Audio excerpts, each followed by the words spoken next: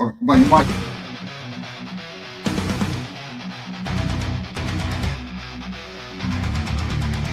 Late night on attack. Late night on attack. Late night on attack. Late night on attack.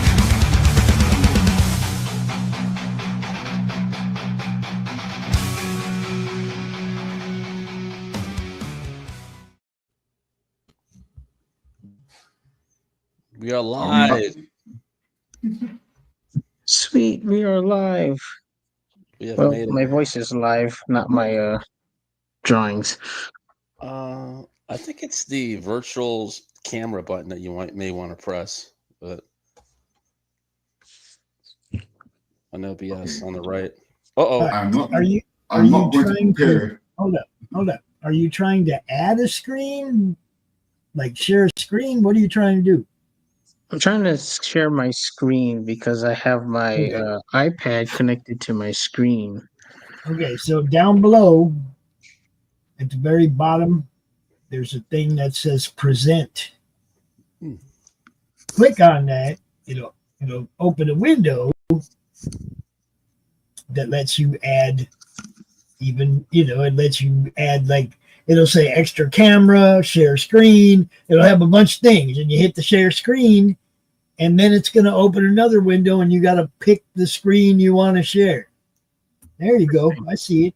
You got action. You guys also have a guest in the backstage area, somebody that I've met before. But this ain't my show. I'm out of here. You got this? Maybe.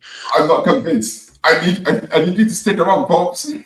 What? What do you need? What? No. This chair all day, man. What do you need, really?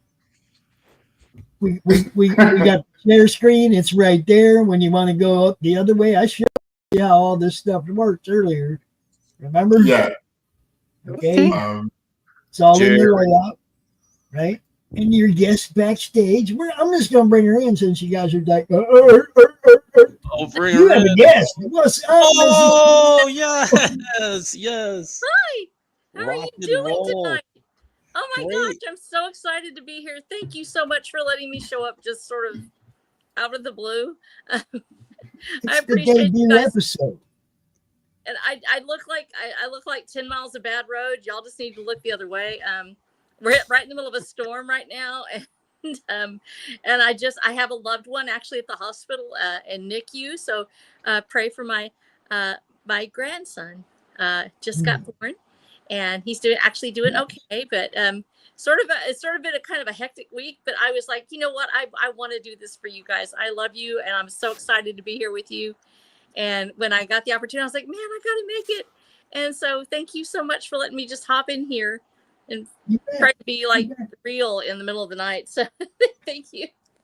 This is the debut episode, everybody, of the Late Night Art Attack. And look, guys, I'll be backstage. I'll be doing stuff like this, popping things up. And I'll do the occasional flipping of the screen so you can see the different art going down. Sweet. But this is your show, guys. I am not going to be one of the people in the show. What? No, you have to be there.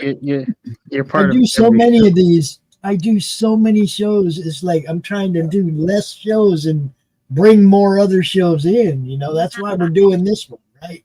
This is for you guys. It's not for me. It's You all, know, the more the merrier. Everybody, I love panel shows, especially big panels. I haven't gotten to do as many lately, and it's really, I've been missing it. And I'm hopeful that, things are going to be changing for me and I can actually get back on the air some more. So this is wonderful to kick this off this way with you guys. And I'm so excited to hear. So tell me about your show, because literally I got the invite and I was like, oh, wow, it's a midnight show. And I was like, so this is going to be kind of like Rocky Horror or something like that. I don't know. And trust me, I have never actually been to the Rocky Horror Picture Show. I was actually in high school when it came out. And so, because I'm older than dirt. And so I was actually in high school and I never got to see it. And if you see me doing my glasses this way, it's because I have glare so bad right now. My whole setup is so wrong. My My You best do- little light you do- went dead. hold up. So, You do not look older than dirt. Okay. Ah, I've been accused of being older than dirt many, many times, and no. you do not look older than dirt. I'm sorry. these were the good Yeah. ones. Yeah, Right. I really am. I'm 62, so I can't. What? You're what? Oh, You're what? Yes, I am 62. And I was in high school. Actually, it Did was you 19 say 62? Yeah. See, So Oh, you're no. a couple months older than me because I'm gonna be 62 next month. I In ruled. 1 month exactly, I'll be 62. I'll be 62 next year. You're but a mere baby. 63 was the best year, wasn't it? Wasn't it? It was. I don't really remember, but it was a little. But yeah, I got a chance to miss all the very best movies. So I've never seen Rocky Horror Picture Show. Never saw Porky's or any of those things. I missed that whole culture because I was like a good girl, so I didn't see that stuff. And so it was one of those things that I missed all of that. And so whenever I think of a midnight show, though, I always think, ooh, like it's forbidden. It's like one of those really awesome things. So, so congratulations on having a midnight show. Yeah, well, Jerry, of course, lives in Singapore, so this is daytime for him. Oh yeah. Yeah. And he was out. Him and Raul both were like, man, we need a late night show for for when we do this. And it's like, you guys want to do one? I will give you a time slot, and we will do one. Fantastic. I'm all about bringing more shows to the network. There's no question about that. Raul, Jerry, one thing I have to teach you that we didn't encounter today. Right now, you have 2 people doing the share screen, right? Oh. Okay, so yours is up here right now. You have to actually remove that before you can show his, right? Oh, there Right. you And StreamYard, you used to be able to just click from one to the other, but StreamYard really messed this part up. And you have to actually remove one before you can show the other. It's kind of dumb. Right. Yeah, we can't split screen. We can't show like 2 at the same time, can we? Well, that's what I'm saying. You used to be able to. That's what I thought. They just messed it up. So, we go back and forth between this layout, which Raul is not sharing a screen. This is his actual screen. So, we go from this layout, and then if you want to pull in Chris's, you have to add it to the stage. And if you hit add to the stage, it says no, because you have to remove that other one first, which is Jerry's. You see what I'm saying? So you have to remove that before you can pull Chris's in. And now before you pull yours in, you'll have to remove Chris's. This is the reason that I have never done like the screen sharing on mine. Oh, I love it. It's so much fun. I can actually see that part. I'm actually half blind. I have like vision challenges. So I'm so excited when I can see the little thumbnails on my phone.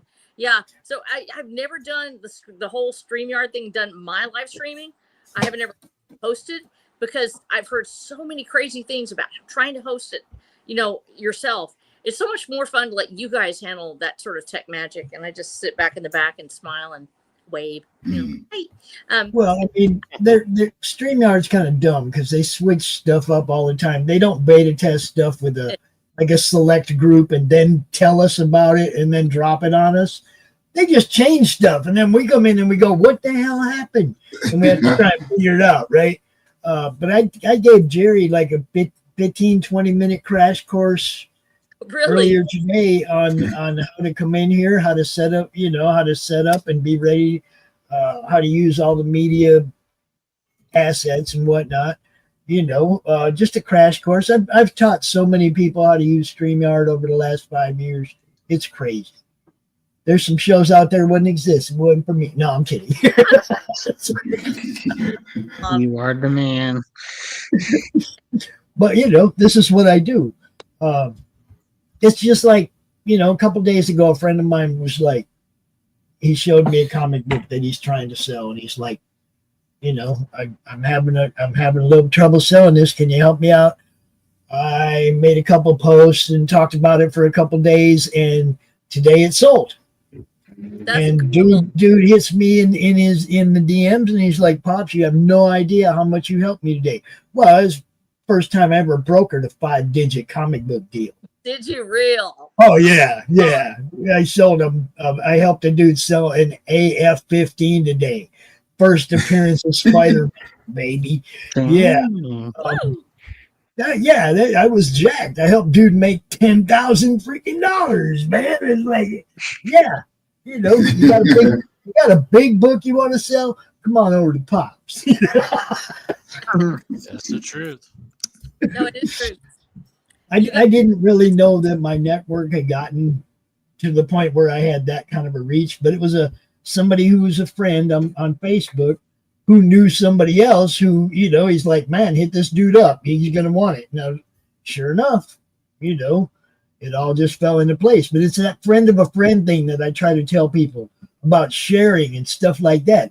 If you don't take this show and share it out to your friends, our reach is only as long as our reach is. We need people to share things out. And that's how that dude's comic got sold. Because somebody else said, yo, that guy, my friend over there, you know, somebody saw it and they took it to how far their reach goes.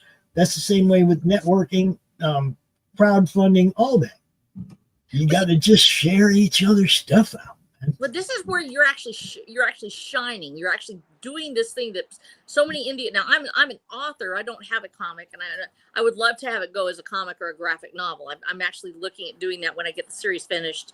I'm going to be doing a re-release with the second edition of Watcher the Damned, and then we're going to be looking at making it into a comic or a graphic novel because it was written. We talk to authors too, because I have a bunch of authors in my crowd, right? They hit me up for that art job. He just knows everything, everybody. Everybody. The man with the master plan.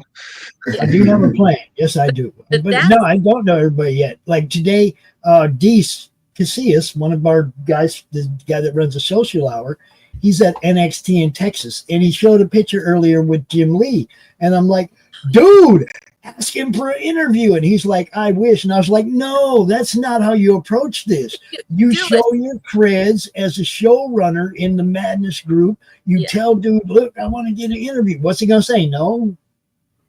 Big deal, right? And you take a shot. That's how I got to talk to Jim Starlin. That's how I got to talk to Jim Shooter. That's how I got to talk to a lot of people by just going, hey, yo, you got to ask, man. You got to put it out there. And look, those are the people you want to come on your show.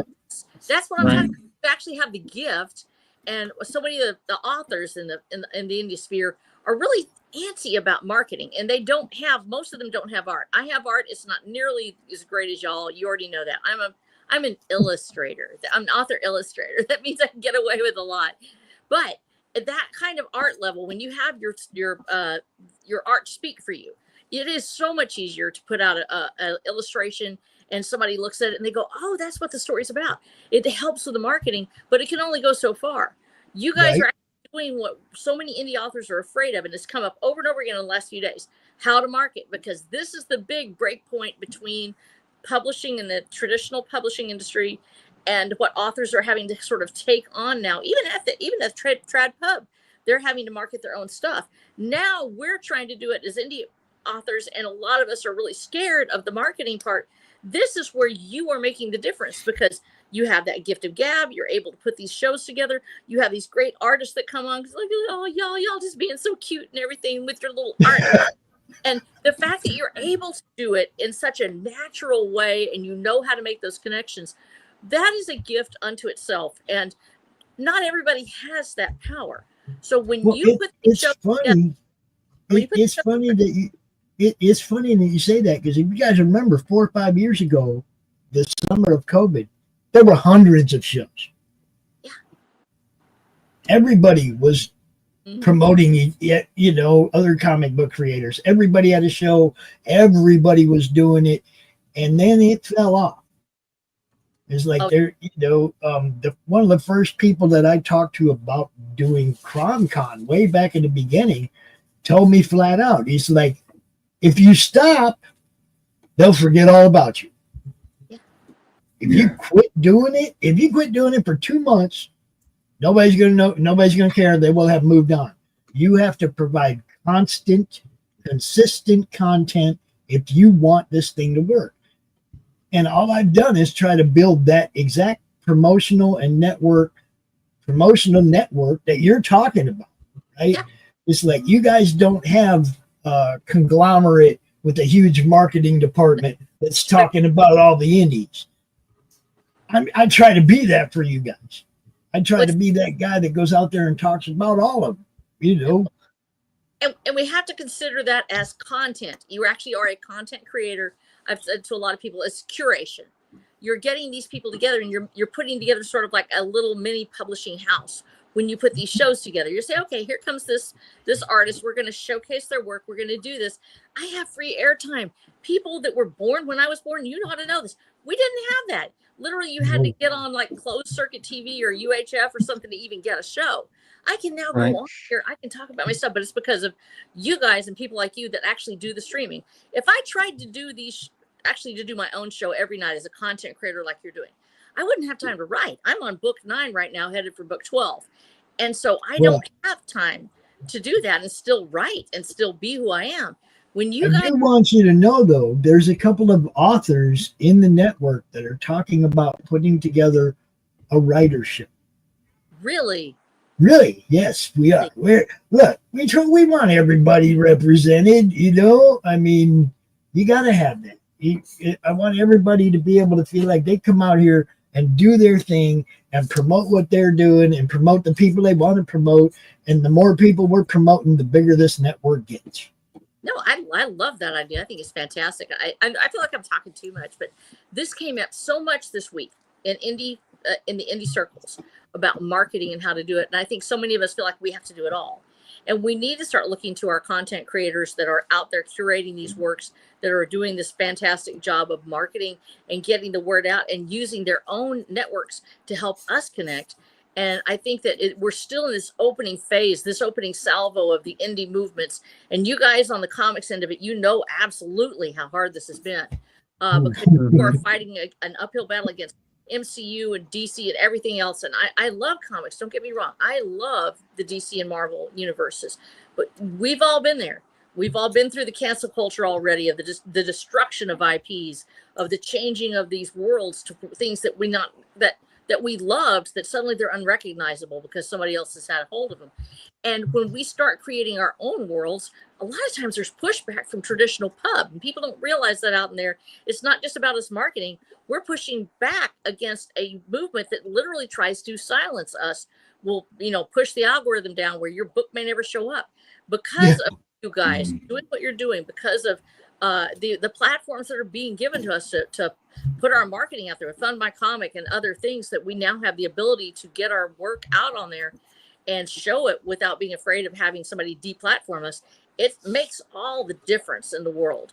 And we faced that. We faced that anyway. Right here, just broadcasting YouTube, they can get a wild hair and get pissed at us anytime. We ain't got no filters over here, I feel like my channel has been so lucky considering the different stuff that we have and the different shows that we have. Some of them a couple years ago would have got shot down quick, but like Flip City. Look, when I met her and Kaz at Three Beer Men, they're like, we don't do YouTube. I'm like, come on, you do it on my network. Fuck it. If they don't like it, they don't like it. But come on, bring your show back over here and let's roll, right? And so they did, right? Three Beer Men brought their show back to YouTube because of me. But that's only because we're building something bigger. YouTube is like a beta test for what I'm doing. We're building a Roku platform for all this. Our own view-on-demand Roku platform. And for all these shows, right? YouTube is just like where we're going to promote it. Yeah, you did, but I got causing them to bring their show back. It's like, and hey, a couple times we've had to shut it off halfway through because we're about to do something that we knew. They knew we're going to get them cut down.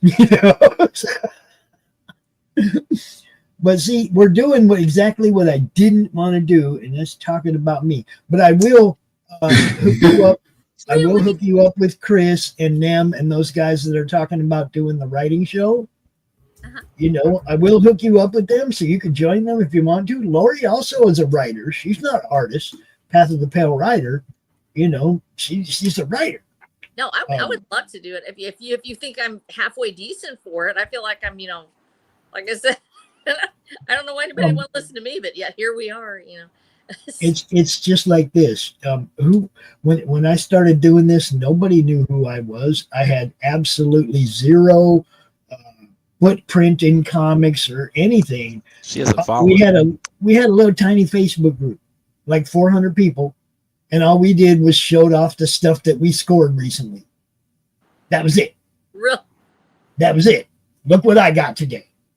You know, and if it was a bunch of stuff, then you made a video. If it was only a couple, you posted the pictures of them, right? But that was all this Facebook group was about when we started it. And now it's like, you know, probably I'm going to be honest and say it's the best networking and promotional comic group on Facebook.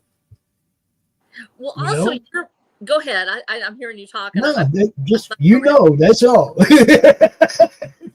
I think one of the other guys was wanting to pop in. Or y'all wanting to talk, or just... What? Come on. They just drawing. They're just drawing. They're glad that there's somebody here to distract the people while they draw. Great. He figured this out. You know, that, like I said, this is their first episode. You know, I'm not always going to be up in here. And they're, you know, they'll find their flow. But like I said, I'll always be backstage for them, popping up comments or whatever needs to be done. You know, well, actually, that's that in of itself too. You were talking about the Flip City. Go ahead. Oh no, I was just saying thank you to Flip City. I apologize. Yeah. No. Wow. First of all, people are fascinated with other folks actually drawing. Just love watching it. Because we're entering this age of AI where people are just generating something and people don't know what's real or not anymore. When they see you doing it, when they watch what you're doing, they're getting a chance to actually watch the process of art. It recreates that effort in their brain where they can watch how you do it and they can see this as a human-centric activity.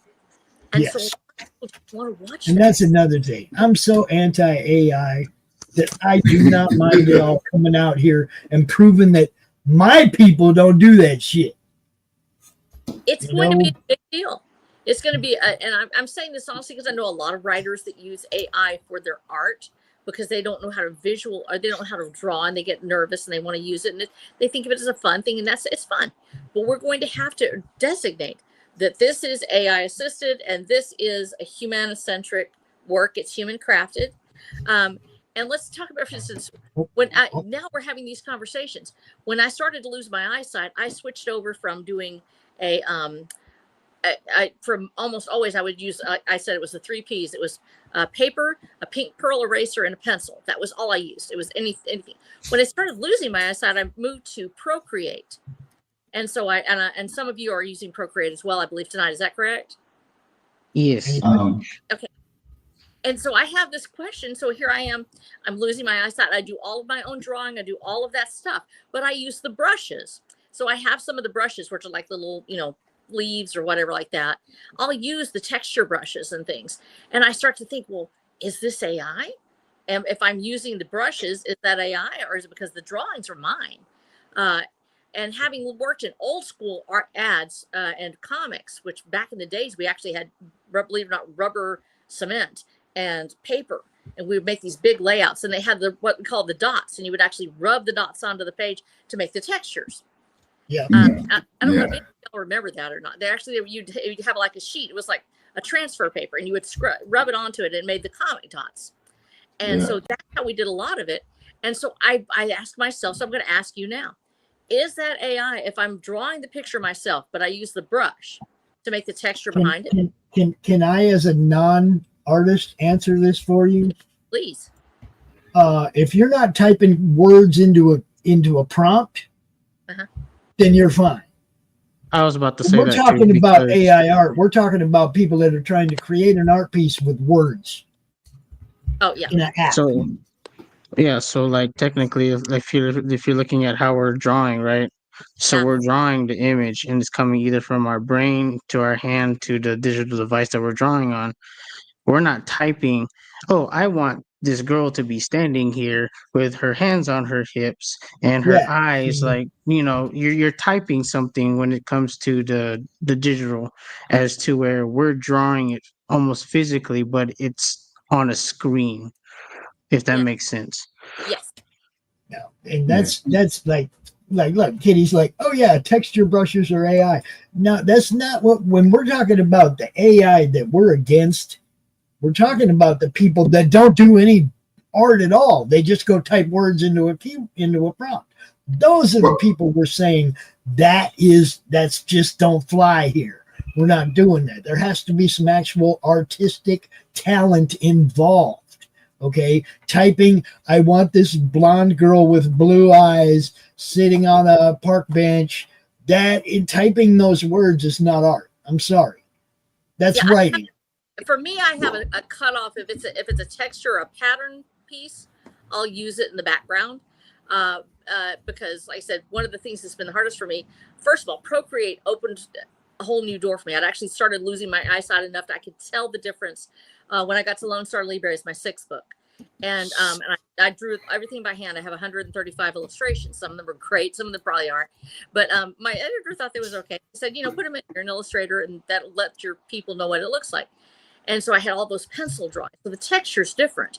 But when I started to lose my eyesight, I have a condition called keratoconus that's related to my EDS, which is Ehlers-Danlos syndrome. And so my vision is distorted, and I can't really see. Everything has a glare, a star on it. Using Procreate allowed me to backlight it, so I can now blow it up as big as I need so I can actually see it. And then like, oh, they have these brushes, and so some of them have like a little stamp, looks like sparkles or a little flower or something. I try to keep it to where it's making a pattern or a texture, but I try not to let it actually draw any image for me. And so I'm like, it's a texture in a background, but I used to do it all by hand. I mean, every texture, no light flares, nothing like that. It was all me. And I had to do it with an eraser and draw it in. And you really, I could sort of do it with an eraser on Procreate, but it does not have the same effect because I don't know if any of y'all do that where you use your eraser to draw. Do you know our friend Ryan? Do you know Ryan? Which Ryan? Ryan Parmesan. Yeah, I think so. Yeah, he's saying hi to you right now. Hi, how are you? Like I said, I'm blind enough. I can't see the screen. I'm sorry. So yeah, that's why I wanted to make sure. I didn't think you could see the print. So I was like, do you know Ryan? Yeah. Ryan runs the show right before this on Friday night. Oh, I did not know that. See, we got a network going over here, people. We really do now. And holy crap, Friday has been so busy for me. Mm-hmm. I mean, we were doing shows all day, and then I was also working on that other project, the art project, and trying to help dude sell his book. And I just been like super busy today. And I told these guys, yeah, you guys are going to have to run this one tonight by yourself. I'm going to go sit over there on the bed and lay down. I'm going to get out this chair. But here I am. You can't get away. I know. Well, I said that, see, and this is the other thing that you're able to do. So there's the gift of gab where you can just talk or you network. But there's also the ability to MC. Now, that's actually when you're on that show and you're actually directing a conversation to a certain point. But we talk about it a lot, and I used to do radio as well. I'm actually a ham radio operator too. Really? And, yeah, I actually am a part of my county's emergency network, and awesome. That's cool. That's cool. I'm sitting here. You'll see me looking over. I'm actually looking at. I'm a sky warn coordinator for my county, so I'm watching a storm right now over here. I may have to get off in just a minute because I may have to do something about this storm. And so I do the radio. Well, we talk a lot about dead air on radio.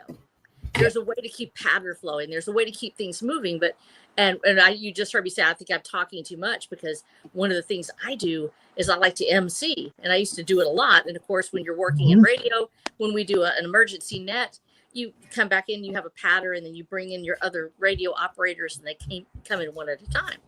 And so That's- knowing how to do MC is really hard because you want to get other people talking, but you don't want to talk all the time yourself. But when you feel that lag or you feel that little you got to glitch, jump in. Yeah. then you have to have something it's- interesting to say, or else it's like, and it can be tough to do that for an hour and a half. And so where do you think I got the background for doing what I'm doing right now?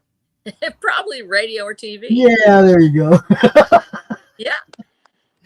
I was an intern, or not really even an intern. I was a dude's sidekick. Oh, really? Prominent DJ, a dude that had a solid following on Z-Rock back Wait in a the 90s. minute. Who were you working with? Rob Flanick. I know that name. Where was that? I was in Arizona at the time, and it was one of their satellite stations, and so just a little teeny tiny low budget building, right? But I got to interview Foghat, and I met dude from Jack from Metal Blade Records, and I got to just meet everybody. Zach Wild, everybody back then. I met everybody. Let me ask you this, because I've been on a Meatloaf kick for this. Like, I got kicked on him because I actually ended up listening to Life is a Lemon, and I Want My Money Back. And I started going back through all of my records and everything like that. And I'm like, dude, what a hard week this has been. Because you're losing Ozzy Osbourne. I know. And I just wanted to ask you about that, because you're talking about, being a DJ and stuff. How does it has to affect you differently as a radio personality, especially with metal, to see these guys go. And I would just want your opinion on that, because I know that you have a totally different viewpoint of it from being in that industry. Well, see, it's not just the industry. It's like you're the same age I am, and I'm going to say something, and you're going to go, "Yep." The older you get, the more people you're going to lose. Oh, good. And now the doom just it's just the way it is. You outlive more. You stay alive. Your friends die. You outlive your friends. The longer you live, the more people you're going to lose. And you have to, at some point, just resign yourself to the fact that the people you love are going to go. And if you're still here, you're going to see it. You're going to be there when it happens, right? And for me, Neil Peart was the one.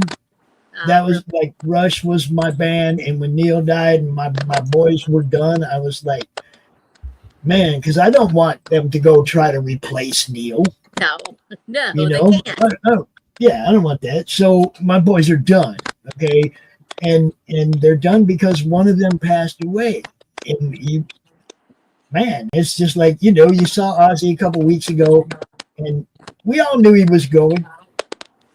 Everybody knew. Yeah. Everybody knew, okay, that Ozzy was on his way out for a while now. Yeah. But it came so suddenly after that final show that it caught everybody by surprise.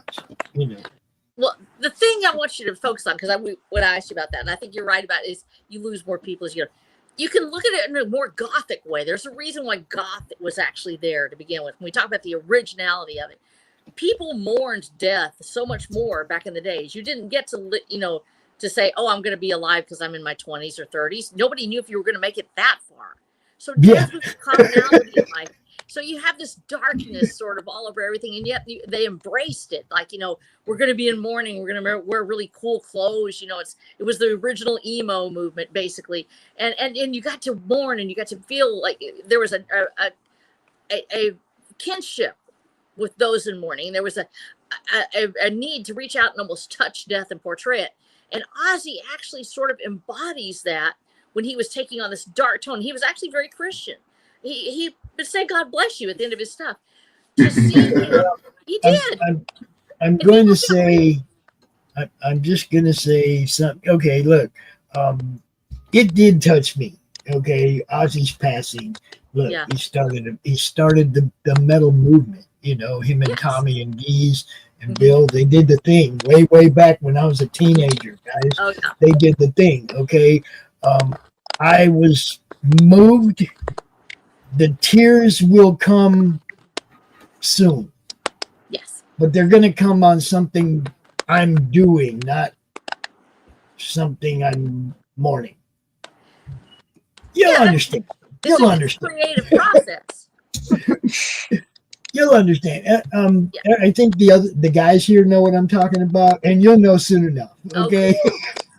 But no, that part, seeing him so joyful at the end, that was one of the most epic shows. Here's the thing about metal, and a lot of people are metal and opera are so close together. There's this epic sweep to it.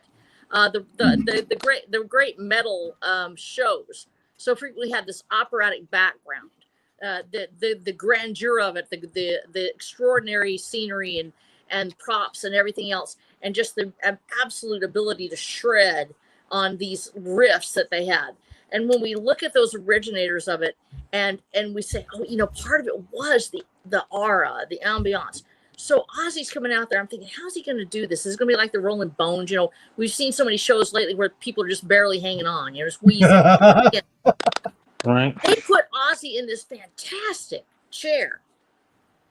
Absolutely. I showed my husband, I said, dude, if I ever have to get in a wheelchair, I want something so freaking cool like this. I will literally pay you to. It's huge upholstered. They had made it for him, and he sat through this part because he had Parkinson's at the time. Did you know that they actually had him strapped down so he would not get up? Really? So Yes. Yes, they actually had him strapped in the chair because Sharon was afraid he was going to get up and and fall. You know, try to dance, fall down, try to be Ozzy, you know. Yeah. There was one point where you can see him pulling at the straps and looking at Tommy going, get me out of this thing. And Sharon's behind them. You can see Sharon behind them just shaking her head no. Right? But that's the thing. So he has Parkinson's. He has Parkinson's. He has the shape. And so many people think, okay, well, I'm old, or I'm going to be older. I'm going to be sick, or I'm going to have something. I got news for you. I've had conditions all my life. I've had EDS since I was born.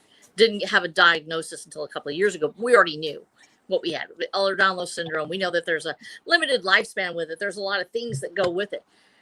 You can embrace who you are, and you can say, you know what, this is my ride. I'm going to flame out on the whole thing. I'm just going to go all the way to the end. I'm going to be so freaking awesome. It's going to be great. I'm going to slide right in under the pearly gates, laying my bike down and going, whoo, what a ride. Because that's the way we want to. That's what Ozzy did. He is so joyful at that point. He knows he's going to pass. He knows it's the end. He's literally still wanting to be himself. He didn't let it stop him from being himself. And yes, there are things that stop us from doing things we'd love to do. He wanted to dance. There are others that have a stroke or they can't get out of their bed. You're still you. You're still who you are at 30, dealing with loneliness or depression or addiction. And we're going to go there because I have a family history, 100 years of addiction and recovery. People in my family who have overcome it. It is not the end of the world. You can survive. You can overcome it. You need to embrace who you are, where you are. You overcome that and take that lesson from Ozzy. If he can sit there strapped in that chair and still give you the show of his life with the joy on his face, with the knowledge that he's still Ozzy Osbourne and he knows where he's going, by golly. And God bless you at the end, and he's out of there and it's the most fantastic show. Then where you are right now makes the difference. And you can do another thing that a lot of people have overlooked. The Prince of Darkness, the evil guy that your parents told you you can't buy their albums because that's evil. Satan, blah, blah, all the shit. I heard it all. Okay. But at the end of the day, that evil Prince of Darkness put on a show that earned more money for charity than any concert in history. $200 million freaking dollars for charity, guys. That came from the evil one. Well, and first of all, and let's be honest, he had a rough history with addiction and recovery. He had a tough time with it. His overcoming of those things each time, getting back on the horse, trying to ride, trying to stay sober, trying to be there. That's part of his journey. It's part of who he was. And it's part of his faith walk. Dave Mustaine, one of the biggest Christians in the industry. Even when he went to rehab and he come out and they're like, so how was it? Did you come out, are you good now? And he's like, oh no, I'm not good now, but it was a great place. That's a great place. Anybody who's ever loved somebody who's been through that knows how hard it is. Yeah. But so I was just thrilled to see him as happy as he was. I was like, you know what? Yes. This isn't so bad. It's not so bad to watch it. You know, it goes down. You know, you're watching a legend pass. Another one will come up.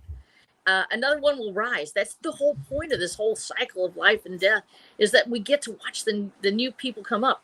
When I'm sitting there looking at some of this stuff you guys are doing, and I'm like, dude, how much talent is in you people? I want to let these guys go ahead and explain the drawings that they're doing right now. Because like this one is for the Flip City collaboration. So Jerry, tell people about your drawing, Jerry. Yeah, Jerry. Yeah, it's mildly political. I have a content policy, so what do you call it? Second Amendment fan. So, he's trying to sneak around behind the anti-2A protest. Yeah. Flip City Magazine, right there in the chat. Flip City Magazine, Kitty. She does a collaboration with us and our artists, and she comes up with a theme. The artists each draw a piece. She publishes them in her magazine, and you know, it's just a cool little thing. And there's also a little chance you can win a little advertising in her magazine and advertising on our website as well. You know? Yeah, she was on Royce's show back when he was running I believe Iron Age Nights, and she was such a hoot. Oh my gosh, she made them laugh so much. It was so great. She's awesome. And like right away, like I met her a while back, and like right away, the things clicked. I met her producer, things clicked, and you know, he helped me get my business rolling. It's been huge, man. And I can't stop growing this thing because of the people that show faith in what I'm doing. Yeah. You know. So that's what you're doing. What are you doing, Raul? Yeah, so I'm actually doing the Alien from the first Alien movie. I kind of saw it on the TV, and I was like, "Oh, this seems like something cool." As like an art attack. It is. Right, it's like coming at you. Yeah. So I wanted to start the show, you know, like with something that was kind of explosive. You know, everybody's familiar with aliens, so I want to make sure. And it's late at night, so we're all together, like telling ghost stories. So this is great. No, that's awesome. Yep, and just adding detail to it, trying to get into it, and just being on. I like being on the art streams because it really helps inspire my art. I just keep going for hours and hours and hours with the conversations.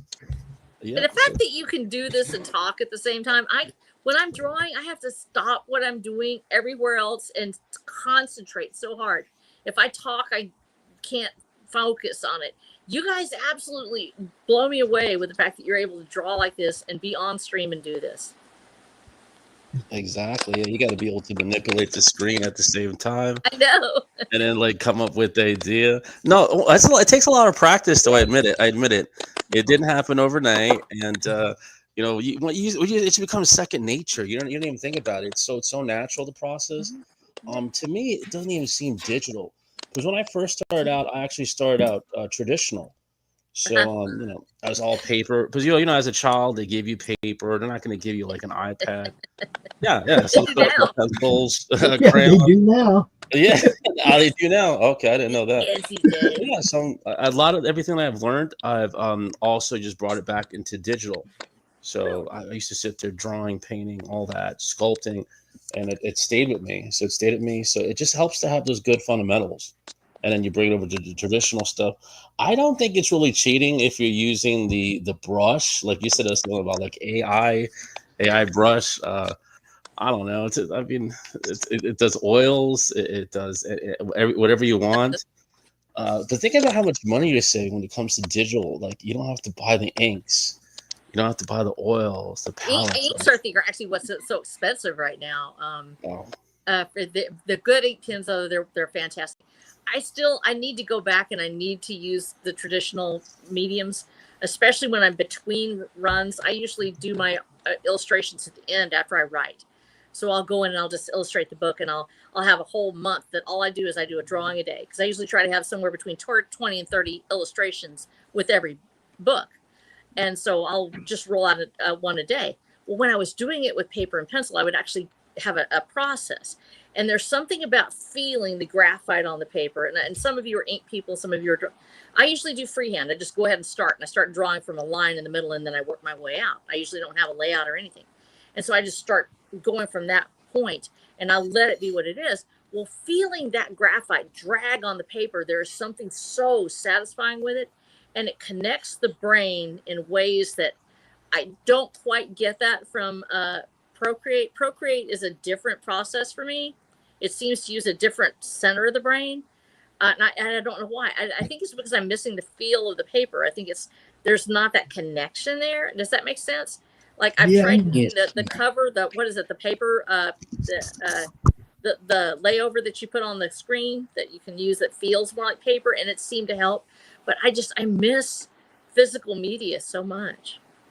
Snow, have you tried Clip Studio Paint? What was that? Have you tried Clip Studio Paint? No, I haven't tried it yet. Okay. I think that might answer some of the questions you just posed. Really? Yes. It's definitely okay. I used to use Photoshop for about 30 years. 20 plus years. And when it comes to doing comics and that feeling that you're talking about, yes. Clip Studio Paint is way beyond Photoshop. Really? There's no comparison. I hadn't thought about it feeling different, and I guess it's the way that the code is written that it has a different, perhaps a lag to it. I know Procreate is immediate. And although you do have where it'll have a spread to it, like it does with ink, and bleeding. I've got somebody at my door, guys. I gotta go to answer. Okay. Because you can hear my dogs. I love you guys. Thank you so much for letting me be on here. I got dogs. I love you. You're fantastic. Remember me, boys. I love you. And I'll come on if you want me to. I'll be on another show if you want. Please do, Snow. Please do. Yeah. Y'all are perfect. Love you. Have a good one. Good to see you. Thanks for coming on. Thank you so much. All right. Oh my gosh. Chris, tell everybody what you're doing, bro. I am inking my Hong Kong Fooey.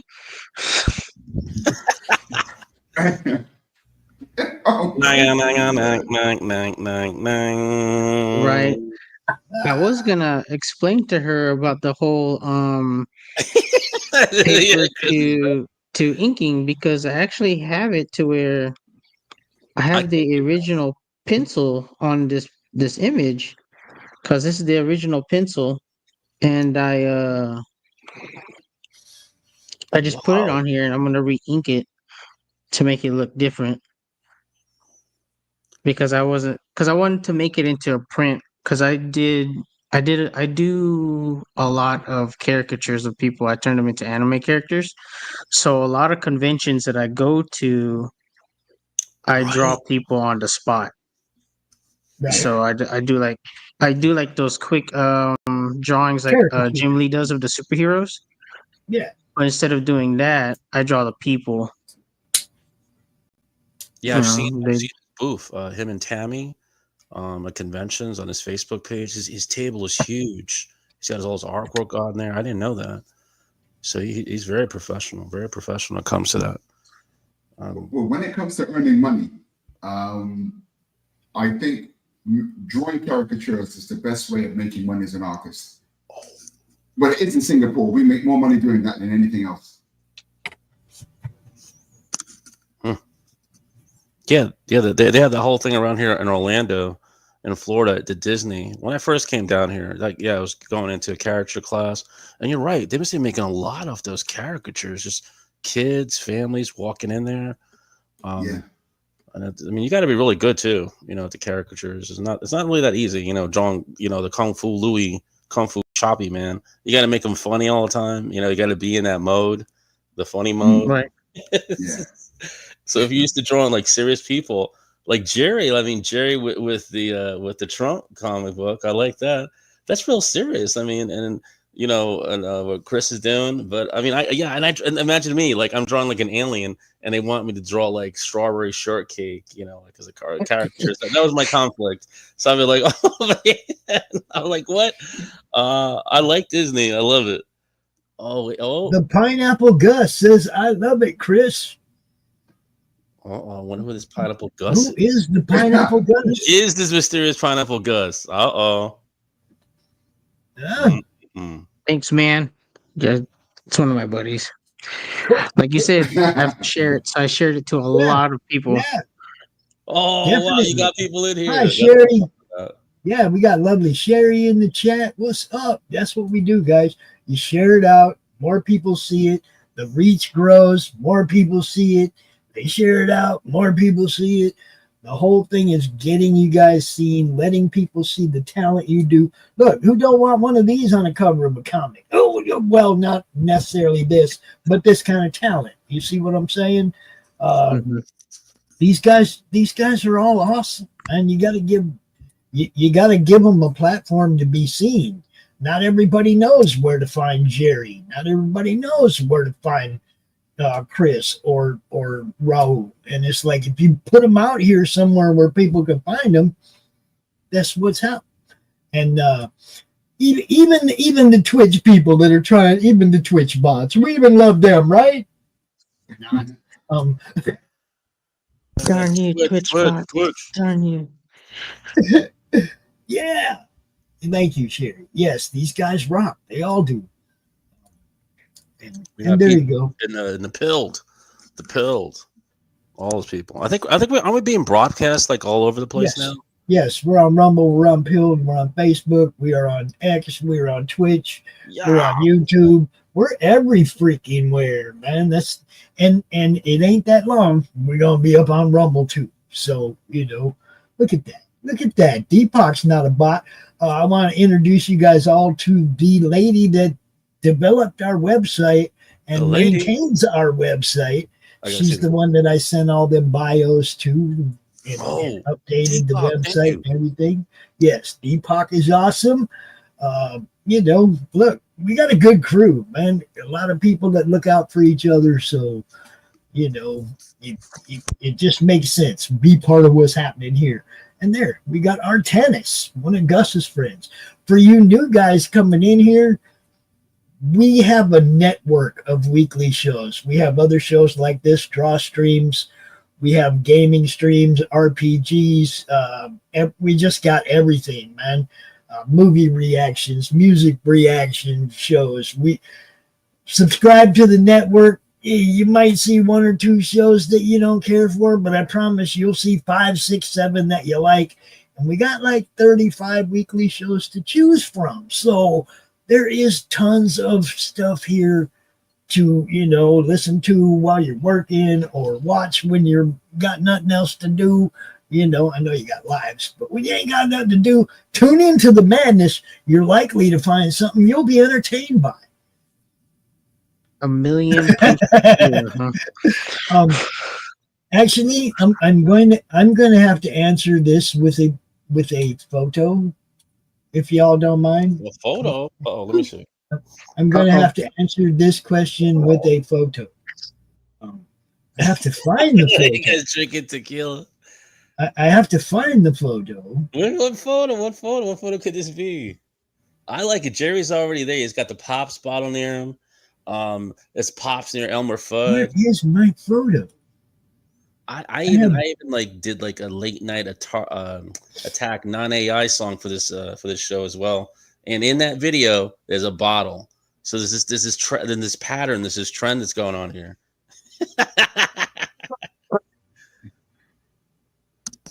Yeah, I'll find it eventually. What could it be? Are you guys drinking tequila? Not to mention 1 million proof. What are you talking? 1 million proof? That's too strong. That's way too strong. Yeah, I don't know about that 1 million proof. I know, fuck. No. That seems like you're asking for a little much. That's too much. That's too much. Man, I think we'll be okay. So in the Caribbean, yeah, there's something called 100% proof. Wow. And I put a tip of it. I put a bit on my finger. I just tipped it on my tongue, and I'm telling you, you've got taste buds in your head that you don't use. Because after I did that, my head went into I don't know what it was. Whoa. I cannot describe that sensation. Oh my gosh. I can only imagine it. I can only imagine it. And it was just And them guys out there, man, they drink it. you didn't even drink it was just the tip of your tongue. Oh no, Yeah. I don't experience that. It's too much. Too much. In fact, the joke is, right, if you go to Barbados, there's something called a rum drinker's face. I walk through the streets and look for old men, and their faces are perpetually like this. I kid you not, those are the rum drinkers. This stuff is real, man. Unbelievable. Wow. I can only imagine the lights that are coming out of Singapore. I mean, that must be some strong stuff. They have the dragon in there in those bottles, right? In Singapore? They have the Singapore dragon in those drinks. Well, the Singaporeans don't drink so much. Not like the ones that drink in the Caribbean. What time is it where you're at there, Jerry? It's 5 to 2. Sorry, 1:55. So like It's 12 hours. okay. Yeah. So Exactly 12 hours ahead of you guys. Oh, we're nighttime. It's Well, a he- lot of difference. Okay. He's One literally dark on the other side of astral the world. dimension. Oh, Yeah, I was just teaching a class before we started this. You know, I was rushing to try and get that trailer done.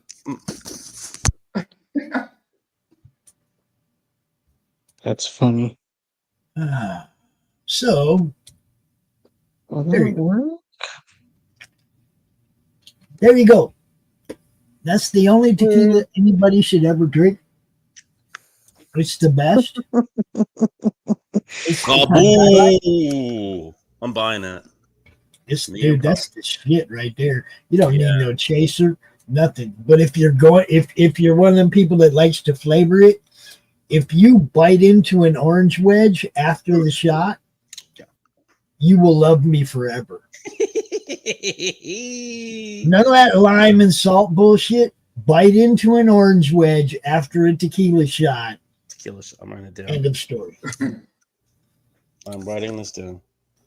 That's how you do it. That's how I do it. You gotta get that recipe. You gotta text me the message me the recipe, Pop. So I try to. There's no recipe. You just get the Cabo. You Okay. cut the orange into wedges. You drink the Cabo and you bite the orange. It's real simple. Now, if you want recipes for drinks, I got those too. Yeah, message me those. I need those ASAP. ASAP. Do you guys like Mounds? Do you guys like Mounds candy bars? I do. I like the Mounds. Wait, isn't that the white candy bar with the chocolate and the nuts and all that? It's chocolate and coconut. You got Yeah. Mounds and Almond Joy, right? One's Delicious. got nuts, one doesn't, right? Yeah. Okay. Mounds bar Okay. is mudslide and Malibu Mudslide. coconut rum. Let me get a pen. Malibu coconut rum and mudslide. You do a Mudslide. double shot, a shot of each. Put them in a double shot. It's a Mounds bar, bro. Mudslide. It's a balance bar. Okay, good. That's my favorite. It's my favorite candy. The mudslide. Now it's gonna be your favorite Alrighty. drink. I'll be partying tomorrow. Yeah, now it's gonna be your favorite drink. See? Mudslide. Mudslide. Oh wow! I can't wait. And yes, Deepak. Mudslide. What was all this? Always good to see you. And then Dawu. Ooh. Dawu. Oh, Okay. the keyboard is something. I don't know. I'll code on the keyboard. This key. No, look, you might not be able to do it without us supplying you information, but we wouldn't have a website without you, no matter how much Yeah, information we have. Deepak. And yes, Artanis, welcome. Straight to the astral dimension. You talking about the million proof tequila? Yeah. Yep. Can you imagine it? You drink one drop. Whoa, where am I? Being a different world. Well, now if they could steal some alcohol that you only had to take one drop of to get buzzed, you'll make a lot of motherfucking money, bro.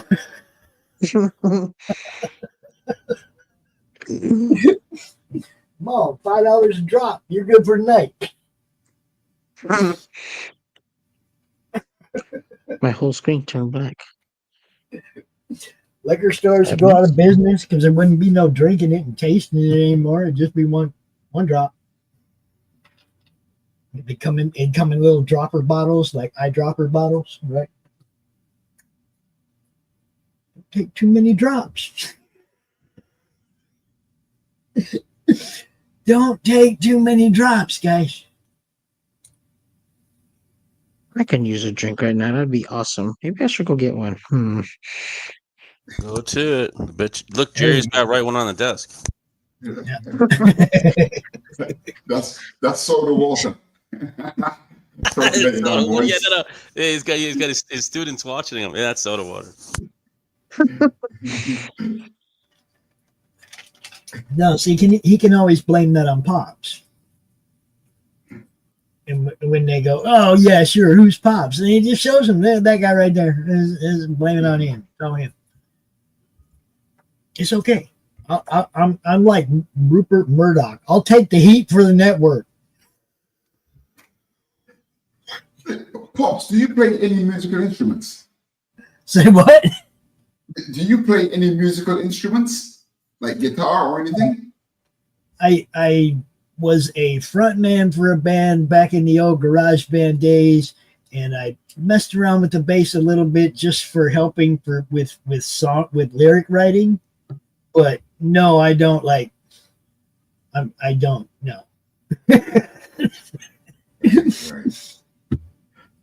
My voice was my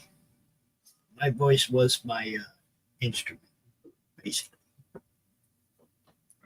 Nice. I'm gonna have to dig out some of them old pictures. See, that was back even before video, guys. You remember them old cameras that they actually put the full-size VHS tape into to record with? You remember those? Do you remember those?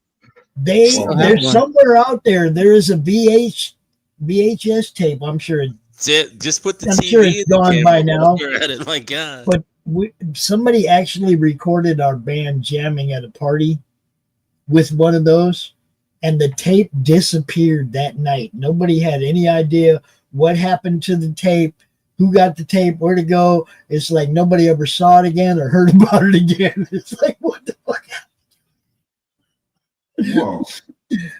It's like somewhere out there, there's video of me jamming. But, like I said, that was way back before internet or any of that, right? Recordings were all audio. We didn't have, for somebody to even be at that party with a video camera means there was some rich kid in that fucking audience, because none of us can afford no fucking camera like that. I promise you that. What is up, Third Rectify? What's happening? Raiding the network, raiding the channel over on Pill. Welcome. We're just hanging out with some artists, letting them do their thing. Draw, man, draw. Did this dude get his drink? Is he back? No. He actually projected himself into another dimension, I think. Maybe. Oh, wow.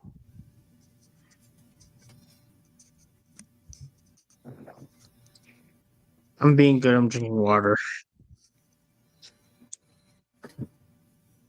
Yeah, man. I don't drink like I used to. That's for sure. Yeah, we don't encourage that. Yeah. Something's got to keep you going.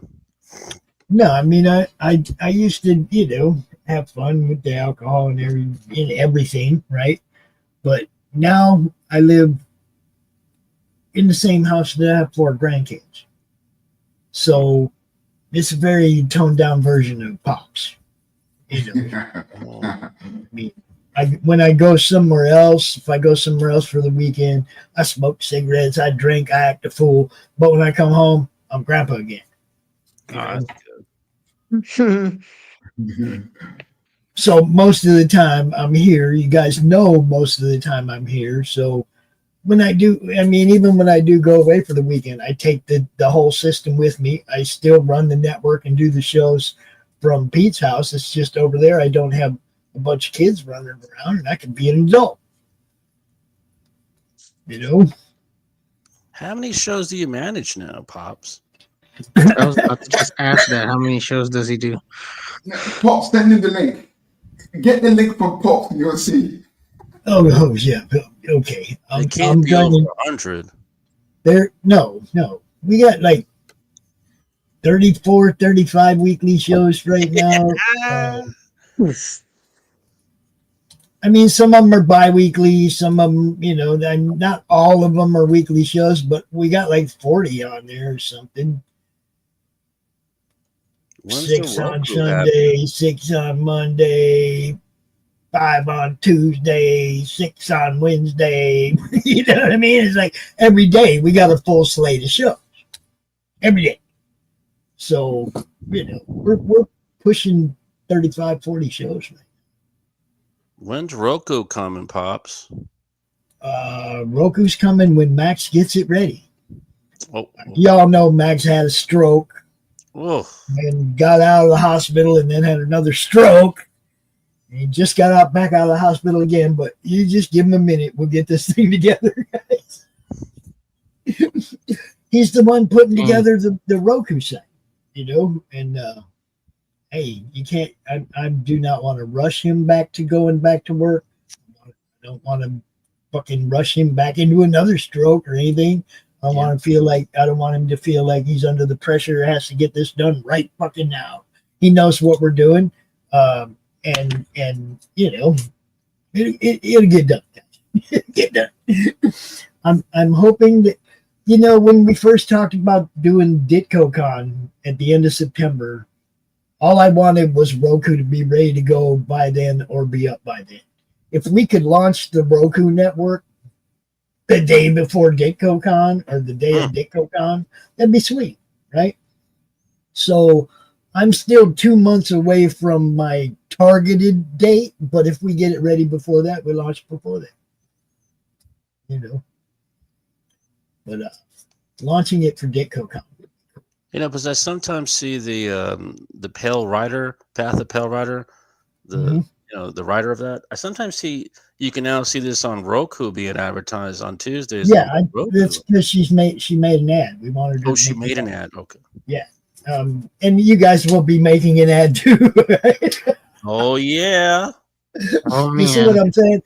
That was the first test ad, because I wanted to send that over to our buddy Hart Fisher, who runs the American Horrors channel on Roku, and he offered to play a couple of our ads as we get ready to launch, so that people on his channel will know we're coming, and they'll go over and subscribe to our channel when we pop up there.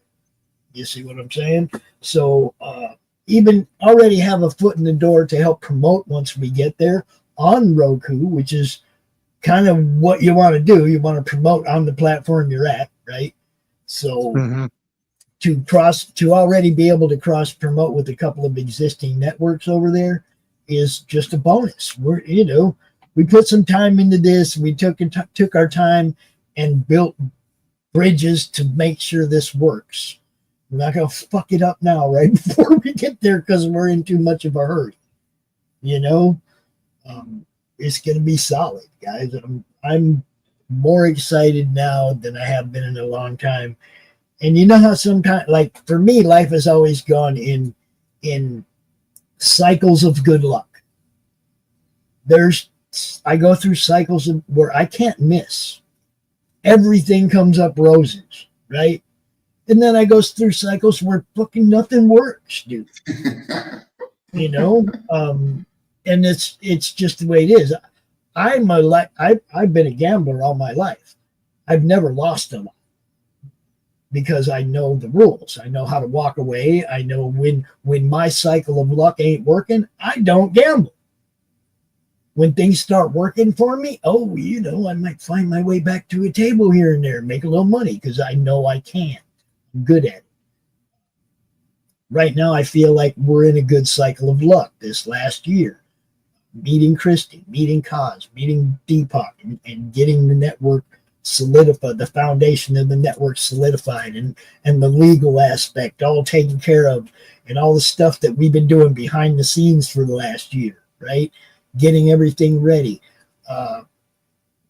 Shit, you know, it just seems like everything right now is working. So now's the time I'm going to attack, and I'm going to do as much as I can because things are working. You know, when things aren't working, I don't try to do as much. Does that make sense? I don't put myself in when the luck cycle ain't running my way. I don't throw my neck on the block every day. Yeah.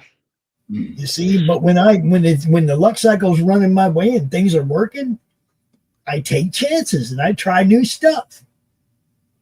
You know, we add new platforms, we add new shows, we do stuff. When the cycle is working, that's when I'm working the hardest because I know things are falling into place. But I'm real good at toning things way down when shit ain't working. You know, not taking big losses, just take big wins. And that's for every aspect of life, guys. Don't take big losses. Just go for big wins. Is this all you do, Pops? Yes.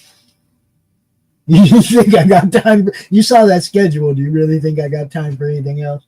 I got 4 grandkids and this network. And that eats up every minute of every day. Mm. You know. That we were talking earlier. We were talking earlier about TV shows that we like to watch. And we were sitting here talking about it, and I'm like, yeah, but you know, I don't really get to watch them. The TV's behind me, and it's pointed the other way, and I'm working, and the show might be on, and I'm listening. And if something sounds exciting, I might jump up out the chair and go over there and look. But I don't get to just sit and watch TV. You know what I mean? It's like I work all day. If I try to go over there during the day and just like kick it and relax, I'll get a message every 10 minutes anyway, so I might as well sit in the chair. You know, I'm jumping up and down all day because this is happening, that's happening. Messages from this guy about getting admin for his show later, and you know, it's like I'm just running all day, man. The only thing I hate is that my hands are wrecked, and typing is starting to really starting to hurt. We're going to start doing a whole lot of StreamYard backstage meetings and a whole lot less typing here real soon. Text to chat. Yeah, it's going to be, oh, you want to talk to me? Here's a link. Jump in StreamYard because I'm really getting tired of typing, especially somebody wants to get in a long conversation. It's like, fucking call me, man. You know? I don't want to type. Holy shit. I got bad hands. I heard it's all the rave. I just got bad hands. That's all.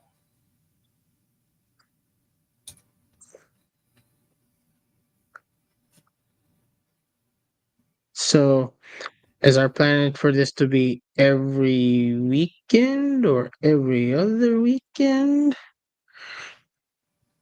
I'm What's okay our, with every what's our weekend. plan for this? I'm okay with every weekend. Okay. I am I'm down. okay every weekend too. I thought you guys made that decision before we even started it. That's what I was thinking. I was like, huh? When did it become I know I told Deepak to put you on the schedule for weekly, so you better be weekly. Or you could explain to her why she has to go change that shit now.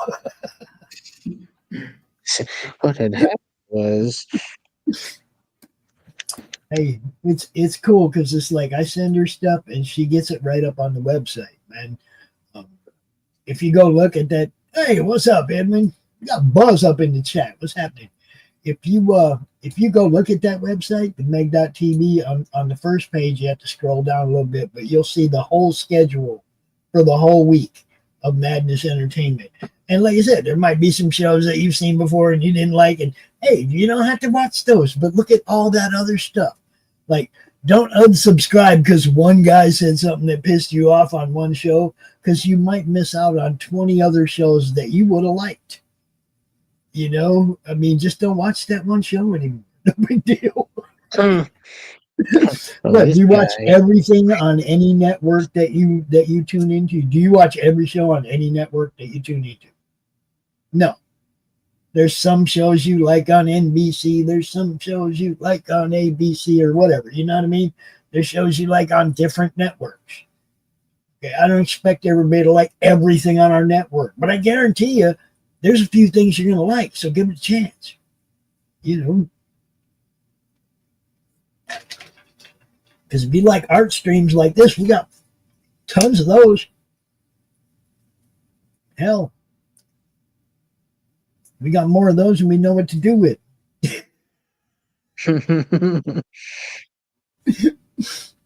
All day Saturday is draw streams, guys. There's one show in the morning that's not a draw stream. And then it's draw stream, draw stream, draw stream, draw stream. 4 of them. That's all Saturday is. So if you like these kind of shows, tune in. It started at 1 a.m. and it don't end until Christian gets done tomorrow night, which could be 1 a.m. It's all draw stream all day. Saturday Madness. Damn. Y'all are killing Art me. of Madness. Y'all are killing me. Art of Madness. Putting me in an We're early not grave. trying to. I just got here. I don't need you to die. What's going on here? I'll be honest with you guys. I've put more work in the last 5 years into this than I've ever put into anything in my life. Anything. What time do you wake up, Pops? Well, let's see. I usually roll up. I usually go to bed when my son gets up for work in the morning, which is a little after 3. And that's when I shut everything down because I know he's up. I don't have to work. He's up. He's off to work. We're good. Right? And then I can go to sleep. And then the kids get up, depending on school year or summer, between 6 and 8. So that's my sleep hours, between 3 and 6 or 3 and 8. Yeah, pretty much every day, man. Because once the kids are up, then the dogs are running, and 4 kids and 2 dogs upstairs over my head. You know, boom, boom, boom, boom, boom. You know, there ain't no going back to sleep because there's 4 kids and 2 dogs up there. So, you know, in the summer, in the school year, it's not that bad because kids get up.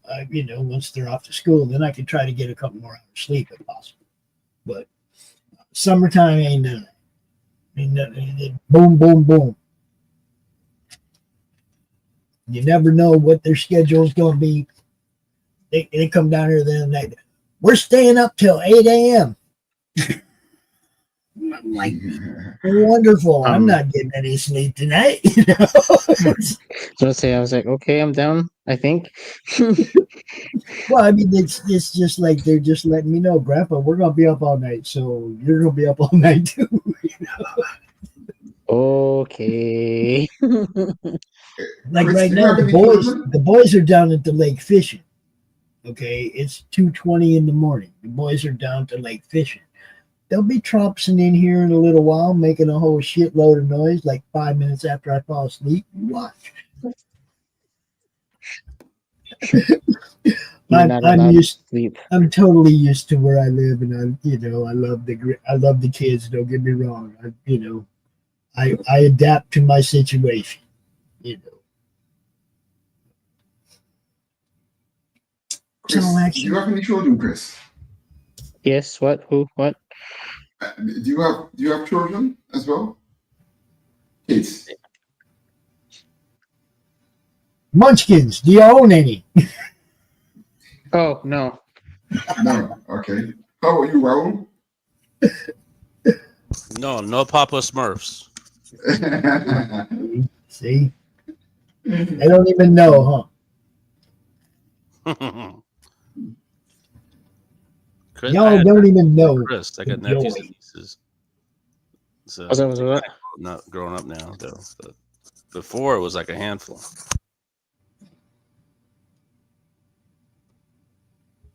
I have dogs and cats. Does that count as kids? Kind of. It takes 3 cats to count as a kid, but 2 dogs are count as a kid.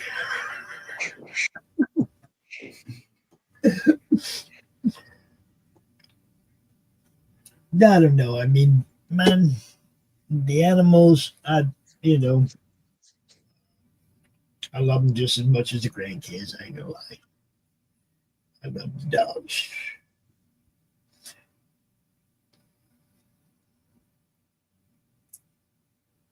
Neither one of them are down here right now, but I love them.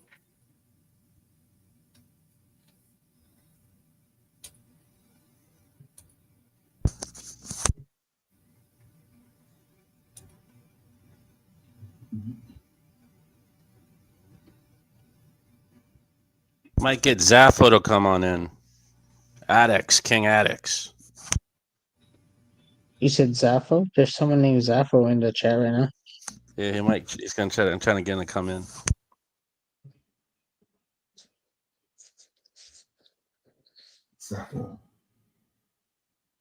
Maybe Zaffo can tell us about his wonderful new show. I want to hear what's going on with that.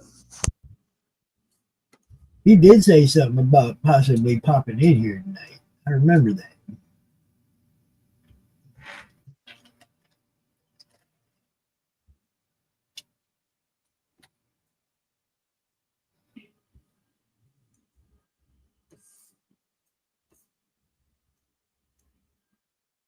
So what initially got you into streaming? Pretty much when I first started doing Facebook, I had a little comic group, right? Mm-hmm. And all we did was come up and like talk about what we scored at the LCS, right? Or what we got in some auction online, whatever. There you go, Christian. I think I sent it. There it is. Didn't look like it went to my channel. Yeah. You can see it. It's over there. Anyhow, I had this group. We all did comic stuff. And there were some really interesting people that were in our group. There's only like 400 people in it, but Brian Polito, Greg Horn, bunch of people were in the madness right from the beginning. Okay. Brian Polito. He's the guy I told you about earlier that gave me the advice to never quit, you always be consistent. If you give up, they're going to forget who you are. If you take a month off, they're going to forget who you are. Keep doing it and be consistent. Brian's one told me that. Yeah. But, we had a cool group, right? Cool group of people. And all we did was talk about our comics. Hey, look what I got today. Hey, look what I got today. And then COVID. And COVID basically had all my friends panicking because all my friends had paid for tables all over the country at cons that were all being shut down one after another. Yeah. And they already had money in the game, right? You guys rent your tables, you get them early, don't you? It costs money, right? Okay, that con doesn't go down. What happens? Okay, so half these cons weren't even giving money back. They were telling y'all, oh, well, we'll just give you credit next year. You don't even know there's going to be a next year. It's freaking COVID, man. I mean, nobody knew what was happening, right? What's up, Christian? What's going on? Nobody knew what was happening. So I have this group, and I'm like, okay, things are fucked up now. So I go to Brian, and I'm like, hey, man, you heard about Emerald City getting shut down, right? Which was the first con that went down Emerald City in Seattle. Seattle. Yep. Okay, that was the first one that went down, right? So here we go. I call Brian. I'm like, dude, what are you going to do? He goes, well, my wife was on top of it, and they stopped the shipment that they had sent to the arena or, convention center or whatever in Seattle. And they had it all sent back home to Phoenix. And he had a big, weekend sale for his Emerald City convention stuff. So he still sold all of his fucking product because he had a huge online following. Right? I'm like, that's awesome. What are the rest of my friends going to do? And that's when I turned my group into a promotional group. And I told people, whatever you're doing, man, go ahead and post it. If you got a campaign, whatever you're doing, do whatever you can to get seen. You can use my group to promote. And there were so many other Facebook groups where you were not allowed to drop your link or promote. Or they had you only do that on Fridays, or stupid dumbass rules. And it's like, it's a comic group. Why are you not letting these people show that they got stuff for sale? Right? So I made my group a promotional networking group that was designed for you guys to come out and talk about what you were doing and get seen. And then I started doing ChromCon, which that was how the whole streaming thing started, guys. I didn't know what I was doing. I didn't know shit about StreamYard. If you go back and you look at the early ChromCons, there's no backgrounds. It's a black background. We had a limit of 6 people that could come on the stream. It was very, StreamYard wasn't all these bells and whistles and shit. It was the early days of this kind of streaming. Now, ChromCon was a month-long job. Okay, I would book 60 people and schedule 60 people to come on for a weekend. 1 weekend a month. But it would take all month to book this show, to promote the show, to get everything set up. So it was a month-long job for each show.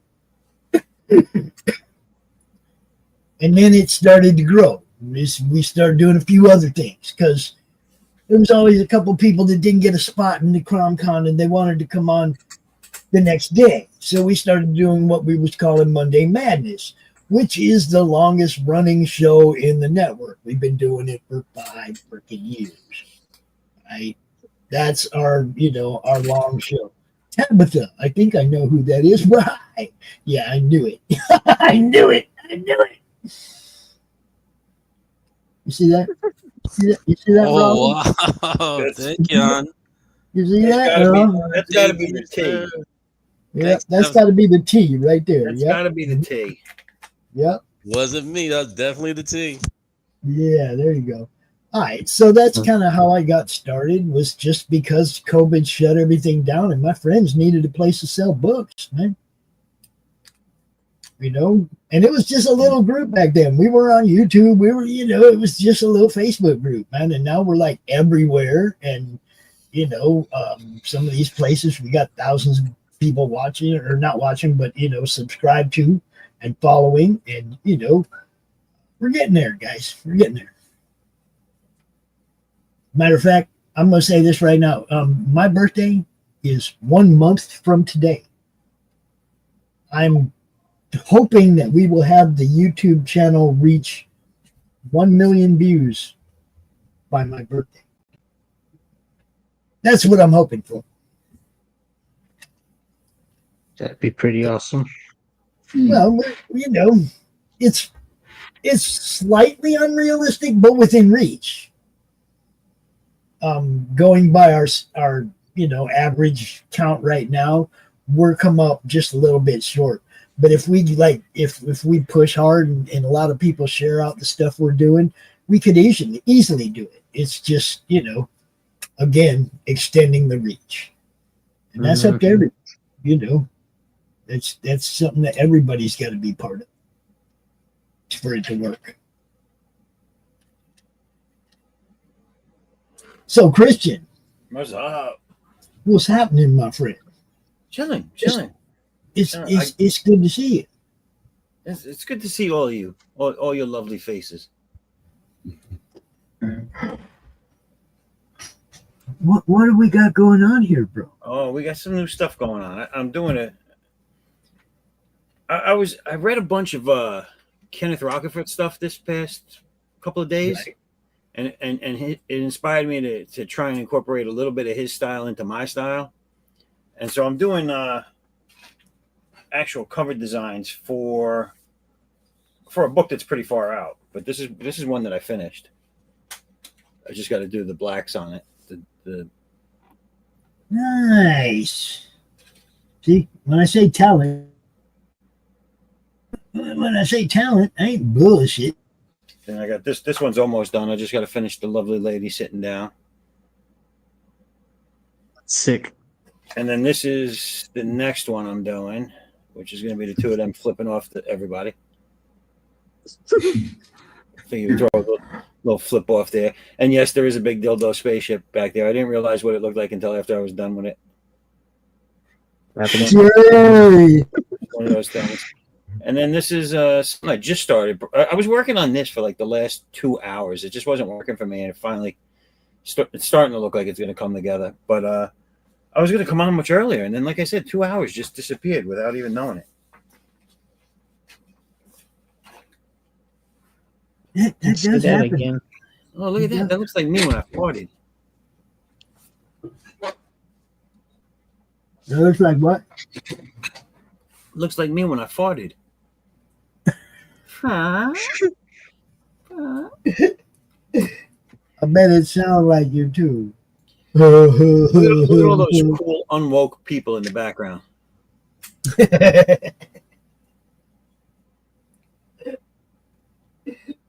All those they thems. It does look like you.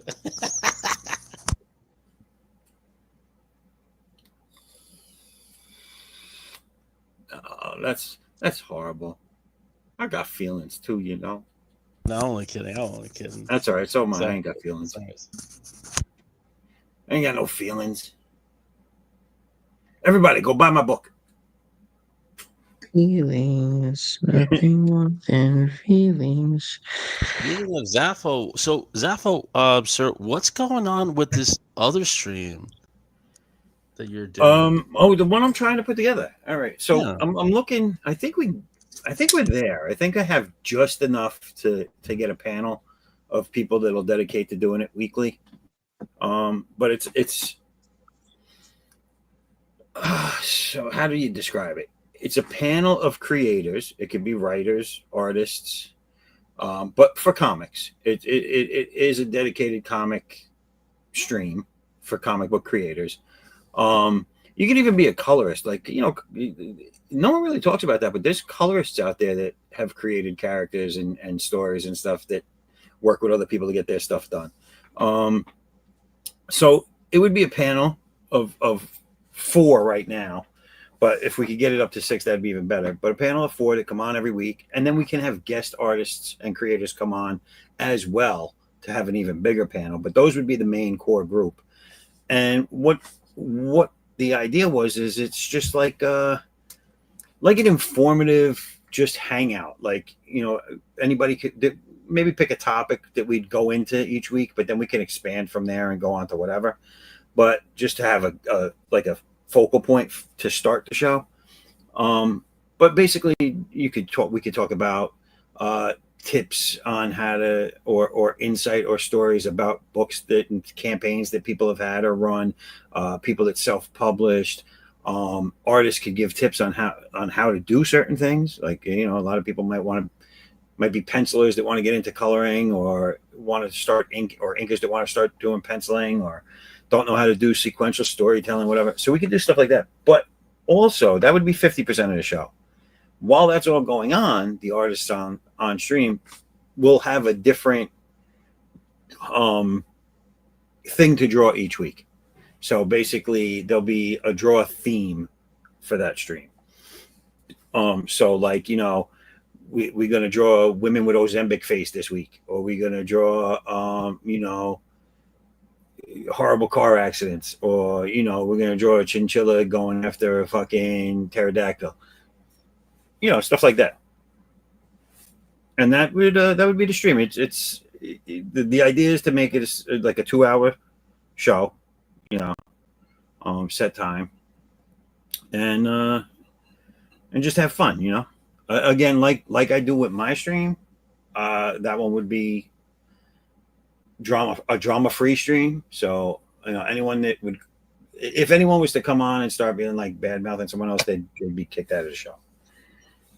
It's just that's not the place for it. But other than that, just hang out, have a good time. It's like for me, a long time ago, I was watching somebody else's stream. I was just one of the guys that was watching. I didn't have as much that I was doing, so I had a lot of time to watch other people's streams. And one of the things that bugged me the most was when people would come into the chat and like troll the guest on somebody's show. Because it's like, that's not just disrespectful to the guest, but that's disrespectful to the show host too. And I kept seeing more and more and more of it, with people trolling in the chat, and the showrunners just acting like, oh, no big deal. And it's like, no, I don't like that, man. Don't disrespect the guests of the show. If you got a problem with the guy that runs the show, don't watch the fucking show. Yeah. And that's why they do it. Because they do it to get under their skin and to make try and cause a problem, to make viewers go to their shows. Well, I don't know if that worked or not. The whole thing was a YouTube tactic. It's not a comic creator tactic. No, the dude was coming in to like tell people, well, why are you using Indiegogo? Blah blah blah blah blah. Right? This is way back at the beginning of the Indiegogo Kickstarter wars. And the dude was actually attacking another creator because he wasn't using the platform he liked. And it's like, dude, shut the fuck up. Nobody cares, right? It's like, that's where the dude sells his book. If you don't want to buy it there, that's your personal prerogative. But you don't come into the chat and try and encourage other people not to buy dude's book. That's taking food off his table, and that's going to piss me off. Don't be coming in anybody's show. And it wasn't even one of my shows. That's what I mean. It pissed me off that bad. It's like, you're taking food off dude's table, or trying to. That makes you the piece of shit in this story, dude. Not him, because he's using IGG. Yeah. I mean, it was like, it wasn't, the bad guy wasn't the guy using Indiegogo. The bad guy was the guy telling other people not to buy his book because of it. Right. Okay, you don't tell people not to buy other people's books. Hey, I got people I don't promote. You won't never hear me go tell somebody not to buy somebody's book. Right. Never. I might not promote that book, but you'll never hear me tell you not to go buy it. Not even in private. I don't do that to people, man. Right. This is your fucking livelihood. This is how you make your money. I'm trying to help you sell books. So even if you're an asshole, I'm not trying to make sure you don't. Even assholes books helps the industry as a whole. And I personally want to thank you for that. Hey, you're welcome, bro. No, no, they still do that. I mean, I know you're saying this is a story that happened a little while ago, but they're still doing that. They're still. I know. It's like, it's fucked up. Okay, so I don't want to turn everybody here's stream into a drama stream, so I'm going to leave names out. I'm just going to make a quick comment about this last campaign I did.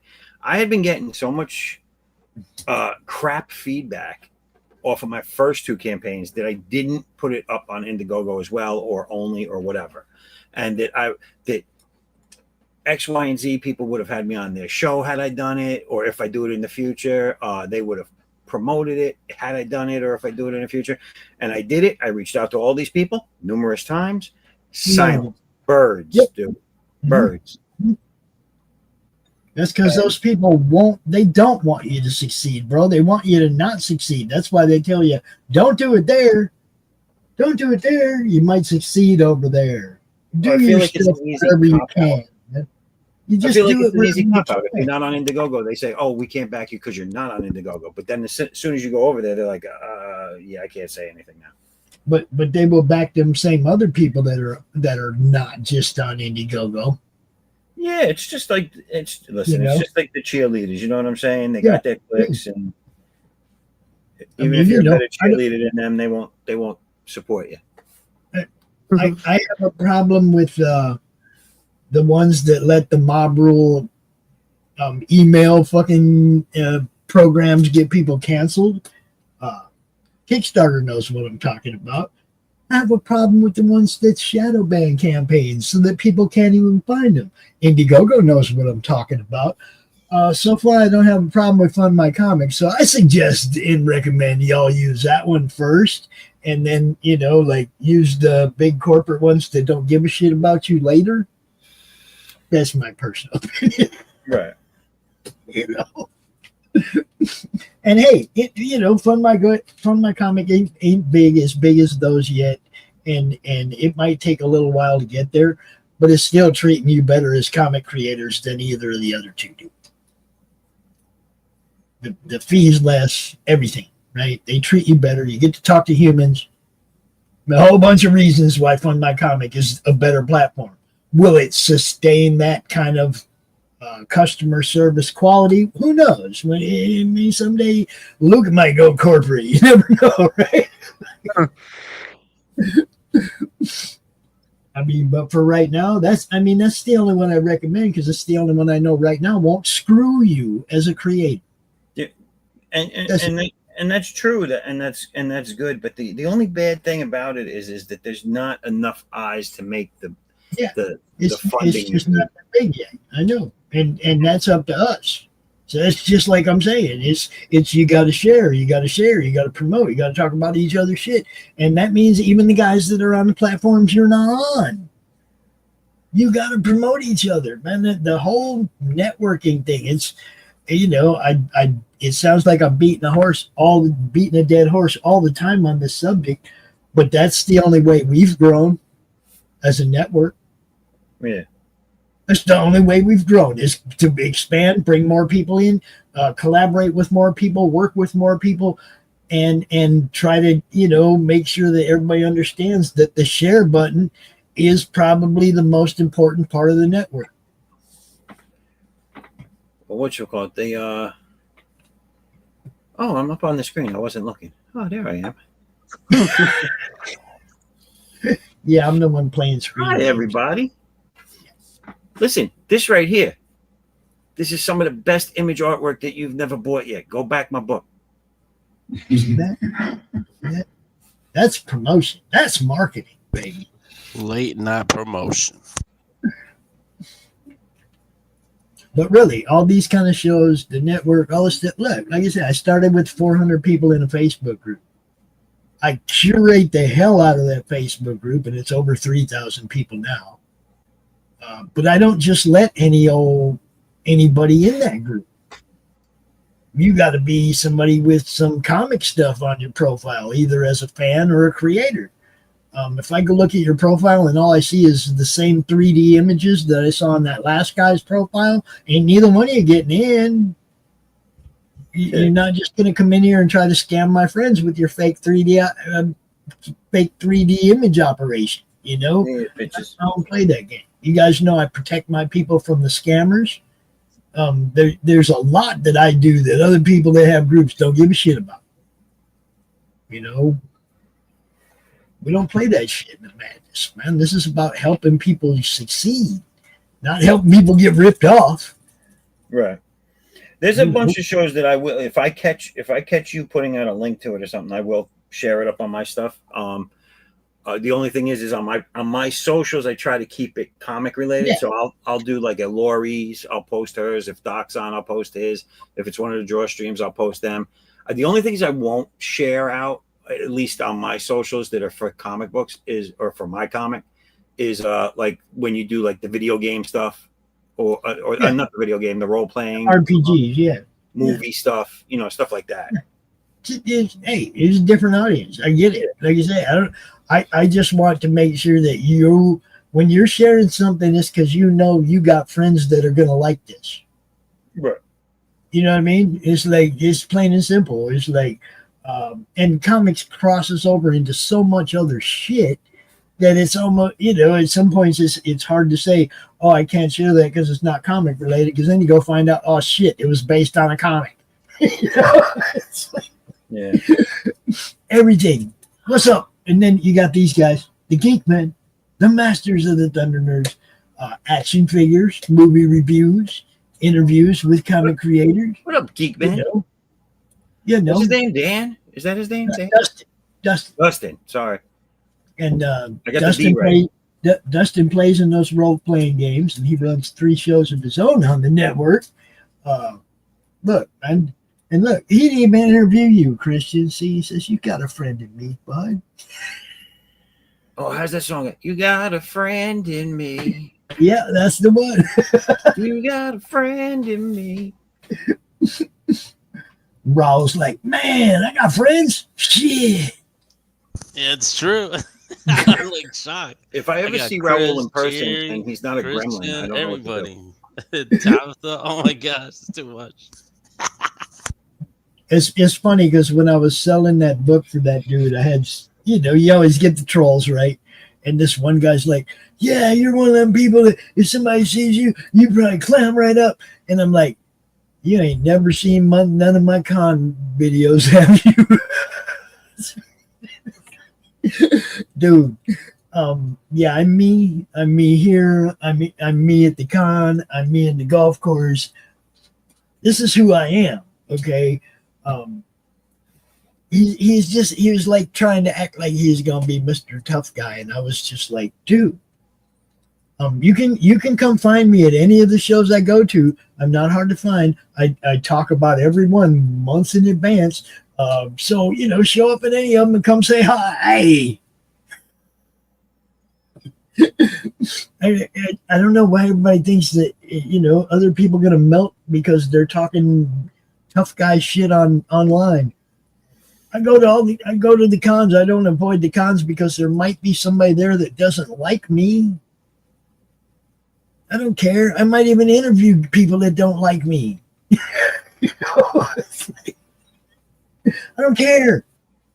I don't hide who I am. I don't duck and cover. I'm 60 fucking 2 years old almost. I don't care, dude. People are always so confrontational, and dude was just mad because I wouldn't publicly post the price that we were asking for the book. I was like, DM me if you want to know. I'll tell you. Most internet tough guys are the guys that used to put their heads down, carry their book bags, and run to the bus. Yeah, and it's like, hey, if dude hadn't started talking shit, there might have been a time when I would have helped him sell one of his books. He's acting like I'm out here trying to scam people or, like just trying to like totally not get anybody in that group to work with me and try to help me sell dude's book, right?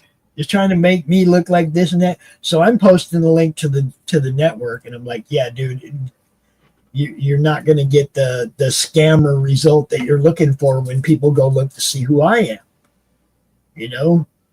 I've probably protected more people from scammers than you've encountered. It's because I've been doing this for so long, and how many scammers have we caught and kicked out of the madness? Before they got into people's wallets, before they actually started ripping people off, we catch them quick, man. They can't even come into the group and raise their ugly little head in the post without us noticing them. We pay attention to what we're doing and we protect our people. That's the way it's supposed to be, man. You can ask Jerry, he'll tell you. So I was busy trying to make an outro. Oh, you're making the outro right now? Yeah, but it's very, very simple. I just added a credit for Madness Entertainment. That was it, but it's done anyway. That'll work. Oh, and Dustin loves the alien, Raul. He likes it. Yeah, Aliens from Aliens 1. Sigourney Weaver was in that one. I think it was just a guy in a jumpsuit, but that's still my favorite. And he says, speaking of Alien Earth, you guys hear anything about Alien Earth? Yeah, there's a new movie coming out. or a show, a TV show or movie where they reach Earth. Actually, So it's going to be like Predator. only Yeah. more of them, I would assume, because they produce they reproduce very fast. Yeah, TV show. Yeah. All right. Oh shit! Here we go. More aliens. See, this is again. I'm gonna say it. Don't want the same old shit. I'm sorry. I just want something new once in a while. Now I will say, and Dustin will agree with me. If you're gonna do something and do it again, do it like Happy Gilmore did it. Because holy shit, Happy Gilmore 2 is just as funny as Happy Gilmore 1 was. If you ain't seen it, park yourself in front of a Netflix and watch Happy Gilmore 2. It's fucking hilarious. I heard the story was similar to the first one, though. Not even. No. Nope. Yeah, Nope. I mean, it's golf. Well, But- yeah.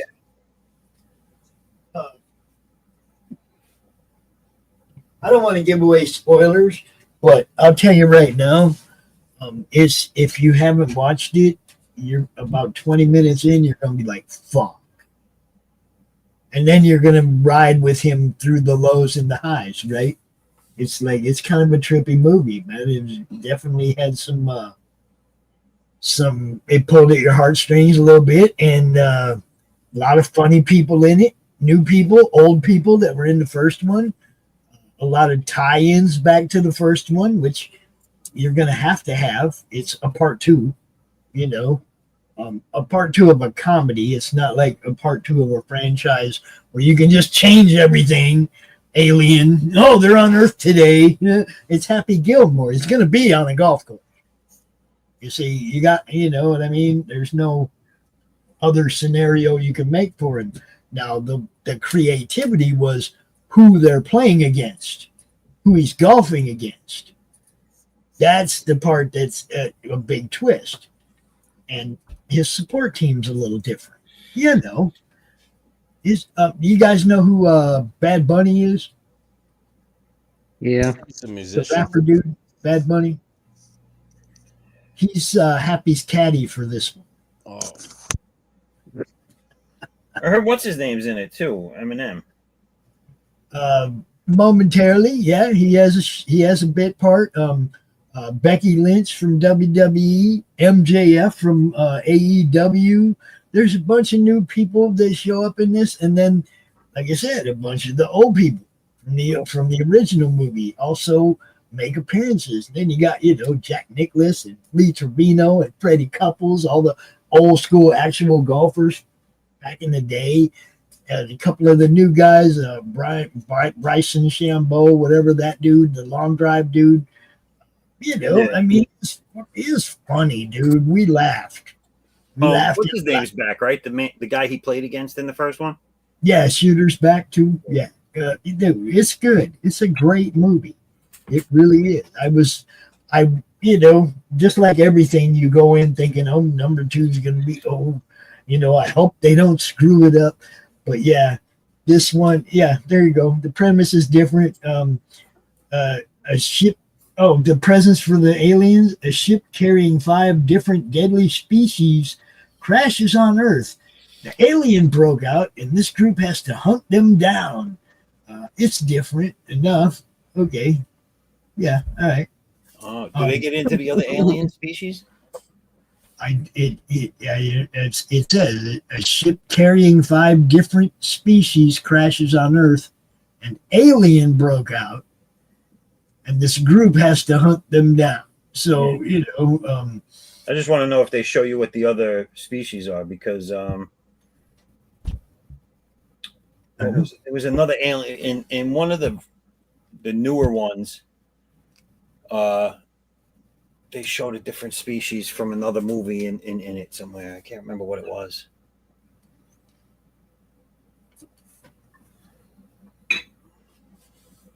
Be cool. You see ET in a fucking pod.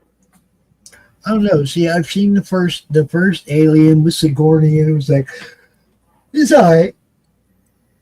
It wasn't so all right that I cared enough about the next one. You know what I mean? I was like, Right. I don't know if they're going to be able to do better than that, you know? And I don't want to be disappointed. As usual, like you said, it's always the movie. It's always the second movie. I'm afraid of it because I'm afraid they're going to fuck it up, you know? Well, yeah, It's that's just not just you. Most glimpse- people are, especially if It's you so- really like it. He said they show glimpses of them, but they don't recognize them yet going off the trailers. Gotcha. So you don't know what they are, but they've shown glimpses of them. But yeah, I mean, just like with Happy, I was really worried coming out this long afterwards and doing two. You know, how bad are they going to screw it up? But they really didn't, dude. There wasn't, you know, I didn't catch a whole bunch of wokey shit or anything. You know, it's like it didn't even have the angle of the political correctness where. You remember in the first movie, they had to calm him down. They had to calm Happy down because he was going to get kicked off the tour if he kept punching people and cussing. Yeah. And then they brought the jackass dude out to put him over the edge, right? Yeah. Okay. Even though there is the jackass dude's son, which was Eminem. Oh, okay. That was his son. I forgot that's who that was. I But saw yeah. the scene. I saw the scene on some show with Eminem, and it was a pretty funny scene. I mean, But I mean, there was no not even that political correctness where they were telling him he had to tone himself down or anything. right? He comes back to the tour knowing what the rules are, but he still does his thing. He's happy, right? He does his thing.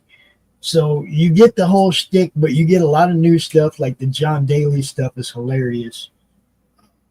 The MJF stuff, the interaction with his kids, and MJF is one of his kids. MJF, the wrestler from AEW, the Is heel, one of his kids? is one of his kids. Oh shit! Oh, dude, there's I'm saying there's a bunch of new, funny, interactive shit, and there's old shit that ties it really, really well back to the original movie.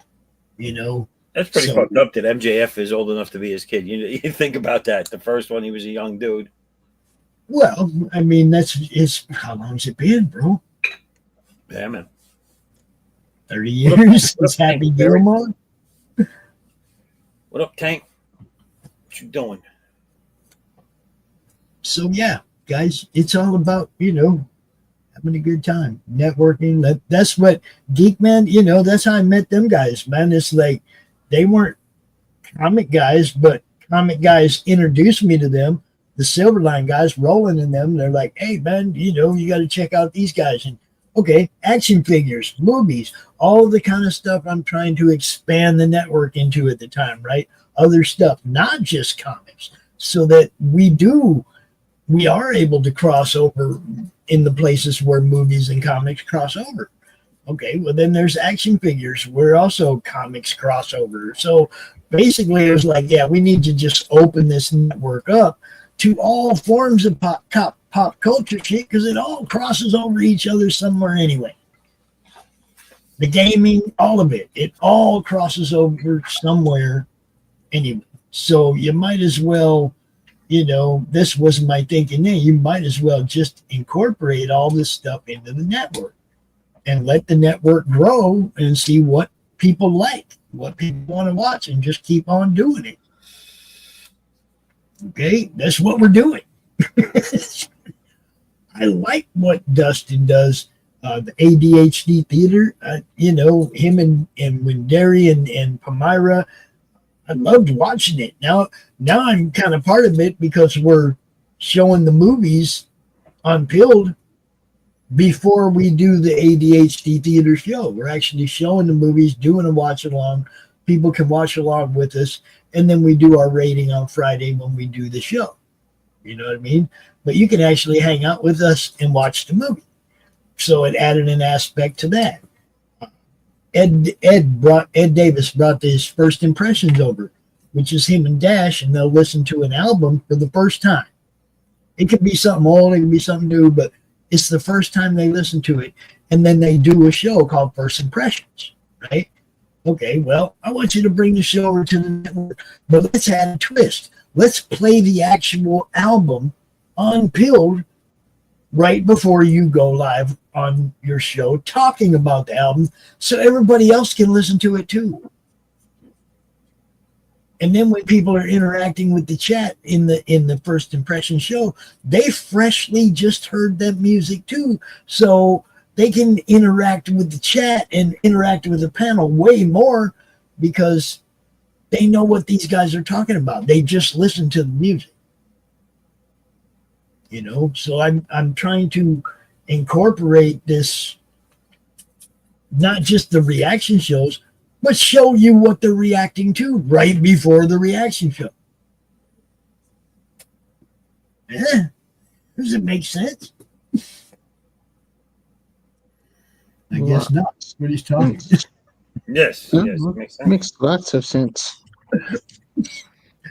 Oh, Tank, quit crying. What's the tank saying? He said Dad land is also but Uncle land. Wait till it's Grandpa land, motherfucker. Wait until they all multiplied by 3.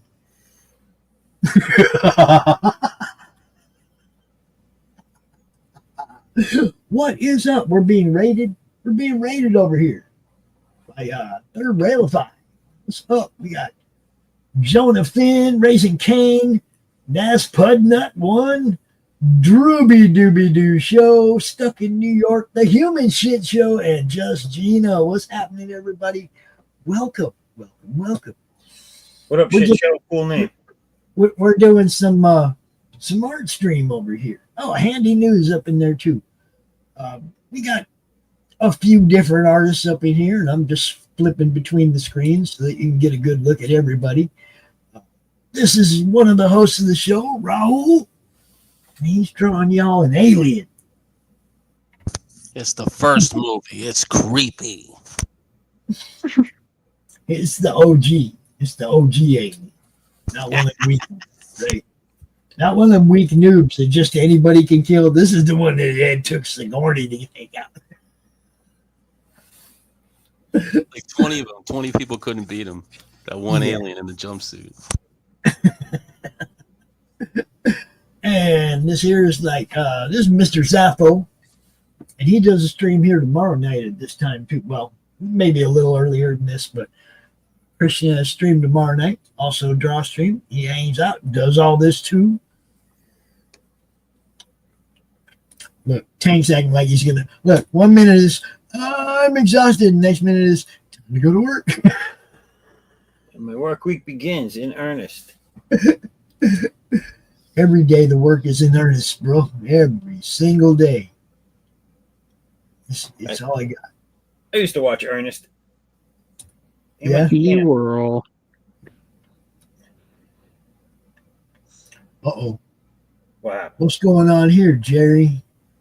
Oh, who was that drawing that? That's good. I just watched Fantastic Four, so I thought I'd draw the thing. You just watched it? Last week.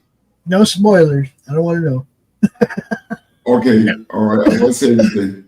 I don't know. I've heard so much, but it's just really hard for me to even get excited with anything that's got Pedro Pascal in it.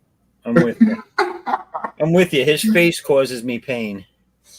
Well, I mean, look, every rendition of Reed Richards you've ever seen, he has a slender face. He doesn't have that big old round Pedro face. Yeah, that's right. That's true. And it just doesn't work for me, man. It's like, come on. That dude that played Doctor Strange, that's who they should have put for Reed Richards. Right. That dude has the perfect face for Reed Richards. I don't know why they do. Yeah. Benedict Cumberbatch. Cumberbatch. Yeah, that dude. That's Reed Richards, man.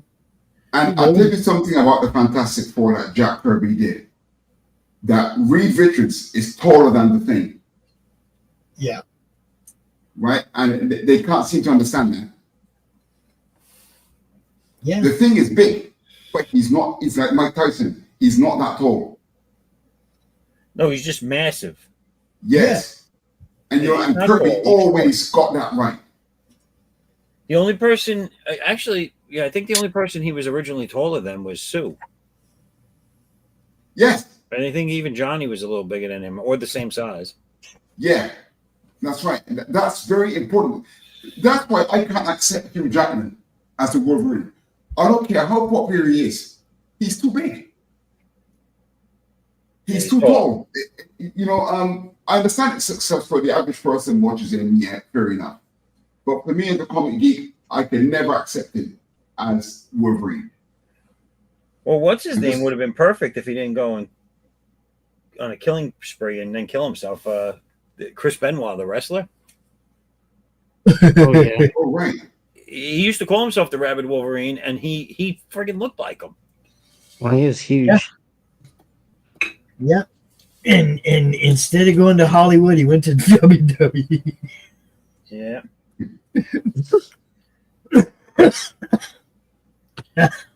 Timing's everything, people. Timing is everything. Yes.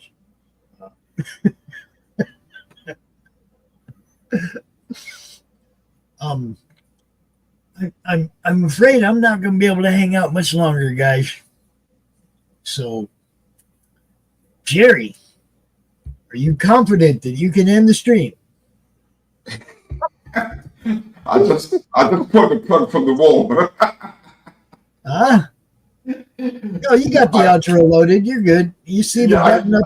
You see the button up there, right? But if you wake up and see the stream has been going for 15 hours, right, I obviously failed. I think I can do it. Yeah. Yeah, just hit end stream, another window open up, just click it again, and you're good. If nothing else, Christian will help you. He's got it. Yeah, I'm here. You know. Oh, cool. All right, then. I got to get out of this chair, man. I'm done. All right, Pops. Thanks, guys. Continue to have a great show. Thanks for watching, everybody. Oh, wait a minute. There ain't going to be nobody that can flip things around. Christian, go out. I'll send you admin. All right. There ain't going to be nobody that can change screens if I'm not here. All right, let me, hold on.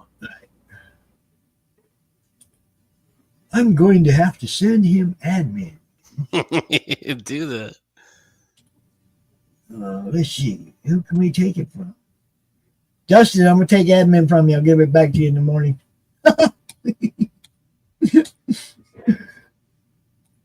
Dustin's my backup, guys. If you ever can't get in and you need to get in, he's usually the guy that has access.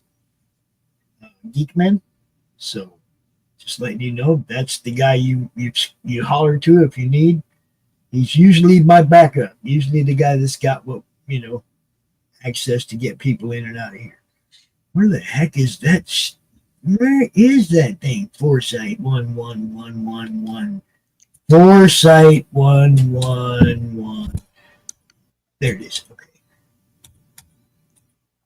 It's coming. All right. I sent him admin. Once he comes back in here, then between the two of you, you'll be able to flip screens and everything. And because I don't want anybody to feel like their art's not being displayed, you know what I mean? So somebody has to be here to flip them screens, man.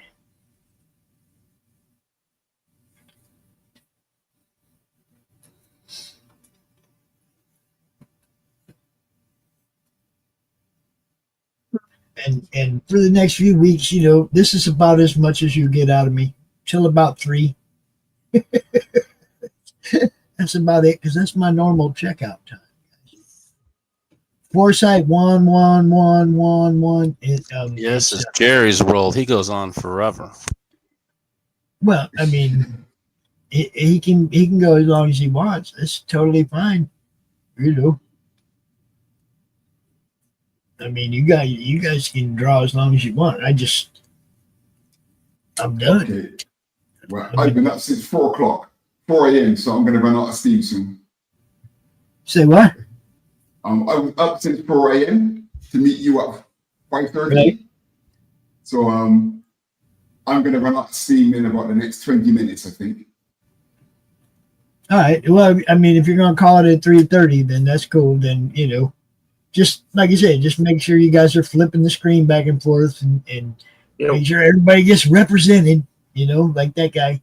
Everybody. Representation. All right. It's just like I said. You just remember you have to remove the one screen. You have to remove Chris's screen to pull up your screen. You have to remove your screen to pull up Chris's screen. Right? Right. As long as you remember that, and Christian knows how to do it, he can mess around. Just make sure y'all get seen. That's all. Have a good night. I will talk to you guys tomorrow. Good night, Pops. Have a good one, Thanks, man. Pops. Peace. Good night. Okay. All right, Christian, so you gave me you admin, so control? just let me Now know. the mice can play. Jerry, Raul, if you need anything, just let me know. Hey, Zaffo, Christian, What up? I got I got some news. Yeah. So this is like the late night art attack, and there's bottles, there's drawings. I almost you know how I like to do the world premieres and stuff, right? That's it. You know how I'm like that, right? Yes, sir. I think I overtopped myself with this one, Zaffo. So I got myself a nice bottle, nice delicious bottle.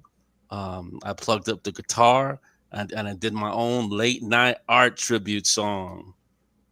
Oh, you did, huh? I know you want to see it. Yeah, play it, bro. Did you do it already?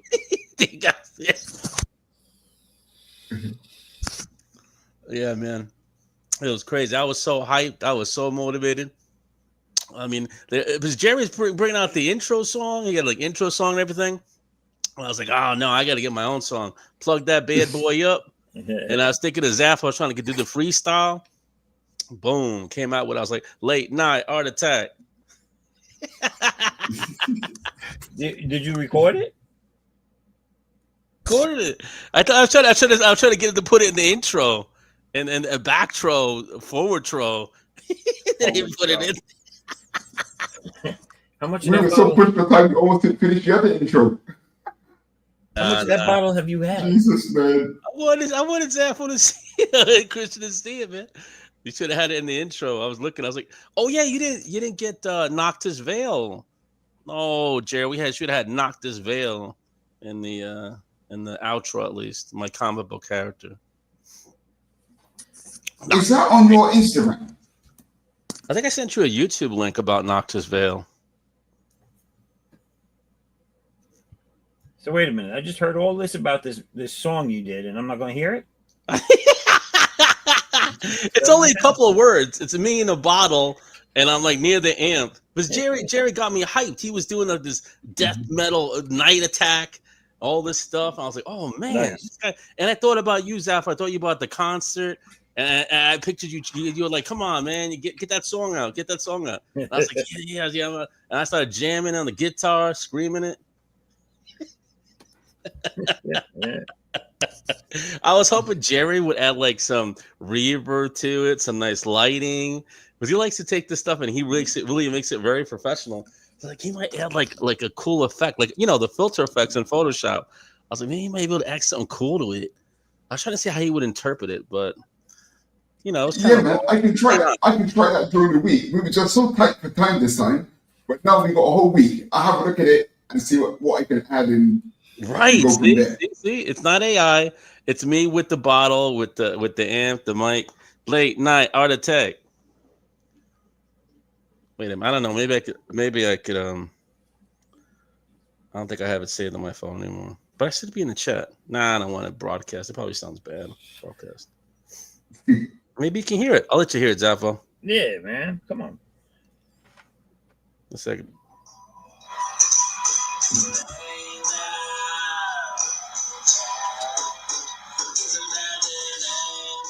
Can you hear that? It's Some guy screaming. It's very low.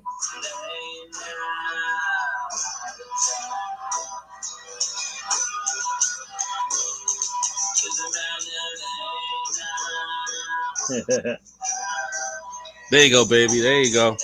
Hope you heard some of it. It Yeah, I sounds can good hear in the podcast. It's off my phone, you know. I could hear a little bit. Yeah, Did you? That's pretty cool. Late night. I was like, late night. Whew.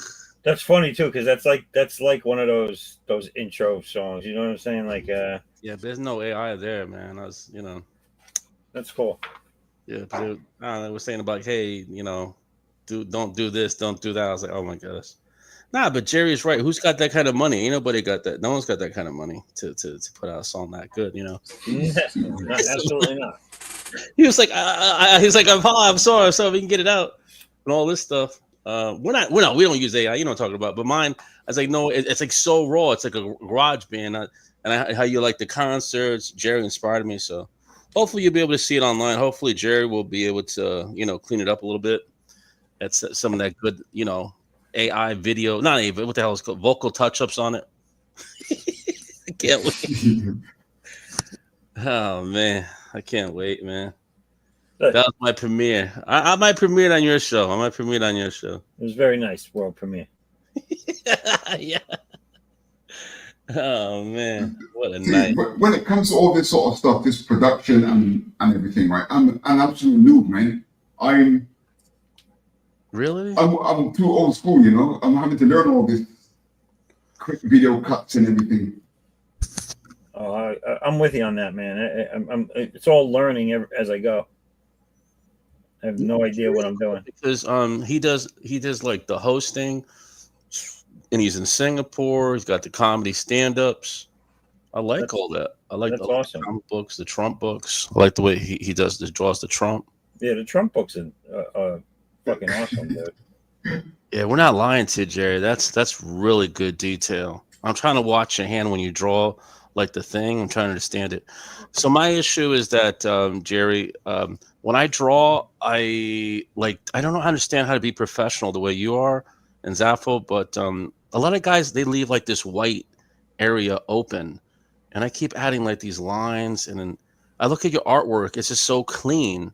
Like, I don't know, are you like, when you draw this stuff, are you like thinking about coloring it? I mean, like, you don't cross any lines, it's like perfect. I think it might be light. You know, you always draw with a light source in your mind. Oh. And what happens is when you get, you know, sometimes you could be doing detail, right? And you're having quite a nice time, but you don't know when to stop. Yep. And that's what can cause a problem sometimes. So if you think in terms of the light, there's some places where there just can't be a line there.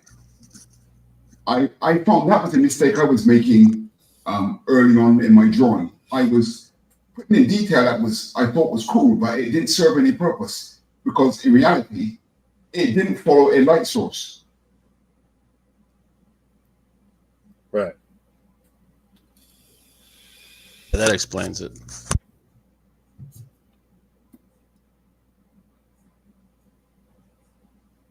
Like, you could do texture lines, that's different. But if you're doing light source lines for your blacks and your lights, then yeah, that's right. It depends on the texture that you're rendering. Right. But yeah, it is kind of tricky. Sometimes you don't know. Like, I look at the old 1960s and 70s comics. Sometimes there's hardly any lines there, but it just looks so good.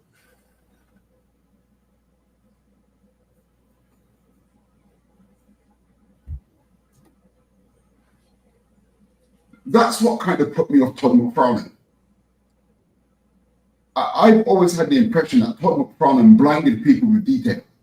You got it. Yeah. You know, but I'm a bit of an outlier here, right? I don't really believe that guy can draw.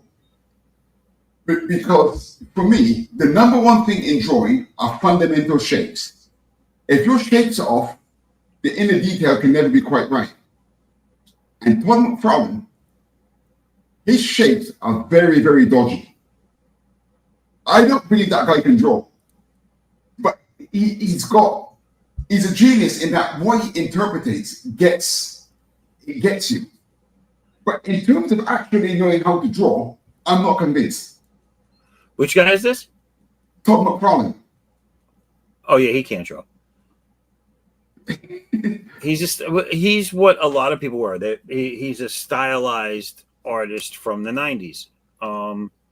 It was very it drew your eye, his style. But if you look at his regular characters when he used to draw them in like Spawn, they were very lackluster. They had to be a superhero, they had to have a costume, and they had to be able to bend in ways that weren't human, because that he could do.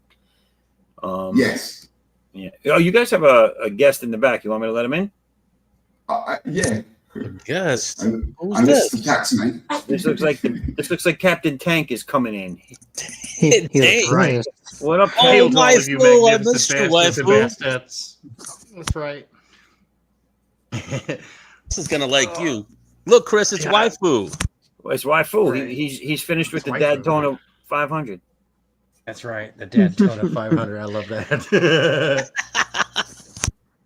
That's too much. What's up, everybody? How you doing tonight? What's going on? Oh, you know, I'm on my way to bed, and as I was actually walking to my bed, I was like, you know what? I could sit down at the computer one last time for tonight.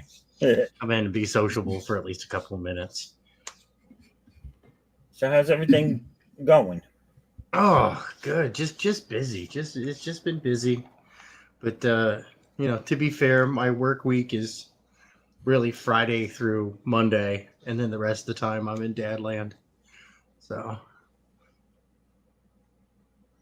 it is what it is, you know what I mean?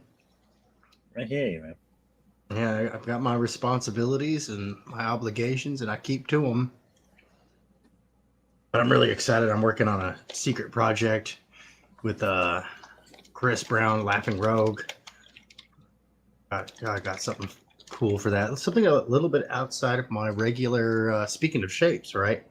Outside of my my regular wheelhouse, doing something painterly. So digital art, but still painterly. Something a little more realistic. I'm like, wow, I actually have to get serious for a second. Dang. All right. No, I'm game. Challenge accepted. That sounds too much like work. Well, you know, it's only work if it's not fun. You know what I mean? And hence why it sounds like too much work. Yeah, no. It's fun, though. for me. I like a good challenge. I mean, dude, I casually play, you know, MMOs from time to time, and I'm always striving to be like in the top ranks whenever I play. And I'm like, I'm a casual. I play like, you know, if I'm like hardcore into it, I'm playing for like maybe 3 hours a week. Then I'm like, all right, cool. I'm in the top whatever number. I'm in the top, you know, percentile of players in the game. And I'm like, all right, cool. I'm good. I'm done. I'm going to go play another game. Right. I would love nothing more than to do art all day, every day. But if someone turned to me and said, can I hire you to paint something? I'd be like, can't you just test experimental drugs on me instead? Right. Well, like this picture I've got up here on my screen, like this was for Jason Dubé. He's got an art show every Friday over on his channel.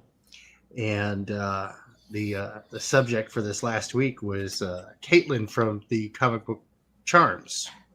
Yeah, I noticed the character just from the looking at it real quick. Yeah, well, you know, Jason and I we go back. We've known each other for like a decade now, you know.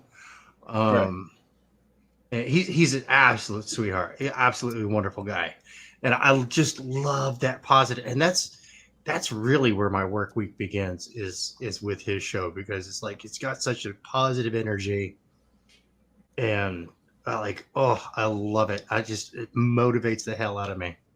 Is he in part of the creation team for that book? No. He just he's like me, man. He likes to find some lesser known indie titles and get them out there, get them in front of people, get them some fan art. And I'm like, I love fan art. Like that's why, like, technically tonight, over on the Dawn's channel, he's got the studio, and we've got Salty Draws and Eric Needletowski coming on. And like we're gonna be drawing up some fan art. It's fan art every Saturday. I love that. I'm really bummed out. I missed out on the tribute to Ozzy, but my The time deadline's was not on yet. hijacked. Say again? You still got time on the deadline, I think. Oh, do I? Oh, shoot. Yeah. Well, then I got to draw my my boot-wearing fairy, because fairies wear boots. You got to believe me. Has that thing been made public now? Is it no longer secretive? Oh, No, I is still it? think I it's don't know. secretive. Still Wow. secretive. Yeah. Yeah. You can't show your submissions on nothing. Yeah, it's hush hush hush hush. Well, I'm not saying who it's for, so I thought it was over. Anyway, Yeah. I ruined it. That's my superpower. Shit on the moment. So anyway, the dude who's doing that has helped me out quite a bit, and a lot of other people. Russ, oh yeah, real force multiplier. he's a friggin' amazing person. Yeah, there's so many awesome people out there. Like I tell people, like, I'm a digital nomad, dude. Like, there's very few comic circles I don't get into. I tell people, like, don't just get locked into one pond, man. There's rivers that connect all these little ponds, and they lead to the ocean. They lead to red ocean. They lead to blue ocean. There's little financial terms for all you people out there in TV land. And it's out there. It's out there. But if you're gonna stay in one pond, prepare to get eaten by the big fish, and don't be upset when it happens, because you put yourself in that environment. Word. It's stay professional, stay courteous, and practice your diplomacy. And that's something. Like, I've known Eric Nieltowski for years, man. And he's a wonderful guy, but I felt like the way he handled the Rob Liefeld situation was a no-go. Like, Well, what happened there? Well, all right. So Eric Nieltowski won an art contest to have a Youngblood cover in this year. Oh yes, I heard this. And the fans of Eric Nieltowski saw the picture that he did. And then when Rob Liefeld revealed the 6 variant covers that he had commissioned for the new Youngblood relaunch, needless to say, the reception was lukewarm at best. They were not, and this is just me speaking surely from a professional point of view, these were not what I would expect from that brand. It's not that the artwork wasn't good, that the composition was not good. They really didn't sell me, and this is me speaking as a customer who loves Youngblood. I love Youngblood, dude. I'm not even into capes and tights, but I still like Youngblood. I think it's fun. Badrock is like one of my favorite comic book characters. Oh man, they didn't grab. None of them grabbed me. But then I saw Eric Nieltowski's. I was like, bruh, why? Who's the submissions editor on this? Who was the editor on this? Who was the editor in chief? Who flipped the red light, green light switch on this?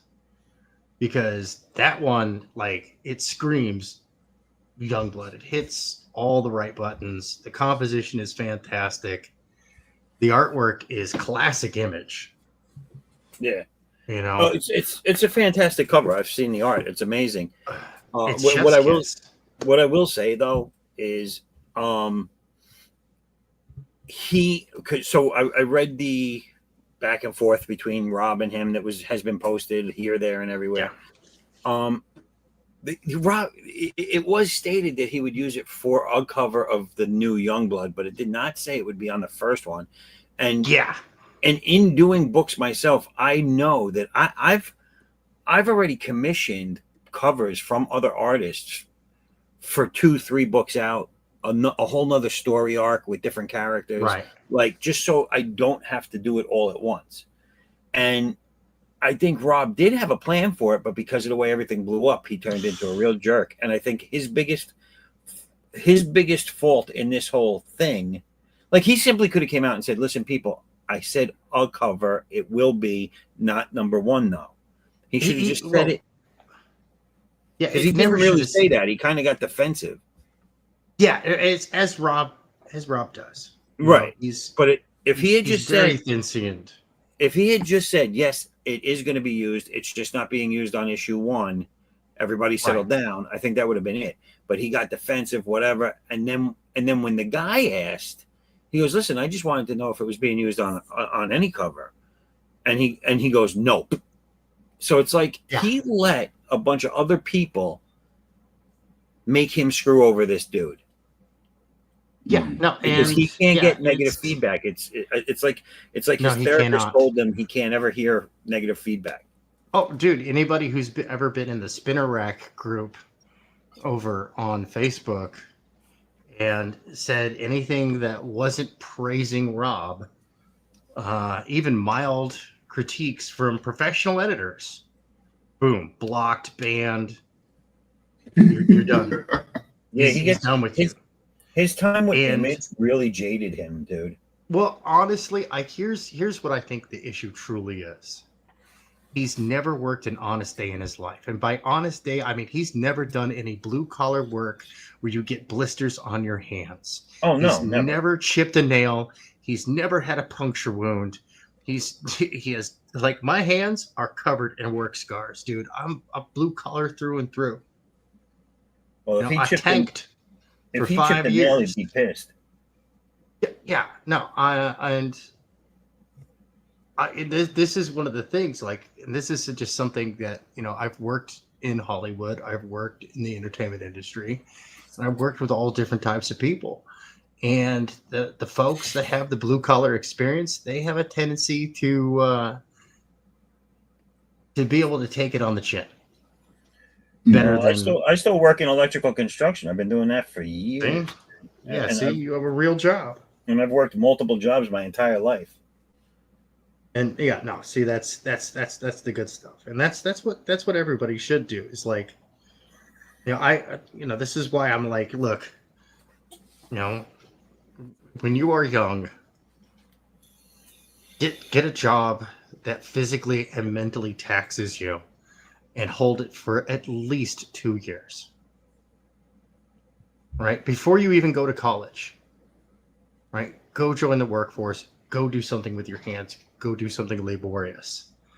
One, it gives you an opportunity to save up a little money while you're still living with mom and dad.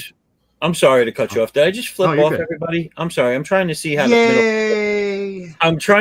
middle finger looks because they're all flipping everybody off. What you doing, boy? I just realized I did that on camera. I was like, oh, that wasn't for anybody. My bad. But yeah, no, you know, you're good, man. You're good. Look, just so you know, I'm not lying. Look, they're flipping off everybody, and I needed to see how the finger works. No, a good artist draws from reference and draws from. It's all out of love. It's okay. Yeah, I'm heading out of here, gentlemen. I'm starting to fall asleep. Good night. Good night, sir. Yep. Talk to y'all later. Cheers. Have yourself a wonderful one. Y'all too. Yeah. No, it's you know, I always recommend that, you know, do something that sucks to do. Go dig ditches, you know, go get a job for the local road repair, you know, go get like something entry level. Oh yeah, here, let me ditches will do it for you, dude. Let me tell you, work a jackhammer, dig a trench, work in a manhole, work in a powerhouse. Yeah. I knocked this out in about 45 minutes. That's all the time I had. Would you use like a canvas brush? I got a whole bunch of really cool brushes. I'll zoom in here. Oh, okay. I got these halftone brushes. Yeah. Yeah, and I got a hairbrush, and I've got like these when I zoom in like close, you can actually see this. It's like a Japanese ink brush Yeah. kind of thing going on. But when you're looking at it at size, it comes out really good, you know. And and the most important thing, people like it. Right. And this is the tool set that I'm using for my upcoming book. So I'm currently, like, if I'm doing any fan art, anything that's not a convention, I'm doing it in this style so that I can be absolutely comfortable in it.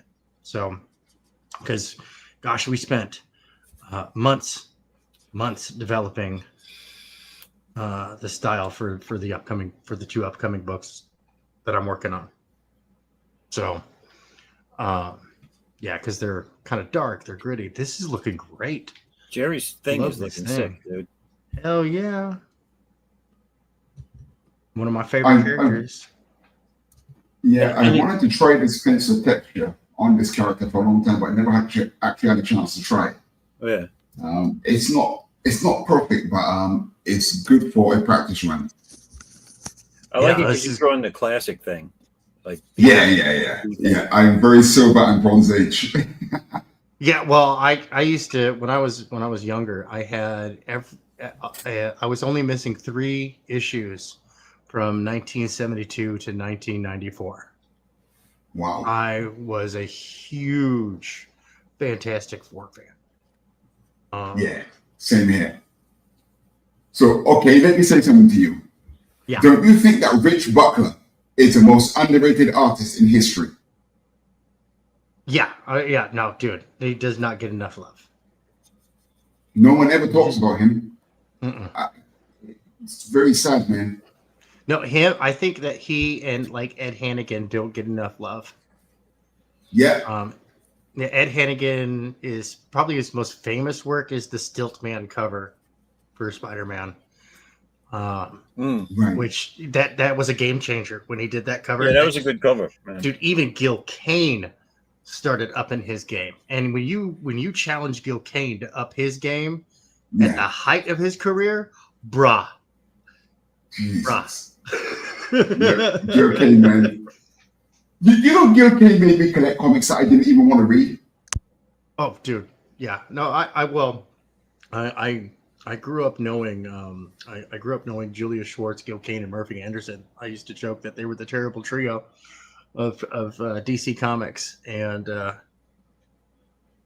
yeah, no, they were all absolutely wonderful people, and I'm blessed to have been mentored in my early years by those guys. I got my first inking lesson from Murphy Anderson.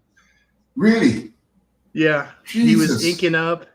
He was inking over Gil Kane's pencils for Adam for a piece that was going to be auctioned off for charity. And they gave me my second portfolio review ever.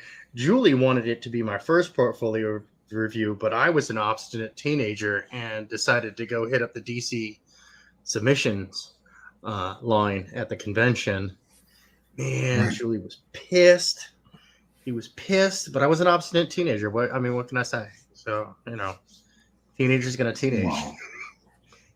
But Gil Kane and Murphy Anderson, they were absolutely awesome people, and whatnot. I miss them dearly.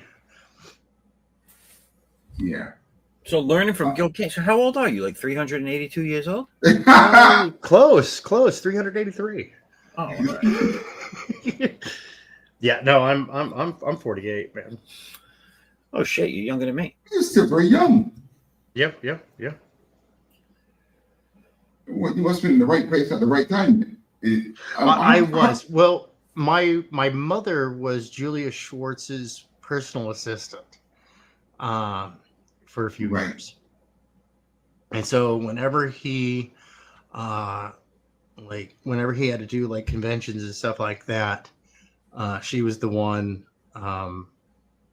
who worked with him and all that stuff. And I remember like one time she even like he went to Japan, she went to Japan, and that's when I first really got introduced to like manga and anime, because she brought back like a whole bunch of Japanese toys. Like I used to have an MD Geist action figure that was die cast metal with shitty plastic joints. I played with that thing till it fell apart, and then I recently saw how much it was worth. He cried. I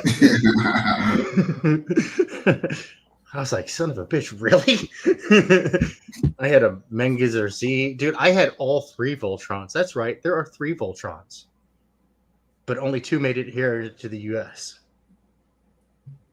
Voltron number 2 was these 3 robots that stacked on top of each other to become Mecha Shiva. Mecha Shiva, Mecha Shiva. Venture Brothers reference for anybody out there. Dude, I just bought a re-release of the original Lion Voltrons. Now, dude. I was in the market to rebuy the original Look ones. at that. Because they my original ones were sold by a family member for crack money, and so I wanted to get them back, you know, and everything I saw was like a $700, $1,000. I was like, oh, I ain't paying that much for fucking Voltron. And then there was a re-release, and it was like $150. I was like, on it. I got it. I was like, I wasn't expecting much when it came in, and let me tell you, it's exactly like the original ones. I was like, this is awesome. Oh, dude, what is it? I was watching one of my internet buddies. They re-released all the G1 Transformers. You're right. And he's like collecting them all. And I'm like, bro, dude, I haven't seen. I had a friend of mine who, when I was a kid, this guy was spoiled, dude. And so his mom used to buy him every single Transformer. He had all of them. Wow. You know, the Mega City Transformer, Unicron. Oh, shit. Dude. Did he have the spaceship one? What the hell was that one called? It used to have it was a train that had a track. Oh, yeah. Turned into a yeah, rocket. it was the. Yeah. No, he had the Omega Supreme and the Decepticon. That was the space shuttle. Yes, I remember that one too. Was it like a space shuttle? No. I'm thinking the Scorpion one. That's a Scorpion, a tank, and a robot. There was a Decepticon one it changed into 3 things, but one of them was like the regular, you know, like the old school 1980s space shuttle. Yeah. Challenger. Yeah, or no, whatever. he had all them. He had all them toys. Some of my favorites Transformers was when the Dinobots came out. I used to love them. Oh, for real, dude. Yeah, I had a handful of Transformers growing up, but you know, my family didn't have a whole lot of money, so most of my Transforming robots were GoBots. The GoBots were cool too. I like them. My favorite one was the bad guy, the Megatron of the GoBots, the bike guy. Oh yeah, he was my favorite. Yeah, here's a commission I knocked out this week.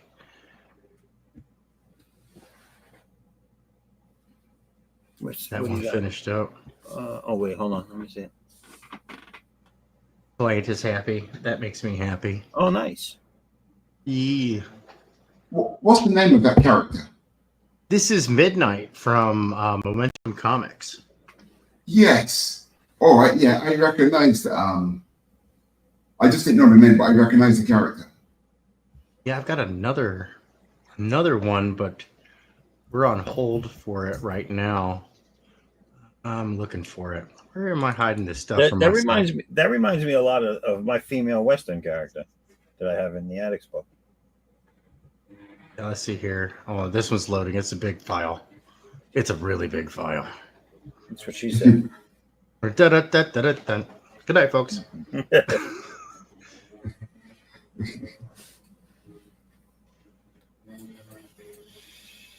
Come on, load.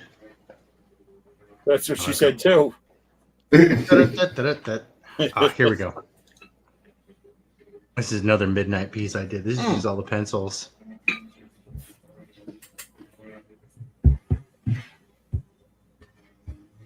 Is that going to be ink? Yeah. Oh, Yeah, are you inking or someone else? I'm gonna ink it. I penciled it digitally, and then I'm printing it out on 311 by 17s, and then I'm gonna ink it analog. And I think we've decided we've narrowed it down to what kind of inking style I'm gonna do on it. I think he wants like my illustrative classic cross hatching. Right. The 8-point cross hatching with contours. Mm. Yeah, that's a lot of work, but I mean it comes out good. There is. Do I have that one? No, it's a whole bunch of screenshots. Is this the one? Which was this one?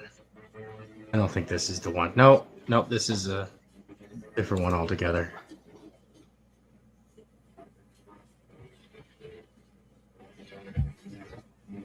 But yeah, that's analog right there. So is this one. This one's analog. It's 11 by 17. The original's stolen, sadly. So what is that all cross hatching in the shadow? Yeah. I'll zoom in on it. This is varying pen sizes, but yeah, this is 11 by 17 done entire pencil and ink, done entirely analog. Are you using a micron pen? Yeah, using Copic marker or Copic multiliners, and okay. And one old Repeatograph that still worked, but I've since moved on to Copics because Repeatographs are very high maintenance. Yeah. And if you are inattentive to them, they're very expensive to replace. Yes. Even though I love them, I swear by them. I am very much a drafting pen type of guy. And not a single, not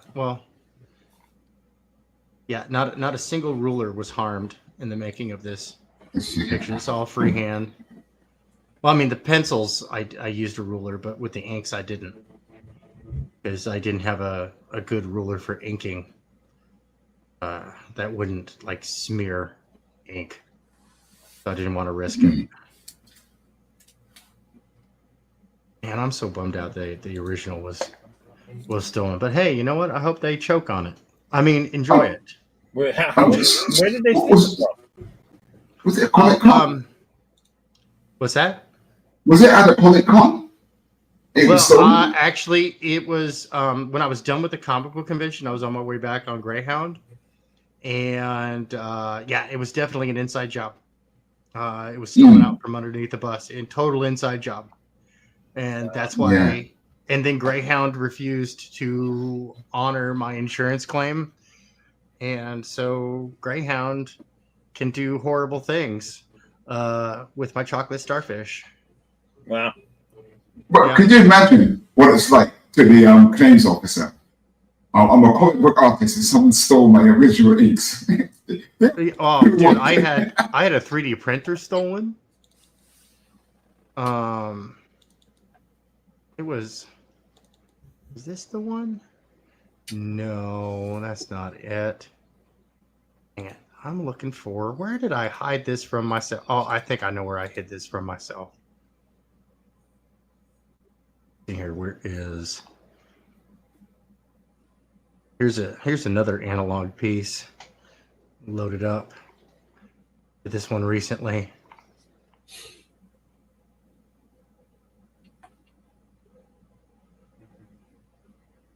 And then I got to do some color corrections, and then we're getting ready to put the t-shirt out.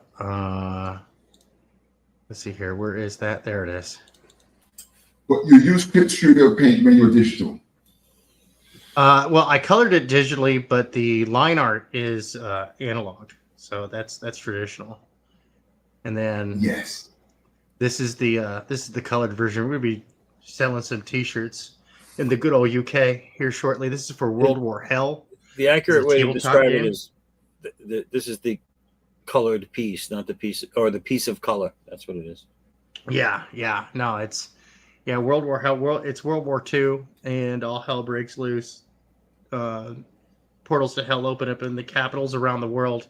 The Thames boils over, and the forces of Leviathan come out. The first box set is London Falling, and so yeah, it's right. Oh, dude, it's so good. You know, 40K lost sight of the grimdark, and so Dan Fogarty, creator of World War Hell, has decided, like, you know what, we're bringing it back. Sorry, And who's the for every writer?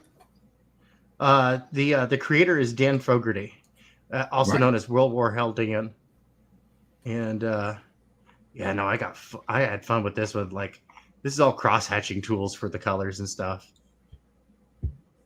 because I wanted to keep up like the line art kind of cross hatching thing. I wanted to emulate colored pencil. Mm. And so we've got the tattered Union Jack on a halberd, all stained with the green gore and red blood, and just it's patriotic. But that was colored in Clip Studio paint. Yeah, I colored this in Clip Studio. Yeah. Right. See, that's what I was just explaining to another lady that came on the stream. I find that Clip Studio is the most natural feeling software I've ever used. Yeah, I Most mean, probably- yeah, Yeah. like, you know, if you zoom in on, like, you look at this from a distance, and it's like, okay, yeah, whatever. And then, like, you zoom in, you see that I used like greens and blues and tans and all these different colors, and just cross hatched them using a simple hatching tool, and to create the fun colors. And this is, yeah, we're slapping this sucker on t-shirts right here. I just got to clean up the logo a little bit, make it a little clearer. But I wanted the Union Jack and the Britannia to contrast with I wanted it to be clean and contrast with the muddy dirtiness, the grit and grime of warfare of the Tommy with his polearm, because, you know, demons come forth. So, like, part of the story is like a bunch of Tommies bust into the National Museum and grab a bunch of medieval weaponry and just start going to town on demons and stuff.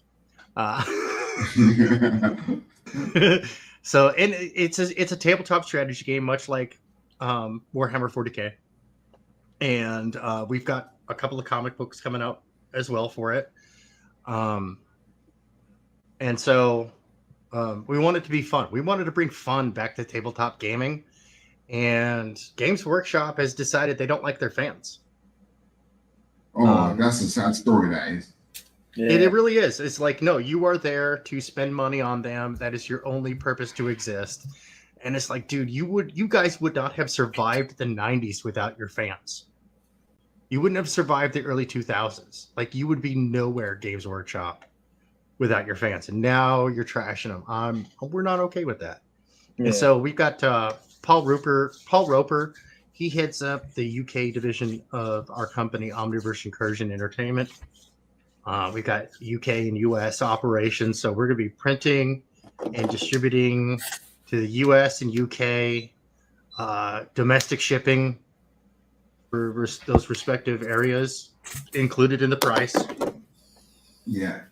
We're going to be digital friendly. So, yeah, you don't have to buy our boxed miniatures. You could just buy the printable files. If you're a hardcore hobbyist, by all means. It's going to cost the same as the boxed. So if you don't want to do the work, you know, you buy a box, you buy a squad. It's sizable enough. But if you're a hardcore hobbyist, you pay the same price, and you could theoretically build an entire army for like $50, you know. And we're working on getting the price points down. We've been working on the manufacturing side of things, and whatnot. And the game, it's a nice, simple system, easy to learn, easy to play, super fast. No 30 minutes bickering over millimeters, like in 40K. Like, most of the time, I used to love 40K, but I'll tell you. And look, I've owned over $6,000 worth of armies. I have owned 3 complete armies over the years. And most of the time spent playing the game. I didn't like playing the game too much because most of the time would be spent arguing over minutia, and that's not fun. So we baked into the rule set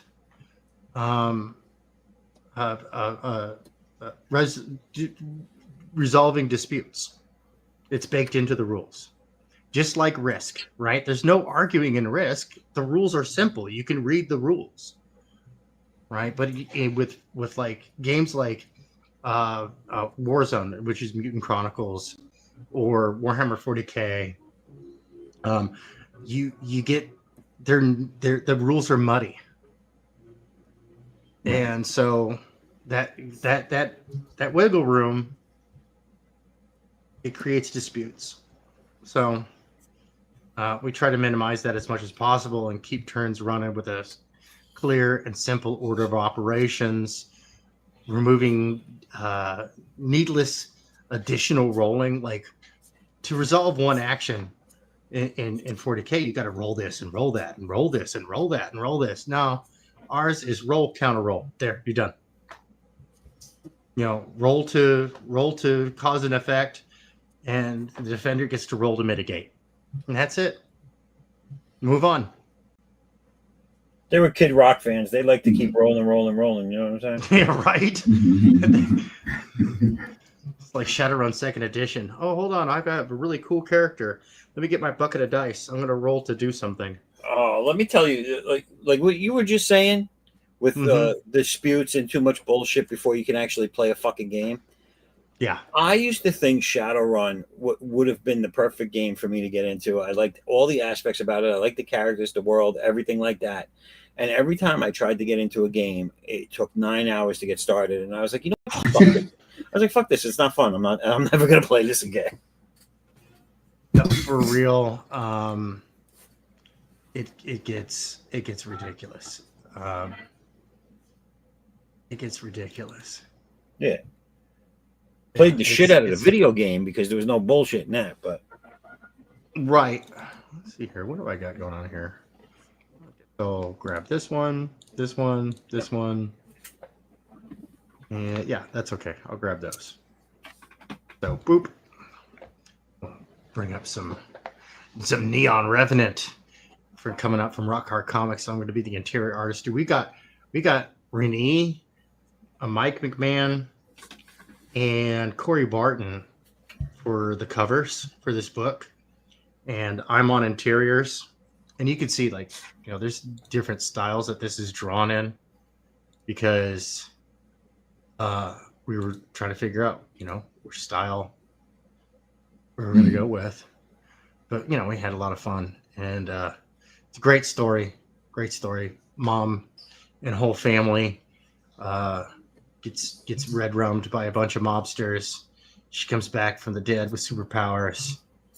And before she died, she was a competitive athlete and in the military. So she's got the skill set. She's got the skills. So who's publishing that? This is from Rock Hard Comics. It will be published by it will be published in conjunction with my company, Omniverse Incursion. Right. But yeah, and that's so that way we can offer good deals to the overseas crowd, because here's a crazy thing, right? To ship something from the United States to like Canada or Australia, it's exorbitant. But here's the advantage of the Commonwealth. They have beautiful trade agreements with each other. So shipping from the UK to Canada and Australia is cheaper than shipping from the United States. Right. And so we're taking advantage of that and passing the savings on to backers and customers and whatnot.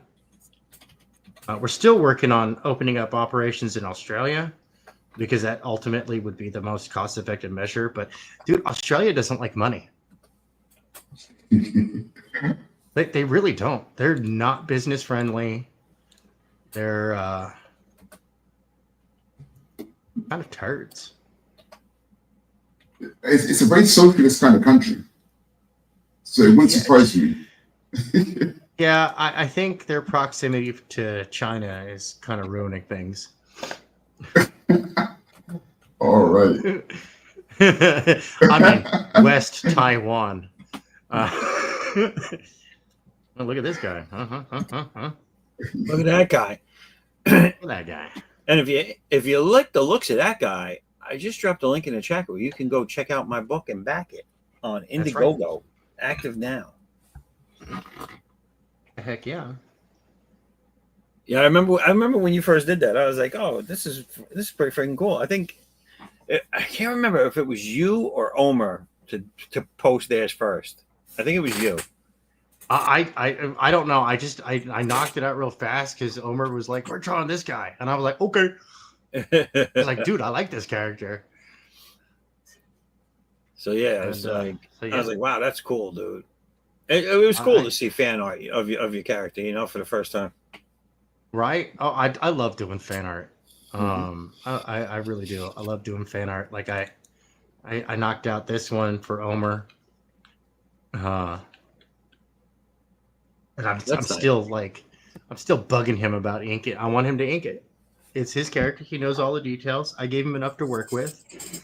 Yeah, I don't do coloring, but I'd like to see the one I did. You saw the one I did for his, right? All right, rule of cool, etc., etc. Yeah. Hold on, let me a tab over there. Yeah, rule of cool. You know, I kind of went like kind of silly with it, but you know that's what you got to do sometimes, though, right? You just got to get silly, have fun. So silly. So silly. Absolutely silly. And then, of course, you know, I've got my totally original, most powerful mayonnaise-powered superheroine ever created, Mayobi. Oh, God. Mayo. She needs a diet pop. So waifu, right? You're a full-time illustrator, yeah? You don't have like another office job or anything like that. Yeah, no. These days, I am. My duties are dad. I homeschool, so I'm an educator, and then on the weekends, I illustrate. I got my own book I'm working on right now. And then I'm working on something for Laughing Rogue for an upcoming game, but I'm not at liberty to discuss specifics about it. And then I've got a couple other super secret commissions coming in there for really cool projects. I'm really excited that I get to work on these projects. Oh yeah, huh? Thank you. Show this one off. What's that? You saw this one? Well, hold on one second. Let me tab over there. Oh yeah, dude. No, I love that one, man. Dude, I love your art style, man. The Oma glitch. Dude, yeah, no, that's epic. So I want to send him a copy of it, and it's up to him if he wants to get it colored. I'd like to see it colored, but I'm not going to color it. Yeah, no, I dig it. You know, he should totally get the. I know a few colorists that could do it some serious. I think Armand Strange would be a perfect colorist for that piece right there. Let's see here. Where is this? I think it's in Tail End. I think I put it. Yeah, I did. So yeah, no, I did this variant cover for Tail End Studios here. I can show this one off. See, most of this stuff is like, you know, it's for stuff that hasn't come out yet. So I'm under NDA, and occasionally, and I always secure portfolio rights, right? But usually it's like, no, after it's published, then you could do portfolio.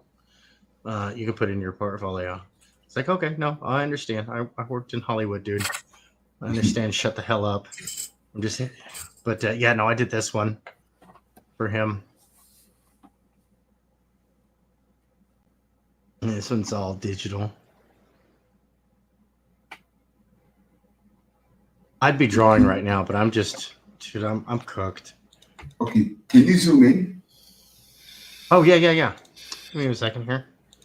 Yeah, we can zoom in on that. Nice. You ate that. You ate that as well, yeah. Yeah, this is all pencil ink. I even did this for the colorist, masking off all that rain. Oh wow. Oh yes, I Yes. know you showed us this before. Right. So that way, you know, I don't have a hitman hired by a colorist coming after me. The piece looks very ninja. Yeah. No, the character is kind of like, there's a little bit of ninja in that. He's kind of like a quasi cyberpunk style character. Right. I like him. I Yeah, like it's him. cool. I've got the first issue, and it's good. Cobalt. It's a good read. It's a good read. And this guy right here, the Death Stalker, he's a good villain.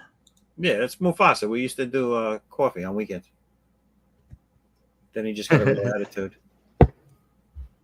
Yeah, no, I absolutely. Yeah. Yeah, no. Bionic What happened to Bro is Raul? way cool, Raul, dude. Raul, where'd you go? Did he I'm get here, eaten by buddy. wildebeests?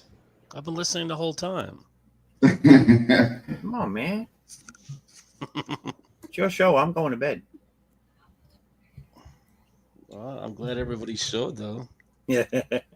That's what counts. That's what matters. At least for the debut, the premiere, to the tank, Look at that alien, dude. Sappho. Dude, that thing is so good. But see, Raul, you went and put lines everywhere. Stop putting lines.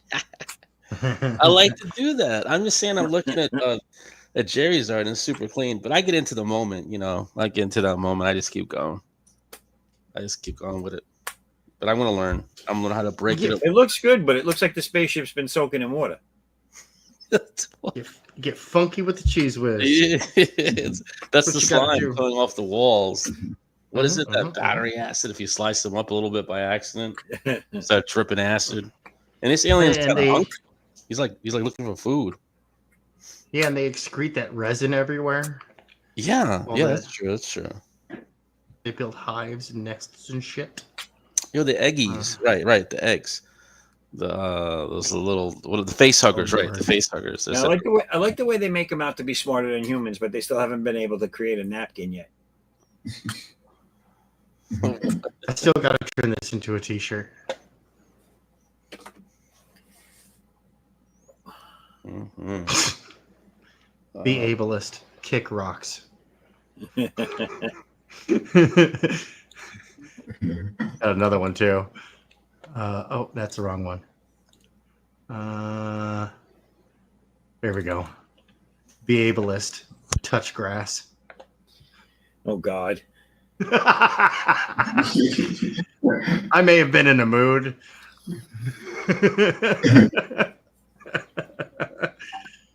I may have just spent maybe half an hour on the internet too long and just had enough of people's shit. Be ableist. Use catchphrases.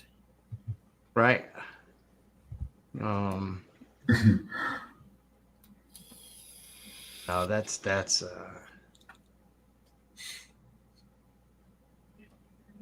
yeah, I still want to make this into a shirt too. But I think I'm only gonna do it. I think I'm only gonna do this one on just make it. I'd on a buy 'em black if you shirt, made 'cause it just underwear comes out. out so good.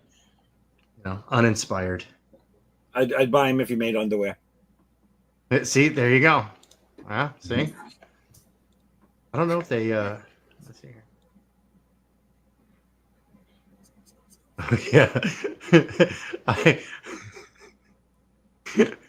Yeah, I saw. All right, my wife was messing around with AI generated art, and this cat was so screwed up. So I took it as a base and just started converting it. Catnip.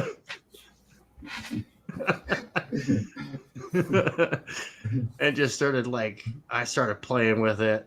That's And got real funky with it, you know. And then I've got an all over print for that too. So this is a repeating pattern, and I'm gonna throw that on something too. I was gonna say that made me throw up. Yeah, no, dude, it Looking at is. it too long. dude, it is such an eyesore. And I took like photographs and pictures of actual catnip leaves and balls of yarn and all sorts, graphic design crap. Yeah. Right. And It's funny. turned it into this vomit-inducing eyesore. Yeah. Because somebody's going to buy that. Somebody's gonna do it. All I gotta go, gentlemen. I have contractors coming in the morning to look at shit at the right, house. good night. I'm going to head out too. And Jerry, Raul, thank you for having me on. Yeah, Don. It's good that you guys showed up. I survived that first wave of the roof thing next door, so I'd like to announce that. What happened to your roof? No, it's just the house is a little bit old next door, and then they got a deal, with the family, so they're doing the roof there. That thing is loud. I mean, it's next door. They went from 7 a.m. to 9 p.m., but they finished it, and then the next day they just kind of cleaned it up a little bit. But in 2 weeks they're gonna start doing my roof. So, Oh, nice. Right. That's good. Okay, guys, I'm gonna have to head off as well. Man, that is what, 3 hours? That's a 3 hours, 10 minutes, right? Yeah. Yeah. 3 hours, 10 minutes, almost 11. 99 Oh, people yeah. watching. Good What? Lord. And now he's leaving. Good Lord. 99.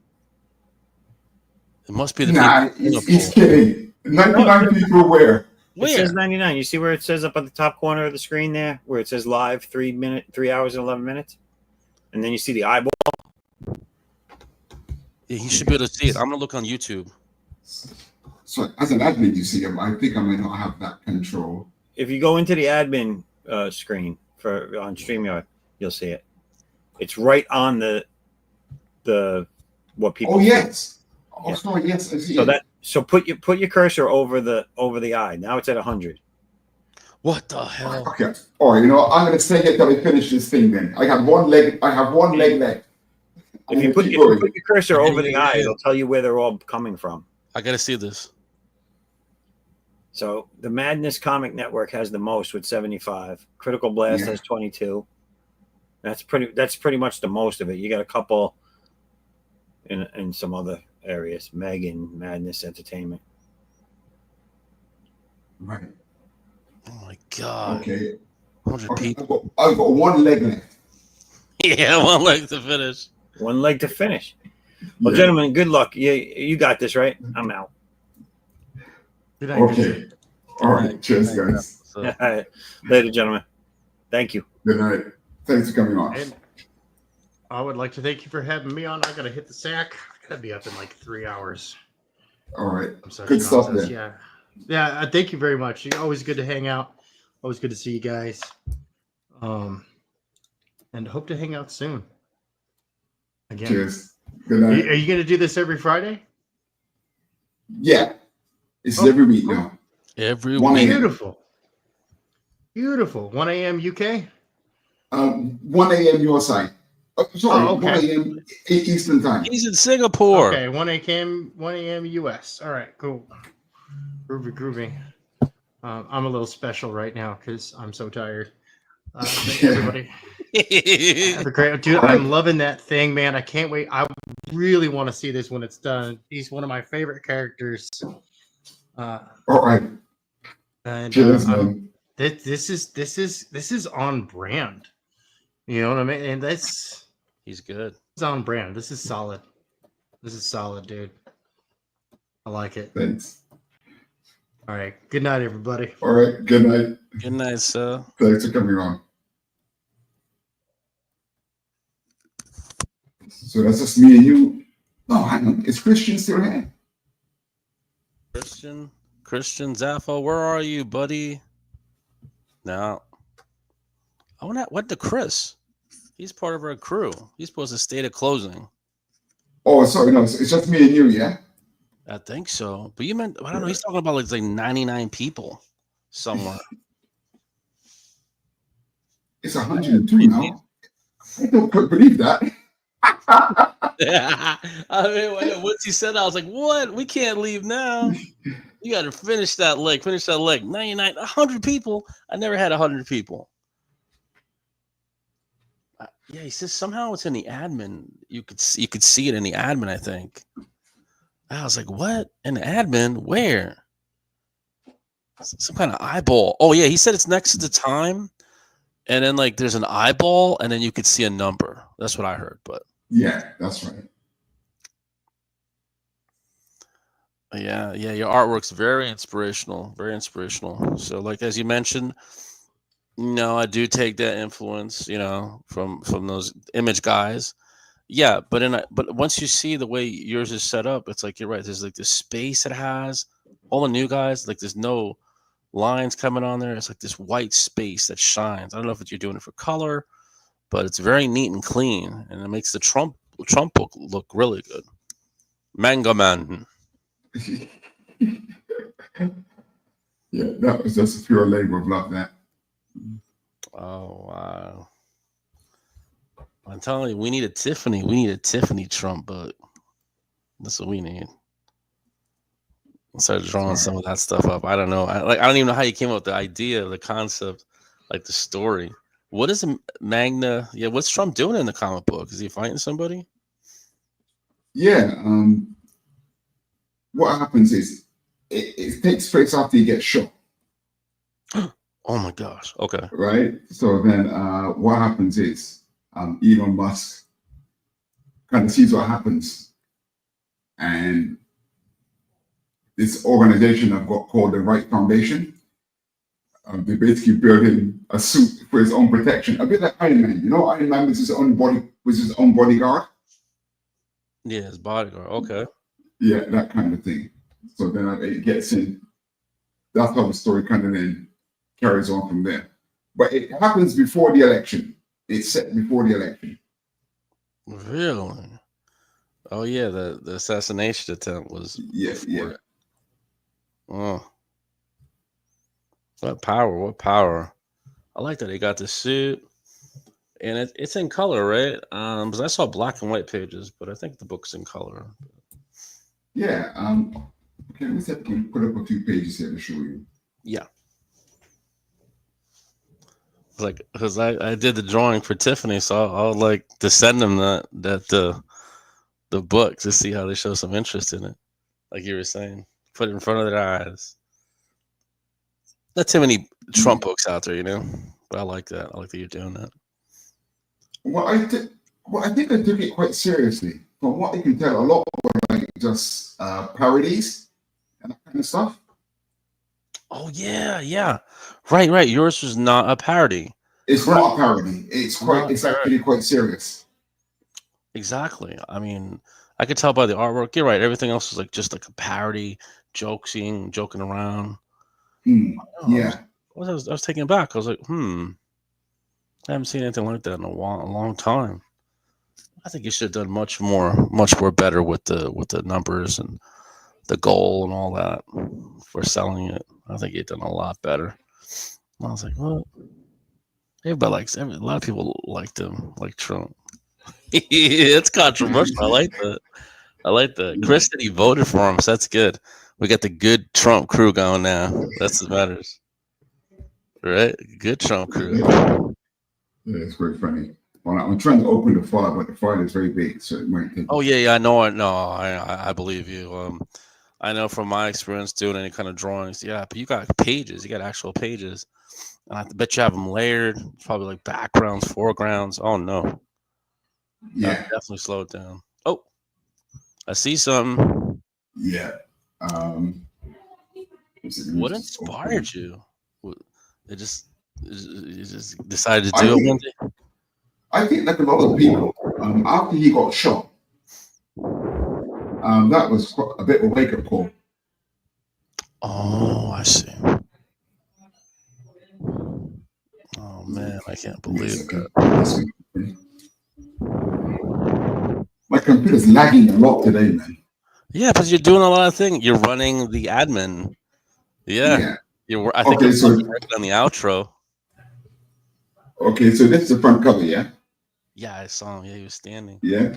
Okay, I'll show you. Something that I quite enjoyed doing in the comic was like a facts page about his powers. Yeah, Yeah, so I'm just going to open that and let you have a look. Why is my thing sharing the other screen? And so I didn't sign up for it. I was like, I'm sharing the I'll wrong let you screen. sign up, Jerry. You got to learn all this stuff. Switch screens, all that. I don't know. Admin. I just want to come in and draw. I can understand learning in the future. I'm glad. Oh, I saw some movement. Yeah, okay, I'm going to share a different screen. Oh, was the voice automated? Because I heard you like, share screen, computer. Share my screen. Oh, yeah, so yeah, this fact file was very interesting to produce. Oh. Now, you know Elon Musk has got those robots, right? Yeah, oh, that's what that was. Okay, yeah, Right. yeah, But yeah. she's called, you know, they're called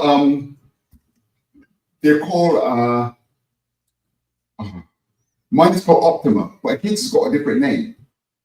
Oh. But her name is Optima. So here, this page at the back goes through all the powers, all of his powers, which was a lot of fun to do. But as I mentioned, it happened, you know, during when he was after. It's set after he was shot. After. Right. So I'll just show you how I detailed that. Hold on. So this is that page, how I do it. So you see at the top there, the bullet goes past. Then he's here thinking to himself, and then of course he rises up. Is this when he turns into the superhero, or they get him? Well, not quite, okay. Because after that, right, here he is in the hospital. Here he is in the hospital with Melania. Hold on, the page is just opening. Fight, Trump, fight. Yeah, but and you have it in color. I don't think these are JPEGs either. They're probably the actual files. Yeah, I'm actually opening the actual source files. Yeah, that's a lot of intense memory. You probably got layers on top of layers. Yeah, I think StreamYard. Oh yeah, I've also got CapCut open as well. Oh, really? Hold on, give it a second. It should open. You know, I keep seeing your mouse. I keep thinking it's a mosquito on my computer. But all right. Okay, so here we in the hospital, right, laid up, yeah. Whoa, buddy. So that's Melania. And that is John Jr. Oh, the guy with the beard. So Don Jr., sorry. Trump's son. With the beard. So that's when he gets the call there from Elon. So I'll just show you one more page. So then, you know, this is quite old school, what you call compressed storytelling. So the story moves quite fast. It's 22 pages. So I'll just open this page to show you. Because there's a guy in real life called Vince Everett Ellison. He exists in real life. So here they are. Oh, compressed storytelling. Oh, there he is. Yeah, that's good. Right here they are at the right foundation. So this is when he gets his first briefing. So it's Elon Musk in this, and this guy here, Vince. He's just briefing him while they've asked him to come there. There's one girl that works with him. So there's Elon explaining to him. Look at his face. What's going on? So yeah, it's good fun. And yeah, I just show you. So what's this all about, Elon? I don't know. Just read it. You're like, oh my god, inside like him. Oh my god! Right, so he gets a suit upgrade during this comic, right? So this is when he gets his suit upgrade. That's why he transforms. It's like Kirby Crackle. You heard of that term called Kirby Crackle? Oh yeah, the Kirby Crackles, the dots, yeah, the Kirby Crackles. The dots, yeah. It radiates. It comes from another part of my universe where things can materialize out of other matter. His suit is actually made out of that stuff. but it all goes into my universe, etc. So then it gets a suit upgrade within the story. But yeah, it was great fun. I just showed you one more page. One page that I really like doing was this, when the social media comes into the story. Right. I want to see if you recognize anyone on this page. Right. Hold on.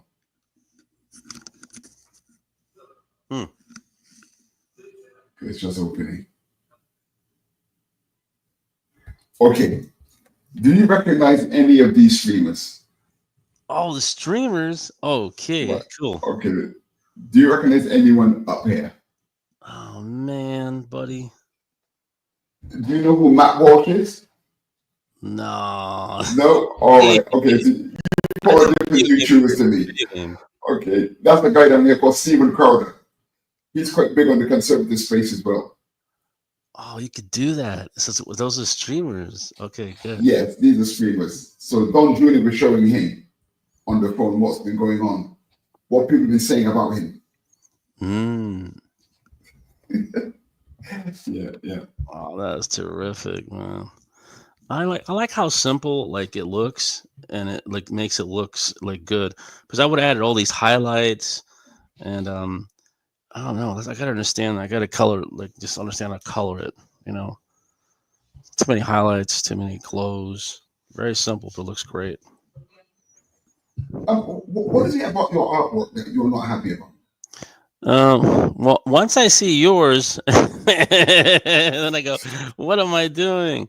No. I don't know how. Like, I can lay the flats, right? I can lay the flats with the coloring, and then it's fine. And then then when I go to like shade it and highlight it, I get confused because I'm trying to burn it or multiply it, and it looks terrible. And I'm trying to add a glow. That's it. So I don't know. Okay. Feel free to share an image that you've shaded or colored, and that you think something's not right, and then give me a chance to look at it and see if I think. Oh yeah, I want to do that. Yeah, I'm gonna can help you in the Facebook thing, in the Facebook chat. I don't have that on me now, so I don't want to get kicked off the stream. I'm very protective of the stream. I'm like, I shut everything down. I'm not picking up multiple computers. I like this stream to work fine the way it is. No, it's just I don't know. Oh, wait. If you go to my Instagram, yeah, you have my Instagram, right? Yeah. Okay, yeah. I got a lot of images from there earlier, but I didn't have time to edit the video. Yeah, it's just the colors, my color. I'm gonna look at my Instagram. I can find one on there. I just don't like it. I don't like yours. Is very, it's very professional, very nice. Okay, where you at, buddy? Okay, are you sharing screen at the moment?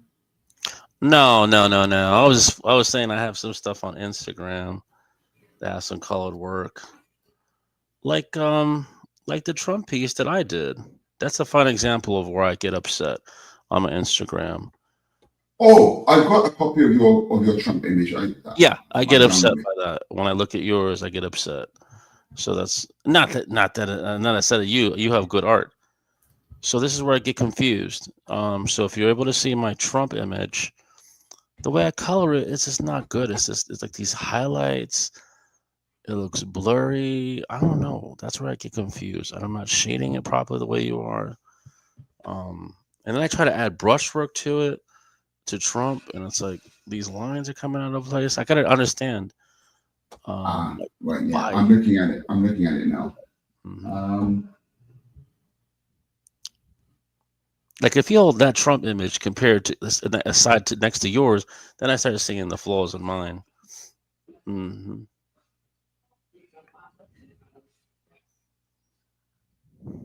But I can already see the difference in your thing. Your thing is completely, it's separate. The lines are separate. You don't seem to be crossing over the lines. That this white space, this white clean space. That's what I need to understand. Okay. Well, one thing. Okay, something about this thing. First of all, is I I've only put a shadow under his head, and the body is going into the darkness. That Okay. gives us a light source from here immediately. Right, I will add a bit more shadow to it, like behind the arms here later. I will go in and try and put some shadow where his fist is going to cast a shadow downwards. I haven't decided how I'm going to do that yet, but I'll do that as well. I'm going to put some of this leg in the shadow, but when I come to color it, if I don't do that shadow with the inking or the hatching, I will do it with the coloring. With the color.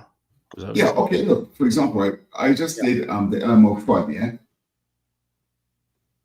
Yeah, I saw some kind of promo you did at Right. Hulk and Thor. Oh, that's perfect. I mean, that's. Right. I mean, Okay, that'd be this is a funny. very That's simple. perfect. Okay, the light source is coming from above, so it's catching the top of his cheeks. Okay. It's got hardly any blacks, no hatching. But you just think of all the surfaces. If the light's coming, you see it's the daytime, you can see a blue sky. So even the signs have a slight gradient. It's a bit lighter at the top than it is at the bottom. Okay, that's it. That's it. Now you Yeah. mentioned gradient. Do you paint with gradients? I put them on later with dodge and burn. But yeah, digital paintings I will do with gradients. But for something like this, very quick, just dodge and burn. That's it. Right. Dodge and burn. So you use Photoshop?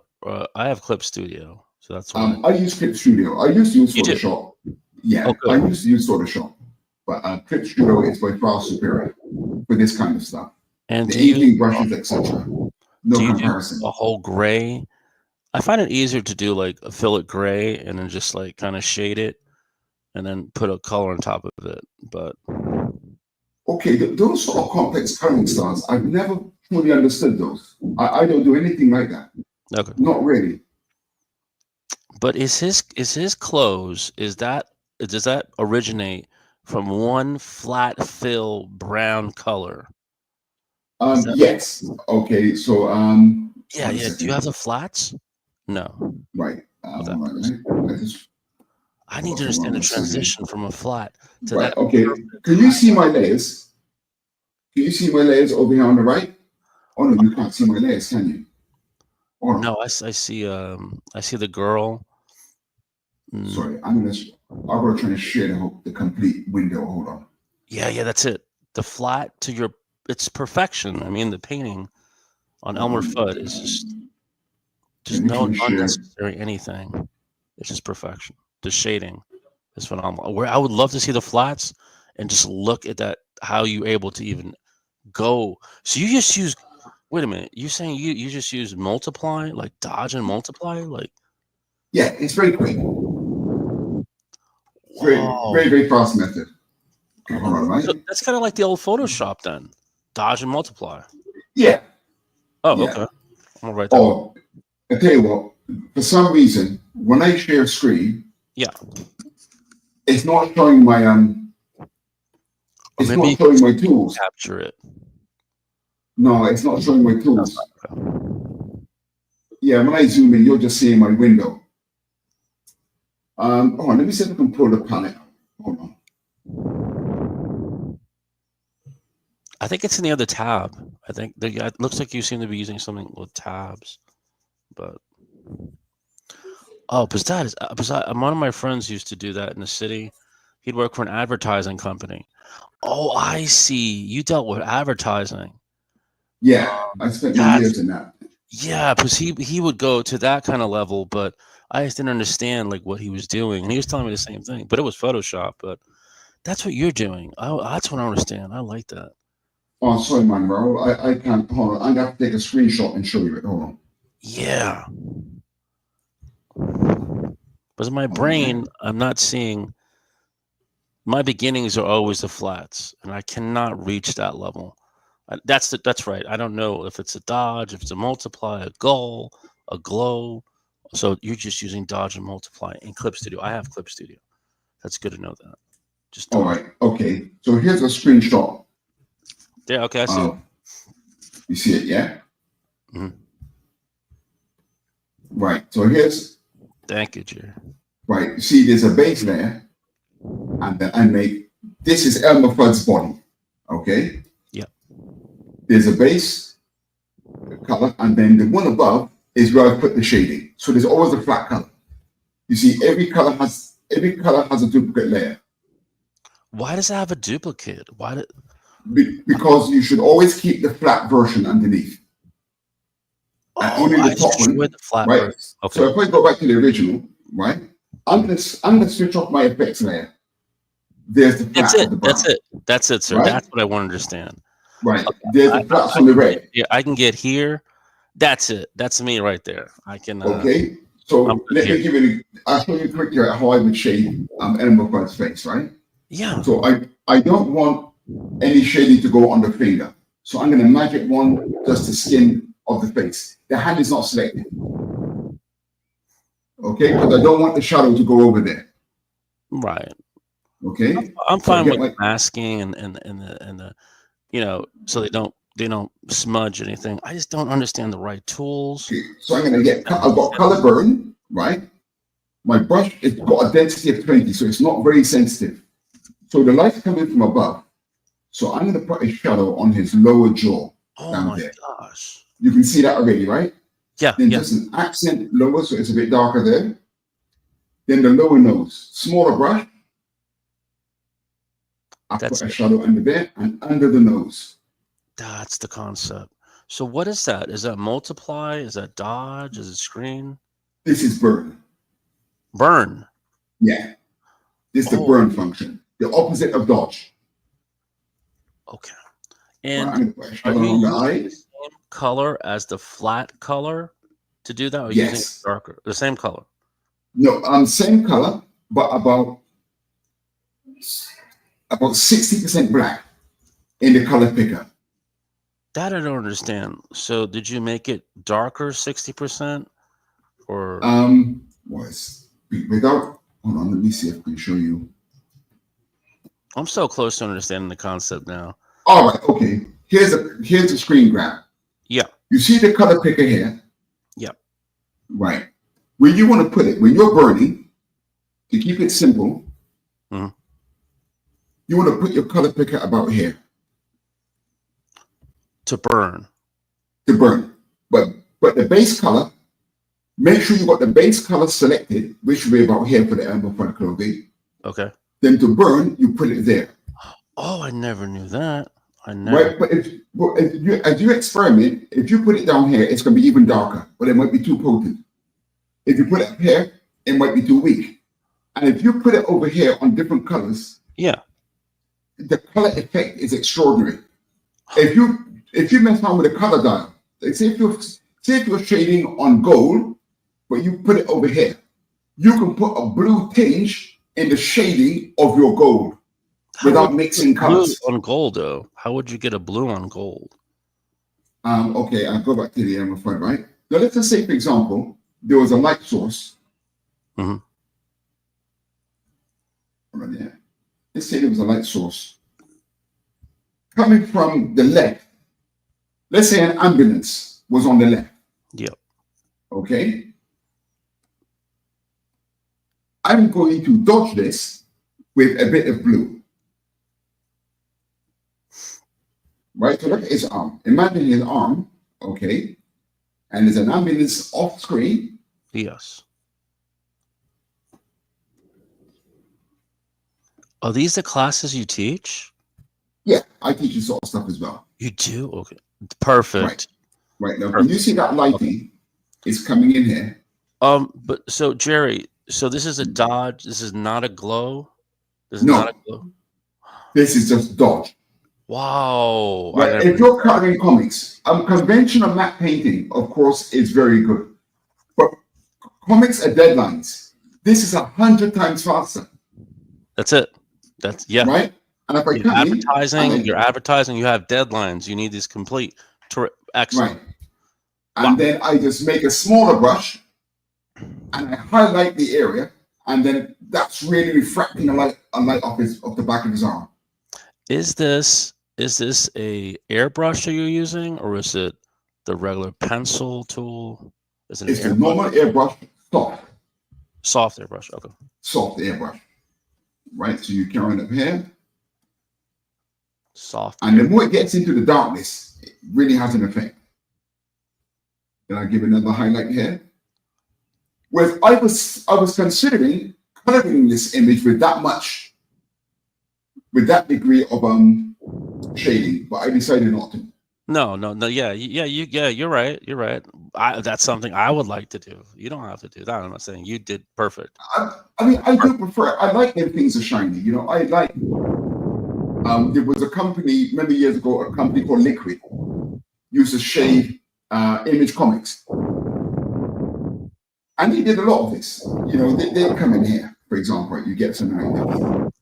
They put a highlight in here, Right. big highlight, but then you just get one part there, very, very shiny. And did you just do that highlight with Dodge? Yes, Oh, that was all Dodge. oh my gosh! Thank you, Now Jay. listen, Amazing. when I did not when know. I do a commission like this, right? When I do a commission like this, right, to shade all like this, I wouldn't expect to spend more than an hour maximum. Okay. Now, You another know, question Chris. for you. Another question. What about? I don't know. I see like fills. I see that they use fills. I don't want to use that. I don't see you using any weird triangle fills, shadows, hard edges. I like the air. I like this look. I like this look. But I don't know. I've seen them using like triangles and they cut it. Triangles. No, you see, I'm not industry trained. I'm self-taught, Right. and there are a lot of techniques out there that I see the market at large using. I'm not actually aware of those because I'm very, very self-taught. I found a lot of this stuff myself. So what I'm doing might not be actually technically a good idea, but I do know that normally in a race, I beat most colorists to get to a certain standard of illustration. Yes. That's what it takes, and no, it looks perfect. Okay. I don't see any strange that's what I'm saying. I don't see any strange hard edges. That's what I do. I'll throw out like these strange hard edges. Oh, good. So this soft, and this Dodge brush. Okay. Yeah. Like last thing I'll show you is I do a lot of caricatures. Like Like caricatures. like Chris was saying, yeah. So just have a quick look at this, right? These caricatures shouldn't take me more than 30 minutes to about 30 to 45 minutes. Right? Right. Oh, so wow. Right? So I do a lot of work for the Indian Association. So there's a lot of Indians, right? This lady. And this is all dodge and burn. That's what I want to know. Very quick. You shade like this, right? It's going to take, you can shade that lady. It definitely should not take you more than 30 minutes to do that. 30 minutes. Right. From flat colors. You see, if I come in here, right? So see the Dodge. Oh, wait. Right. So the burn is the highlight. The burn is the burn is the shadow, and the dodge is the highlight. Right? Like, there's her flat face. Okay. That's the first burn, but then they wanted a complexion lighter, so then I made her complexion lighter. And of course, her blusher is on a separate layer.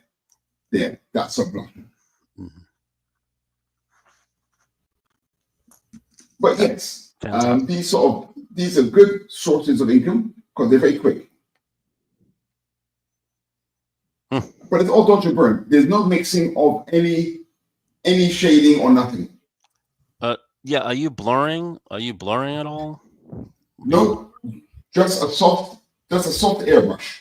That's what I want to achieve. Yeah, because I get lost in the blurs and the smears and the fingers, and it just loses everything.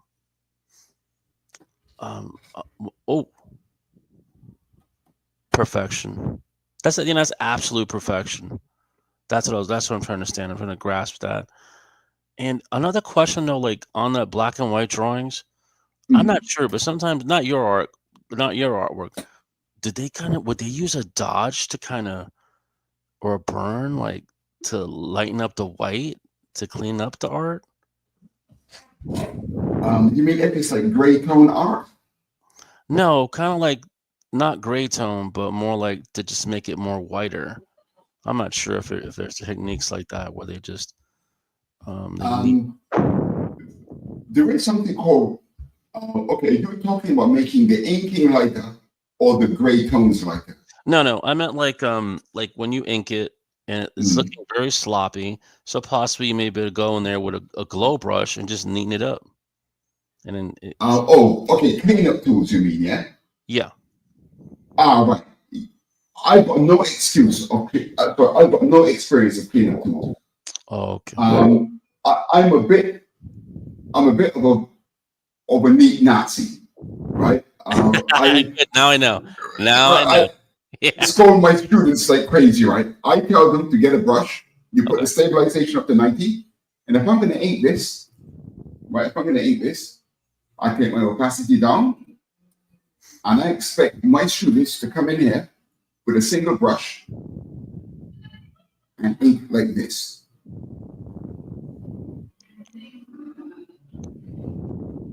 You come to the inner detail, and this should be thinner. Oh, now, okay. You said is this kind of should be. I don't even understand. I don't even know anything about that. But that's gonna know that. Right. So take off the sensitivity. You can then get some emotion going into the inking. Oh, okay. Right. It's the irregularities of the lines that gives it the organic feeling.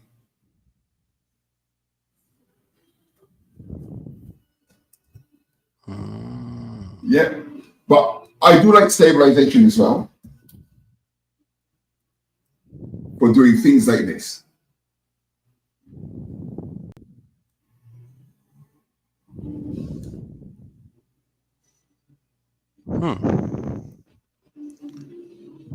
So, but no cleanup. I never do cleanup. No. So do you like go from stabilization and switch off stabilization and then go back to stabilization? There's no button to do that, right? To get something stable. No, you got to switch. You got to switch it off manually. Yep. It depends on what I'm shading. I may or may not stabilize. That's wait. Was this pencil or was this done digitally? This is done digitally, but I put the pencil. I want the pencil to feel natural because I still like traditional drawing. So I draw digitally the way I would traditionally. So my sketching, my penciling, I try to be as organic as possible in this way. I see. But you know what I've been seeing, Jerry? With the comic book jobs, there's a girl I'm talking to. So she kind of does pencils, and she get paid for pencils, but she does them digitally, and then they ink over her digital pencils. I didn't know that was possible. I didn't know you could do that. Definitely, I've not drawn on paper for years. It just say not I have anything against it. It's just like it saves time. That's all. When they wanted pencils, they really wanted pencils. Well, if a publisher does, you have to do that. But as long as I'm working for myself or a publisher that accepts digital pencils, it's easier. Otherwise, I would have to scan the page to send to the inker. It doesn't make any sense. So you're saying that these companies are more open to digital? So if I want to do digital pencils, I could do digital pencils. I didn't know. I don't think they might. I don't think there's an actual preference by most companies, but I do some independent publishing. I prefer digital pencils because it's easier for me to fix. But as a teacher, I do not preach this as a rule because if you go to a Comic Con, if you can't draw on a piece of paper, you're going to lose a lot of credibility. Oh, see that's yeah. That's So you got to keep both going, in my opinion. Yes, that's I didn't understand. Like with these companies, how could they be accepting and paying someone that's doing pencils digitally? I understand the inks, but when I saw that she was getting paid, I said, "Wow, I thought you had to do this, on paper." But I know, right? And then like you're at a convention, they're not going to buy something digital from you. They're going to want to No. buy a sketch. So, oh, you know, from caricatures, right? Are you selling your caricatures digitally, or are they I actual? sell both, but most are digital these days. So people are more open to that. Okay, that's going to know that because it was years ago when I was doing the caricatures. Years ago. Most people still prefer traditional because they want an authentic thing. But a lot of my clients are corporate, so Right. they don't mind that so much. But a private commission, like a member of the public, they're probably going to want one other piece of paper. So yeah, when I do live events, for example, there are some live caricature gigs that I do that are digital and we print it out on the spot, but the majority are traditional. And so, what do you, Jerry? So, what do you think about, like 3D models as a reference, like a base reference? Isn't that kind of like you're drawing off of it? But I don't. A lot of people use that now. Yeah. It's kind of put people like me out of work because, you know, I'm busy teaching people anatomy.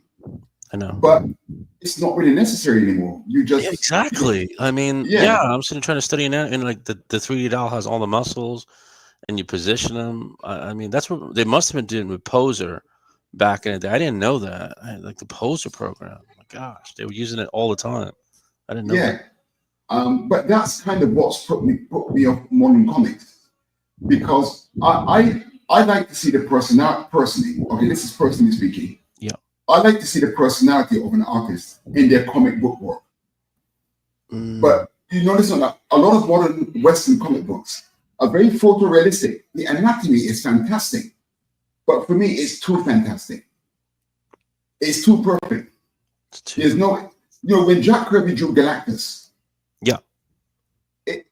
it looked like a Jack Kirby drawing. I'm still like that. You know, I want things to look like the person that's drawn it most of the time. Yeah. I prefer the interpretation of the artist. So a lot of modern comics I don't buy anymore because it's lacking that. Oh, right. That Like Jack Kirby has his big lines. You know, this one line is a muscle. This is another muscle. Right. So more of the personality than a photorealistic. For me personally, yes. But you know, if the market has gone towards photorealistic, then the publishers have to go in that direction. And old gits like me, we just have to just go and die basically. But that's why I don't like a lot of the modern comic artists. I mean, they're great artists, they can draw, but okay, listen, I'm very old school, right? I agree with people using references for things like kinds of tanks. If someone asks you to draw a Spitfire airplane, right? Well, you're going to have to use a reference. I mean, who knows how to draw one of them out of their memory? It's just not possible. No. But this habit now of drawing from reference, I can't quite accept that. To me, that person's not a comic artist. The difference between a comic artist and the average artist is that we can do that. I remember my art A-level teacher, she gave us an assignment. And of course, I'm a comic book guy, so I've gone off and drawn it from imagination. Exactly. Right. When she discovered that I did it from imagination, she was speechless. But I didn't understand what the fuss was. What? No, you see, Raul, I thought she could do that as well. This is before the days of the internet. I didn't have a clue that I should be using a reference. And she was shocked. And then after that, she started giving me commissions for her private clients. Oh, terrific. But I don't, that's right. I don't even know what's happening more. Really? So someone was in shock that you were pulling an image out of your imagination. What? Yes. Yeah. And I had no idea that it wasn't normal because I'm looking at Jack Kirby and Gil Kane and Jim Starlin. Yeah. And there's no internet. I don't even know if these guys are using references. I've assumed that they're not. I'm just trying to learn the human anatomy and how to draw things in. If a person walks through a door, if a door is, I don't know, 2 meters, or you're metric, so you're not metric, right? if the average door is say 7 foot, Yep. and the average man is say 5'9", you know, I'm averaging a guy walking through the door and where his head is in proximity to the door frame. Correct.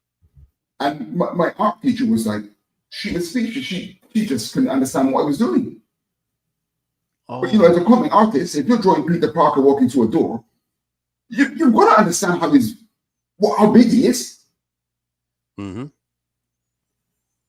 That's true. I mean, like, I'm just saying, like, back in the day, they didn't have all those 3D models that you could. There was no 3D models. There was I none. heard that some of them did have certain references that they used, right? But I totally wasn't aware of them. That's true. I honestly, Jerry, I think that's why these guys made it. I keep telling my friend Tabitha, I keep telling her, certain guys made it because they must have had money and they must have had the right computers and they must have had the 3D. And I bet they had some kind of AI back in the 90s, and that's why they made it. Now, when I look at people like Rob Liefeld, the reason why I like Rob Liefeld is that he drew things incorrectly, technically speaking. But what I liked about his drawing was the attitude. Right.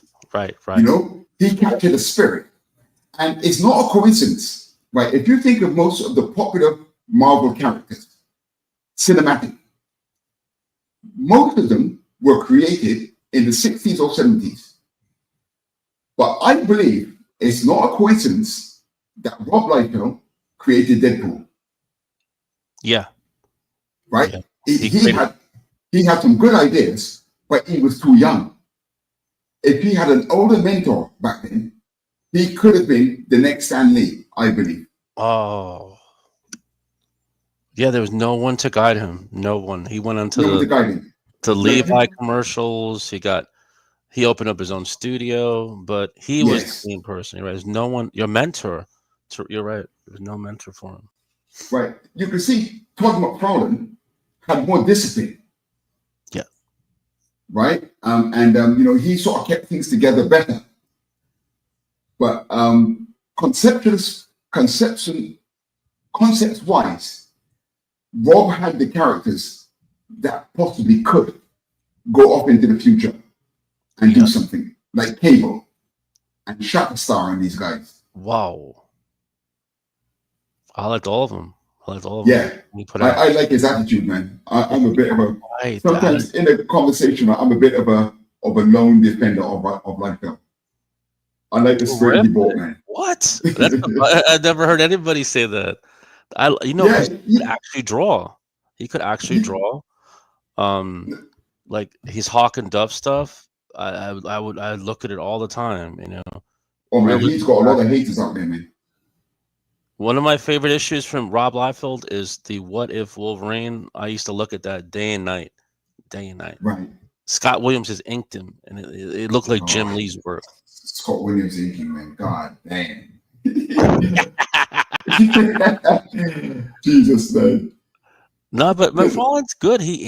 When he inked Liefeld's, the Cable stuff, any of that stuff. This brings back memories of me trying to capture that.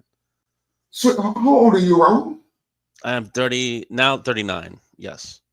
Okay, right. Yeah. You were right there for those early years. Yes.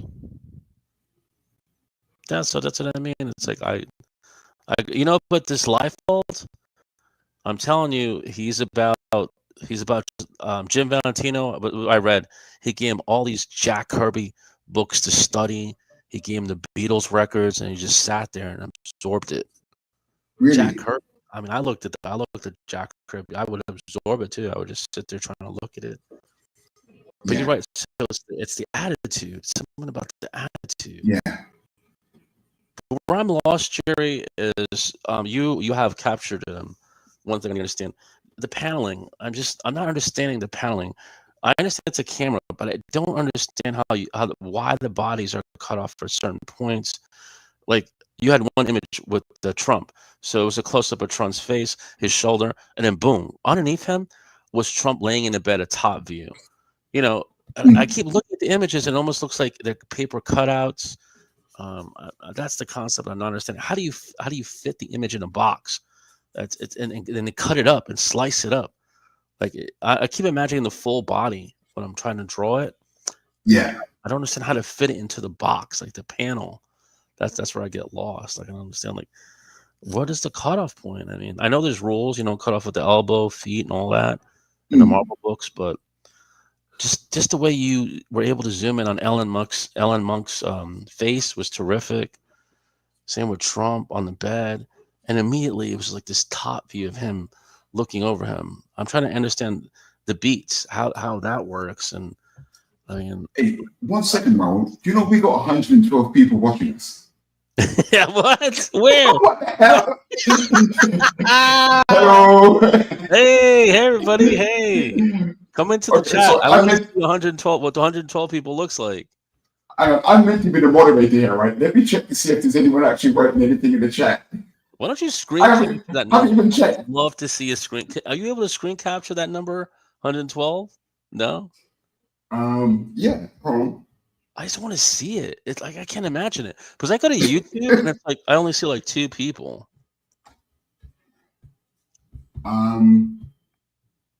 It's 87 from Madness, 23 from Critical Blast, then Madness Entertainment, and then 1 from Make TV. Wow. You're right. Critical Blast. Yeah, it's another company. You're right. Okay, can you see the screen capture? Yeah, let's see. There. What's it, like 112? Oh my god. Yeah. Was I was on with another friend, and around the late night times, right, it just spikes up. I don't know, during normal hours, not as spiky, but late night times, you're right, up to the hundreds. I don't know if there's a whole other time zone that seems to be flying in here at this time, and they should really come into the chat so we can find them out. I see they may be in the YouTube chat. Sorry, I don't see anything in the chat here. Comments, unless I'm not looking at the right chat. I'm still new to all this. How difficult was the this whole admin thing to learn? Well, not super difficult. I had a basic idea of it already because I've been looking at streaming for a couple of months now. So I've got OBS and I've been learning how to edit videos in that. So I had a little bit of an idea of what to do. So you mentioned OBS. You mentioned OBS, Jerry. So I was trying to explain to Chris that there seems to be an OBS. There's a camera, and it's not really a camera. It's like a different kind of camera. I forgot what it was called, but I think he just needed to click that. Why wasn't he able to like project his desktop or iPad? I don't know. Like Chris might need to get some assistance from you, Jerry, so they could be on stream. Yeah, I'm still learning a lot of stuff. I'm trying to learn it as best I can because it's quite an important part of what we're doing. It's true. He might have something disabled. Darn it. But I thought we had tested everything. You know what Pops was saying? It's a good idea to come in at least 15 minutes before the show. Yeah, test definitely. out the mics, test out the cameras. I never knew that either. I always come in when other shows when they're running. I just didn't know to do that. It's not a bad idea to come in 15 minutes or something before the show. Yeah. Sorry, you was asking me about the paneling, right? Now, so many years of studying these beats and zooming in, and I don't understand why they frame the character a certain way in a box like Trump. And you had your Trump pages are good examples. Why did you frame him in this way? And then Elon Musk's face is next. But the composition, everything was so balanced and perfect. Okay, Raul, I'm going to tell you a story, right? Check this out. I don't know if it's the theory of threes. We got the crosses. I don't know if it's that. I don't know if it's but I don't use that theory. I don't know if it's a triangle. I don't know if it's Michelangelo's theory. I don't understand any of it. All right.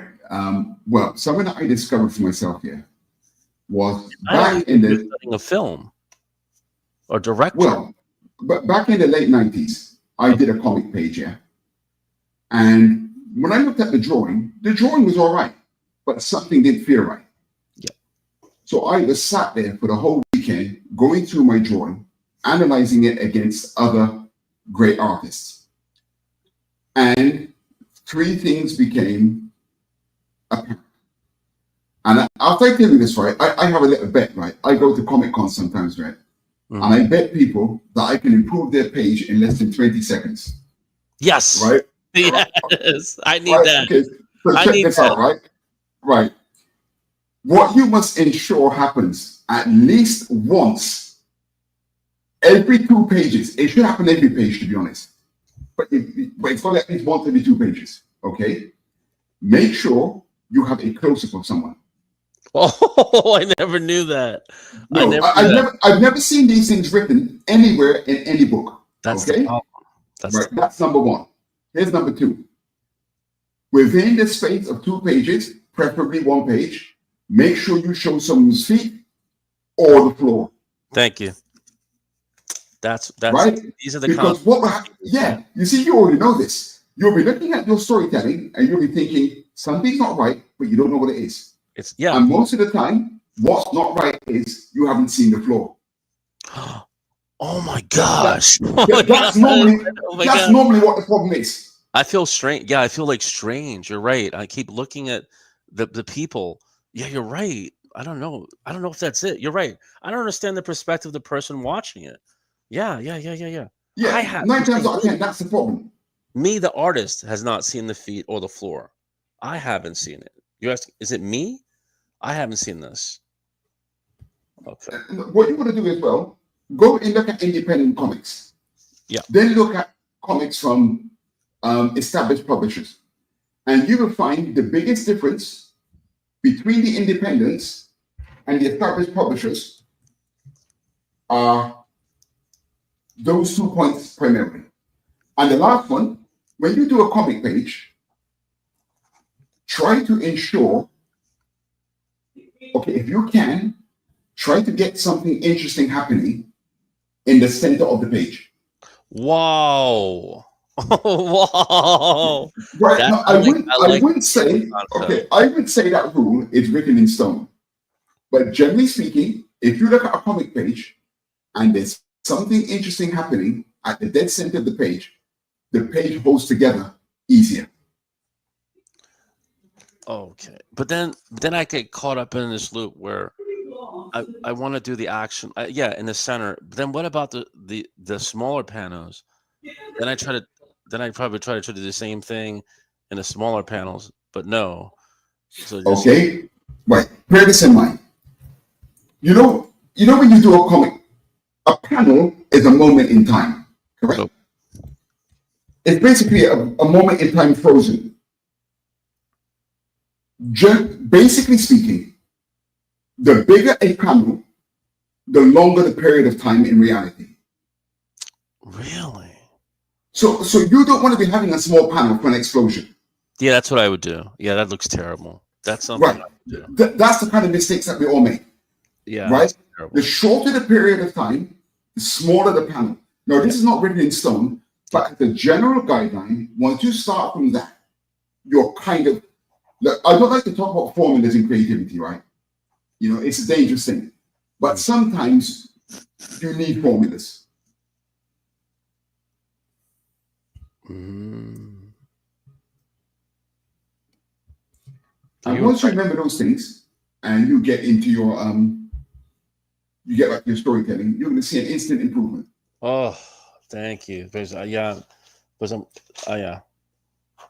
notating it. At the center, we want to show the ground, the feet. You definitely want to do a close-up, as you're mentioning, and a longer beat is a bigger panel. Right. I'm doing you're right. That's my issue. An explosion in the middle of a small panel. I mean, that doesn't make any sense. The composition is so off. Yeah, as soon as you start doing it, you'll realize it suddenly becomes like, riding a bicycle. It suddenly becomes very clear to you what the problem was. Oh, good. Oh, good. Good. I know. The only thing I'm lost on is just the. Oh no! But you said to follow those rules. Yeah, for some, I keep thinking like, should I slice? And it always seems like something evil. Like when I go to draw, like you have I have the full image of the person, and I have to like dissect the person, like cut at his neck or cut at the arms, and I'm taken back by that. Like, what is this? Why am I putting the picture inside of a box? You know, that's where I'm seeing Okay. pinups. I can show you something now, right? That check to see if any of your drawing has this, right? You see this picture of the thing, right? Imagine if this was a comic, right? Oh, okay. And we had a close-up of his face. Yeah. Should I show you the most common thing that most inexperienced comic artists do? Yeah. They do this. They will draw a panel like this, where you can see all of the head. Now, there's nothing wrong with that, but you will see that another artist might come in and do something like this.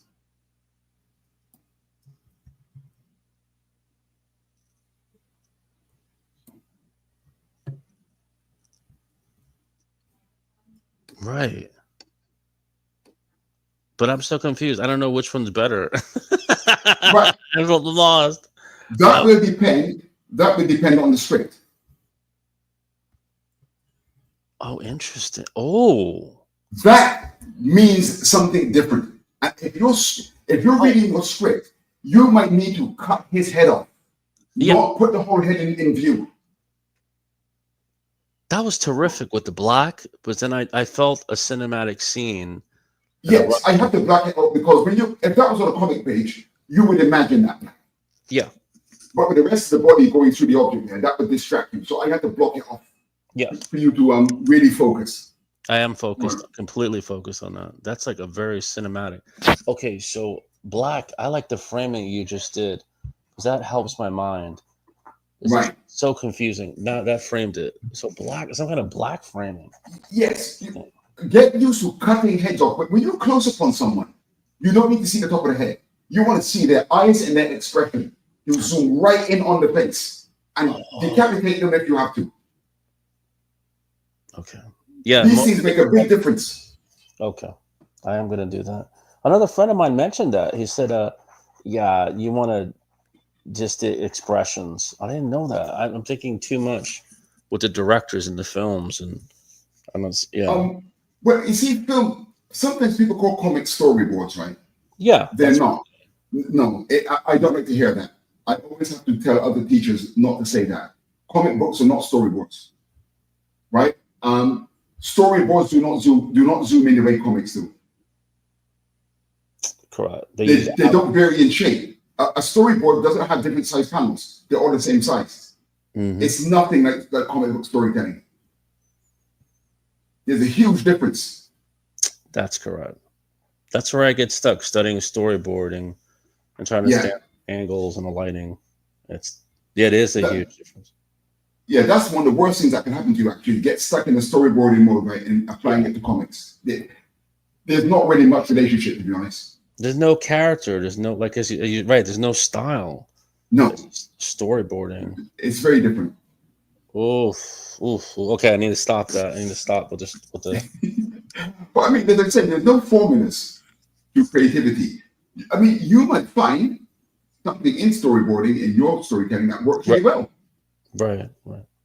You know, as I said, there's no formulas for creativity. No. But the thing that I just told you, I tried and tested. I've seen lots of artists do them. They've worked really well. And I would recommend them to anyone. I am. Thank you, Jerry, sir. Thank you. I'm going to do that.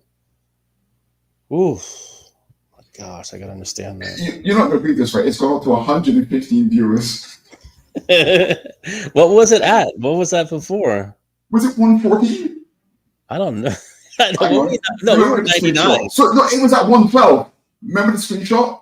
Oh, yeah. What is it now? 115. It's gone up.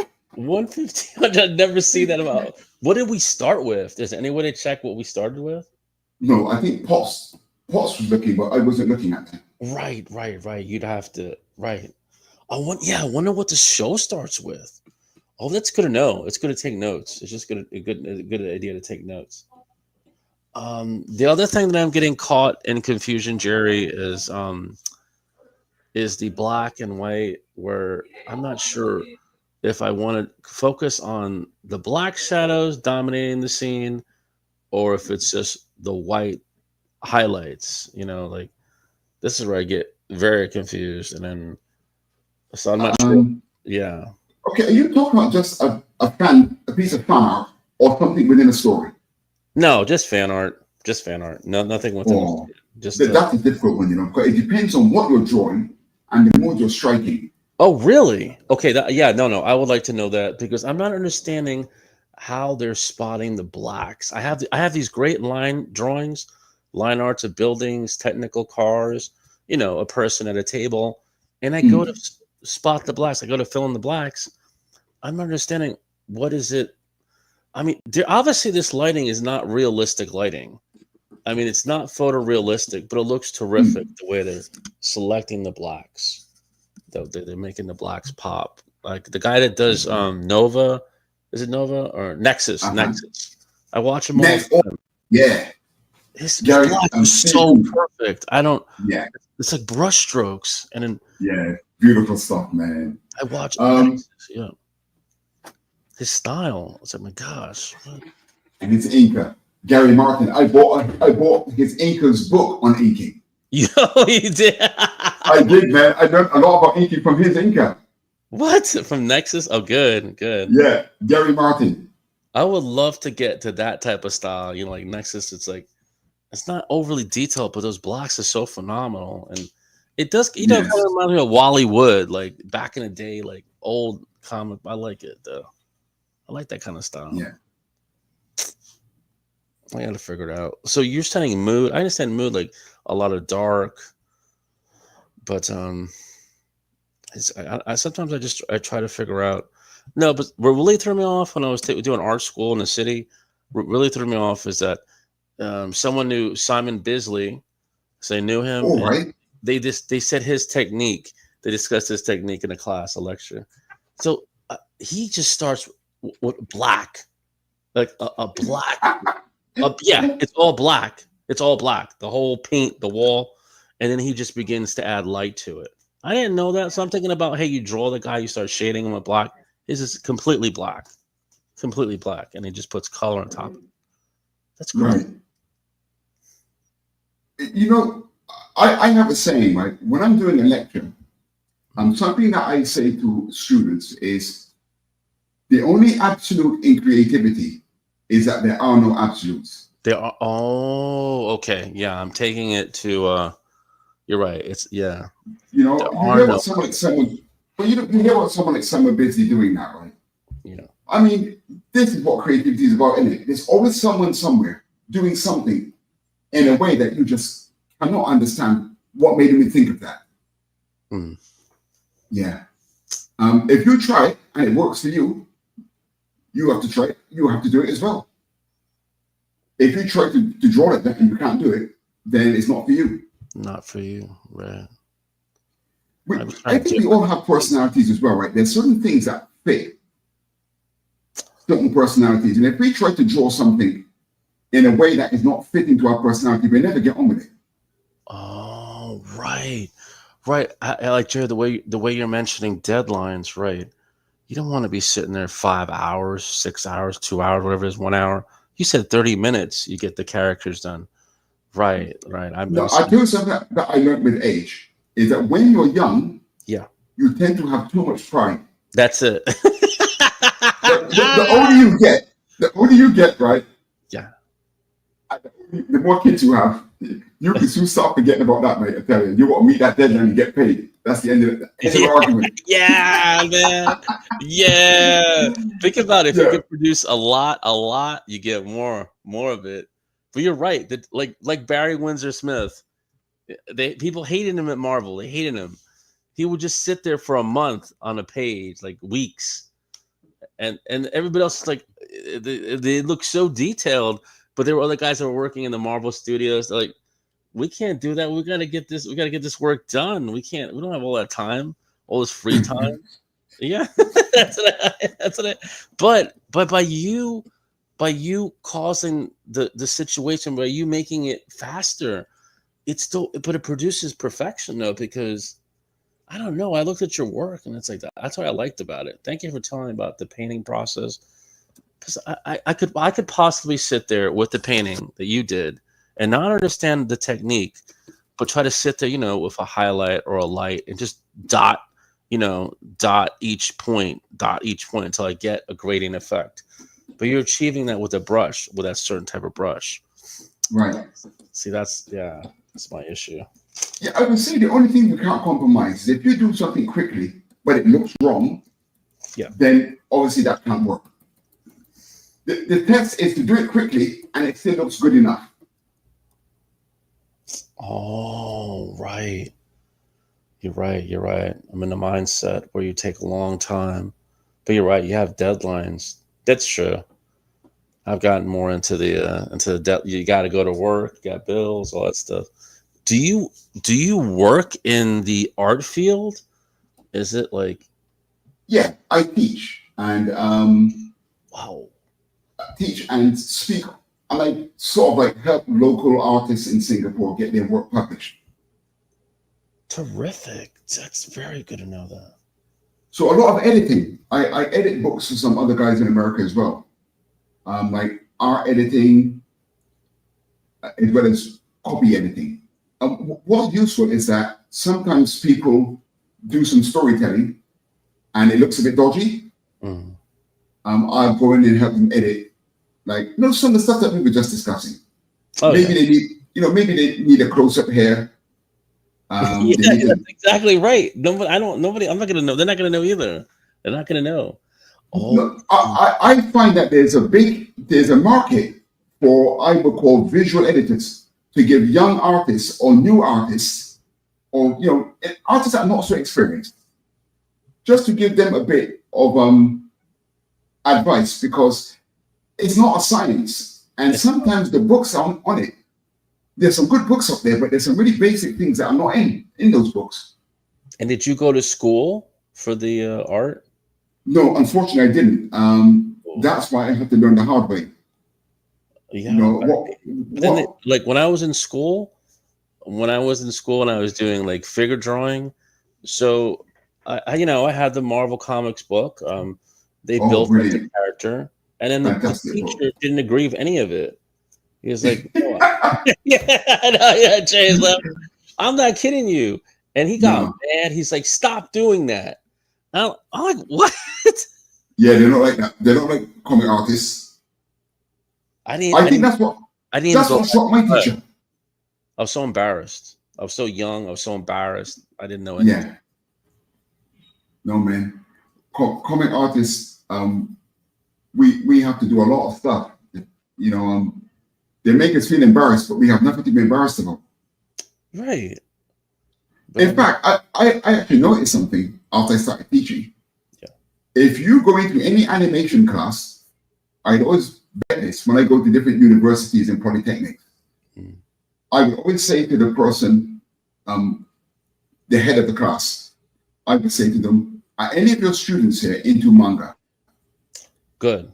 And when they point them out, I would immediately say to them, that person is in the top 5% of your class. Am I correct or not? And every time it's true. Oh. The people that are into comics, in any animation, visual storytelling, storyboard, script writing, doesn't matter what it is, they will be in the top. They'll be in the top part of the class. Whoops. I didn't keep track of my light source there, so I made a mistake. Oh, at least you caught yourself. Yeah, that's better what I've done now. Okay, so the thing is done. Oh, I need to put a shadow in there. The thing. The thing is done. Terrific. It has the Kirby feel. Let me show you a quick trick that I picked up, right? You see him? Kirby? For drawing a shadow, right? You see him, right? I really wish you had a trick for the backgrounds in regards to shadows. Okay, here's one, right? I'm gonna highlight him. Yeah. Now I'm gonna fill this with a texture of pencil. Huh. Uh-oh. This is very nice lighting, though. Okay, so you are filling him with the texture of pencil. Is that a separate layer? I mean, yeah, separate layer, right? what kind of pencil is it? Is it just the standard pencil? Yes, design pencil. Okay. Right. So I'm gonna fill it with black. Yeah. But I want it to have that texture, you see. So when the brush is huge, so it's actually gone up. You can see what it's doing to my computer. It's very slow. Jerry, be careful. Right. I've been there. But I can't just fill it with black because I need texture. You're almost there. Okay. Are you making it all black with the pencil? Yeah. Okay. This is not an airbrush. Okay. No, this is pencil technique. Pencil texture, right? Yeah. So I'm also gonna Pencil. make a whole layer of white. Okay, wait. So you have your drawing, and then you have another layer above it of the pencil. Yeah, I put this is to make a shadow, right? Yeah. So this is shadow. And I just made another layer Of white, you said. of white, right? And this is called whiteout, W-O. Wow, I have no idea how to do that, but I like it. Okay, I'll show you in a minute. Right, you put this under the pencils and put the shadow under the whiteout. Now, I'm going to compress this shadow. How would you compress it? Oh, Transform. And the shape of him, right? It won't be perfect. Terrific. But there will be a certain degree of it that looks very much like what he is. Oh my gosh, I'd never even guessed that. So that can work with anything, couldn't it? Yes. Yeah, it's a very quick way to draw a shadow almost anything. Oh, really? Right? All you need to do now is go in and of course the shadow. Sorry. Wow. But I get the pencil. Being compressed. Because it is a realistic shadow and it is being compressed. Oh my gosh. Yeah. Hold on. Compress the shadow. Sorry. You need to put a bit of shadow under the toe. So the shadow would come down here and it's just slightly under the toes. That's a terrific shadow. That is terrific. And it's going to hug the toes here. His hand, right? Can you do that? Could you compress his hand? No. How did he compress his hand? Yeah. Do you think you could, just to generate a shadow above his leg? Do you think? Yes, I would do that in a separate layer, right? Is that possible to do that at that level? Like, okay, let's say if his fist is falling over here. I do this sometimes, right? Mm. Okay, I would fill this with black and then knock it back. Did you do that just now? Or yeah. I'm confused. Was that off of his hand? You already like. Oh no, I do that with a lasso. Oh, you just drew. Okay, yeah, I understand that. Okay, I meant like, should you just copy the fist the way you did, and then apply pencil? Yes, you could. That's what I meant. Would it equal that? Okay, this I'm gonna highlight the fist. Hold on. Yeah, no, I never even. I didn't even know what it would look like. That way, I don't have to guess. Yeah. Right. So. Oh, interesting. I'm going to fill this. I'm going to put some black shading in this fist. Right. New layer, of course. Here we go, Jerry. Yes, sir. You can, yeah. Perfect. Okay. So you got this is a new layer. So what is it you're putting above it? Just like a white layer? Well, this one. Okay. I will erase. Well, hold on, I will just change the shape of it now. I'm going to a free transform. Oh my gosh. What do you think? Oh, wow. That's the concept. Would you go with that, or would you continue transforming it? It worked. It worked. That's Right, now because it's legs of volume, I would warp it. to match the volume of the leg. Yeah. Okay. You know, the mesh. Oh, Right. sorry. Because you were dealing with a floor. That you were dealing with a flat floor, so there was no volume to. Okay. Yes, that's Interesting. right. Very interesting. So these masters might have possibly been doing that back. No, I don't think they were doing this. They didn't have the technology to do this. Not that technology. I mean, like, I've discussed with one of my friends who's a sculptor. I mean, I see a lot of Bernie Wrightston. I see a lot of his work, but I see like sculptures. So sculptures. I don't know if they're just sculpting the thing and then just like drawing from the reference of the sculpture that they make. I don't know if they're just doing that. Like they might have been. Yeah, because we cheat. We have 3D. So I don't think they had 3D, but they had clay. So possibly they molded like the skeleton or the zombie, whatever it is, Frankenstein. And then they had the lighting, and then they would draw it. Now we have 3D. We don't need the clay, but we sculpt it. I go and sculpt it and then just light it. But then there's it takes too long, Jerry. So I'm going to ask you a question. You didn't use a 3D model to pose this? You kind of just pose it yourself? I posed it myself. You did. Right. But you can see the very, very horrible pose here. Look. Okay. There's the very first draft of the pose. Excellent. So you find... Then it was fine-tuned to this. And then just fine-tune to that. Right. Because it takes too long to model this person. Like, yes, it takes a whole day, and then it sucks the life out of you when you go to draw.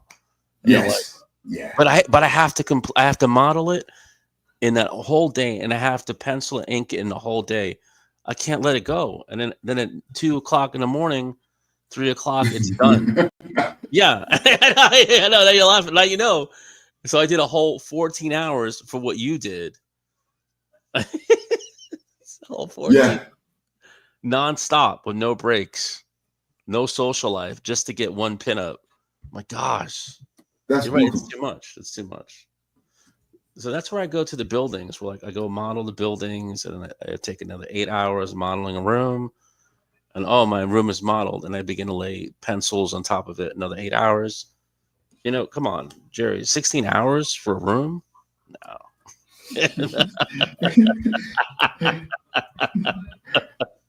20 hours for a panel? No way. I'm doing something wrong.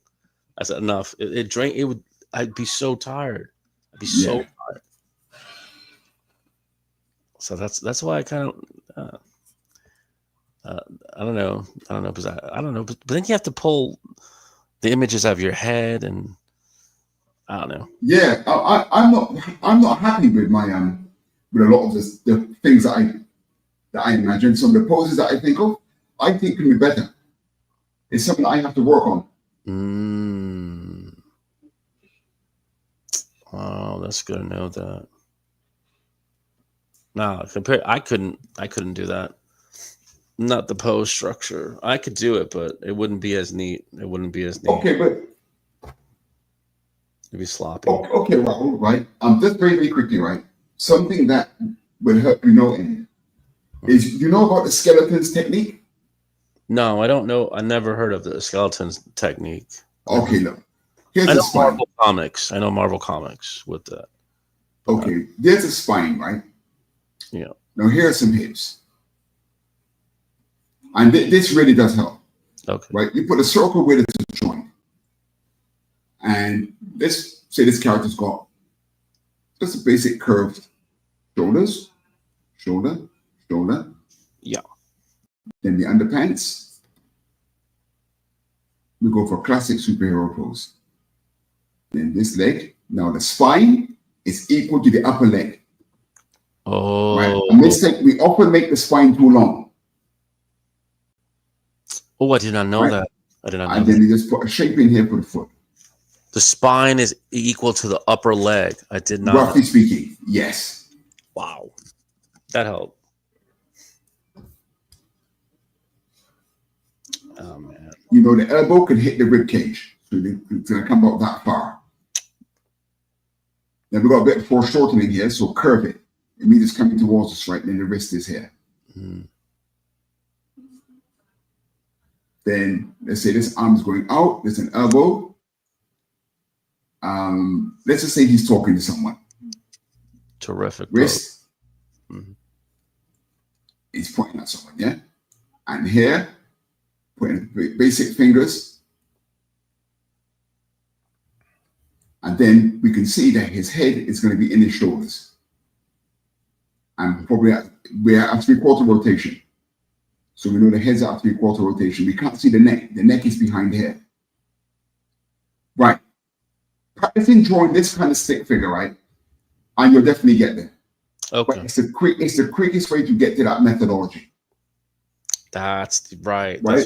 That's, Okay, you can look at this from without any drawing. You haven't wasted any time, right? no. His upper legs are slightly too long. So we shorten them like that.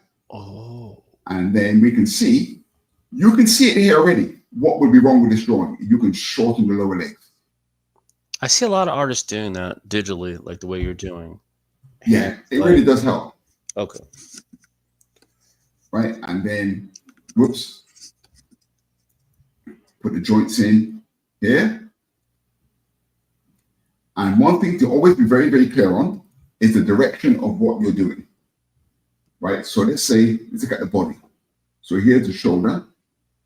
The volume of the body is going up the back. So we draw through the object. There's his back. There's his butt.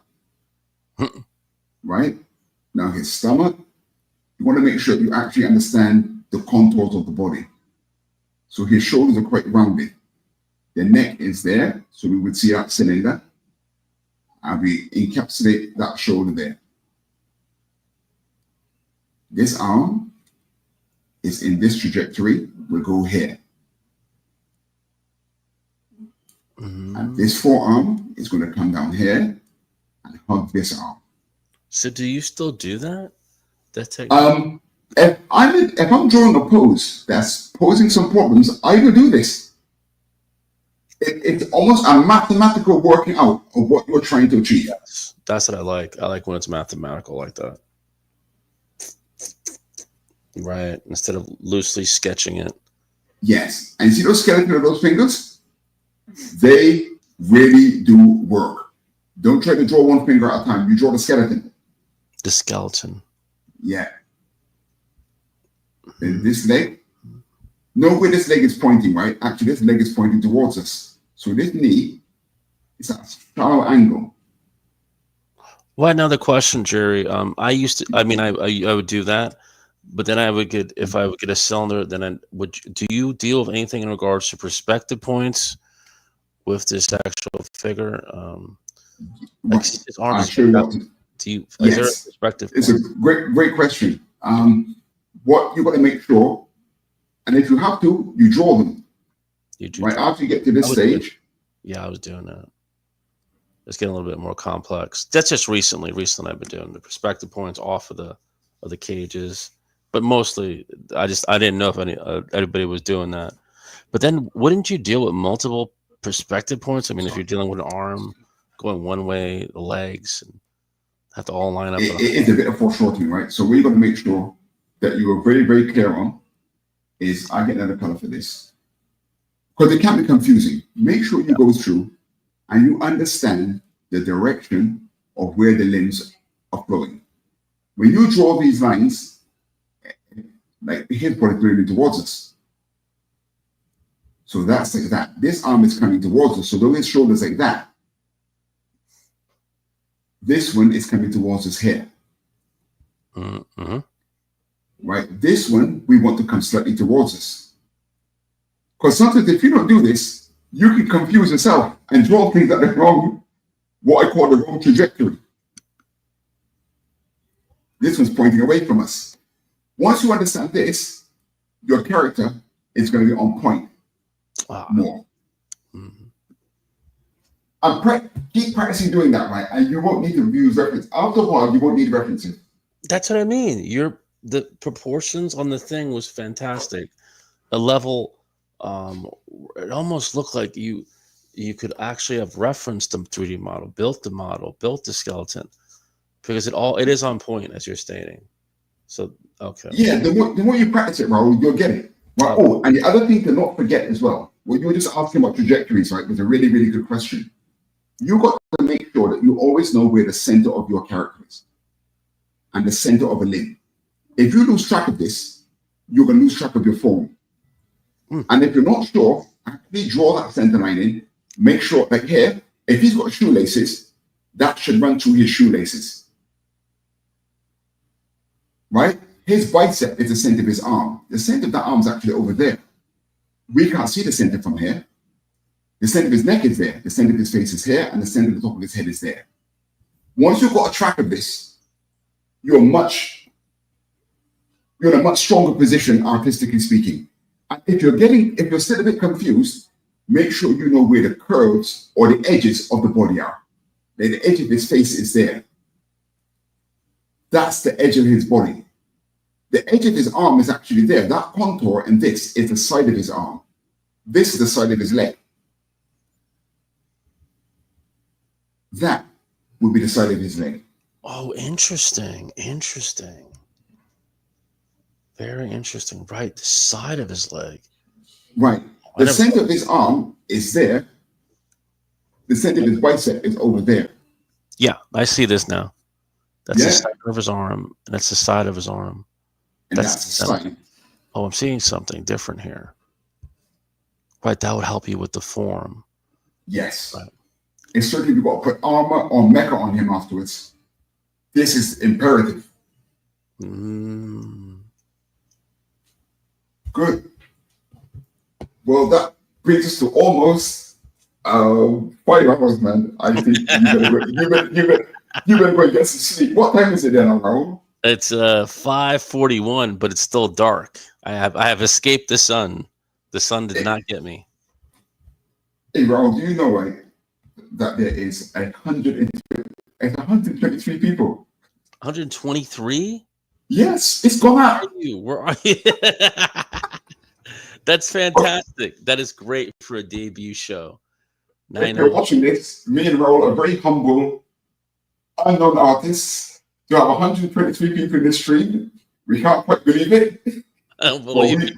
But we've been here for 5 hours almost.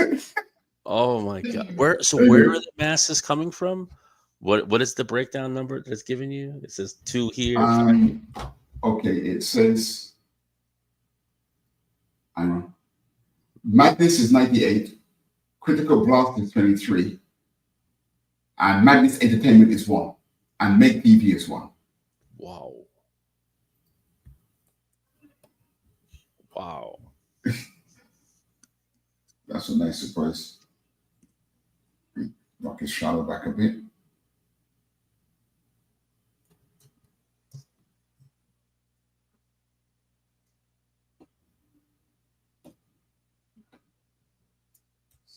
I hope I'm working on an art book for Thunder Zone Comics. Fantastic. I saw the pages. Fantastic. Yes. Okay, Raul, until next week. Hold on a second. Bear with us, everyone. This is our first time of moderating. I need to get the outro. Hey, you should have put my song in it. I needed my. Oh, okay. Next week, you're going to have a mix of Raul's track as well. It's not AI. Okay, so, with this many people watching, it seems like a bit of a waste, but I know. 5 hours, I'm really hungry, man. I've been here for 5 hours after. I don't want the sun to engulf me. That's what I'm trying. I'm trying to hide from it. The sun is about to rise. I try to hide from it. Okay. Sorry. Raul, look at this. Look at this mistake I've made. Yeah. Look at my thing, right? Look at how thick his ankle on the right foot is compared to the left foot. Right, because it's closer. See, if you don't concentrate, you'll do things like this. Hang on. Sorry, everyone. I'm not leaving yet. I cannot go to dinner with that mistake. Yeah, you're a serious artist. Dinner is waiting for you. Now, yeah, I keep seeing the artists doing this. I keep seeing. I have not Okay, I'm done going to any of take that. that Oh, lower leg in a bit. That looks more like it.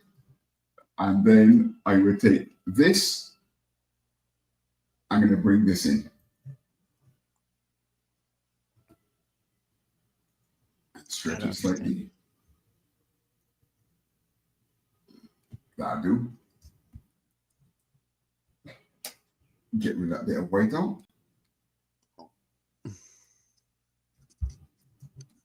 There, that'll do. that is great.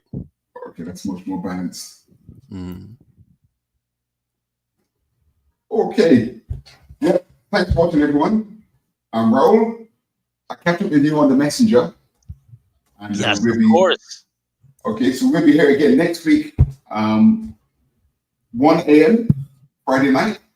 Raul, where can everyone find you? Yes, you can find me Raul and T Drawings on YouTube. That's where I post some game things that I do. I put my some drawings as well. You can also find me here. You got my Instagram. I gotta remember it. I don't remember it right now. But Raul and T Drawings on YouTube. Okay, nice one, Raul. Chris has gone off earlier, and I'm Jerry Judge Hines. You can find me on Facebook, Instagram, under Jerry Judge Hines. And I've just started my YouTube channel and my Twitter, which will be being populated over the next few weeks, but you'll certainly find me on Facebook and Instagram already. Thanks a lot for tuning in. We'll be here again 1 a.m. Eastern Time, Friday night. So without further ado, can I actually get this to play? I know this is his first outro. This is the debut show. We're trying to see if he could do it. Go, Jerry. You could do it. No pressure. This is the first show. The first show of many. It's not working. Uh-oh. What the hell? Oh, no. Oh, no. I meant to, let me see if I meant to change anything here first. I don't even know how to do that. I mean, I wouldn't. Oh, my gosh. We might just end, like, on the end without the outro. All this time, we had all those hours to get the outro right. I commend you, sir. It's very... You'd have to have some knowledge, and you're just learning it. I couldn't even step up to the bat. Well, it's not exactly rocket science. You just you just click it, and it takes over the feed. Let me go to a different view here. Let's wake up, Pops. He's probably watching this video. Look at those idiots bringing disgrace to the brand. Pops, I can't sign out. I know. Yeah, you told him. You said, "Pops, it might be on for like 20 hours." I know. 100 hours. It's just not playing the outro. Oh my gosh, it's not gonna let us sign I'm trying out. to play the intro. It's not playing that either. I wonder if something's disabled. Oh my gosh, sir.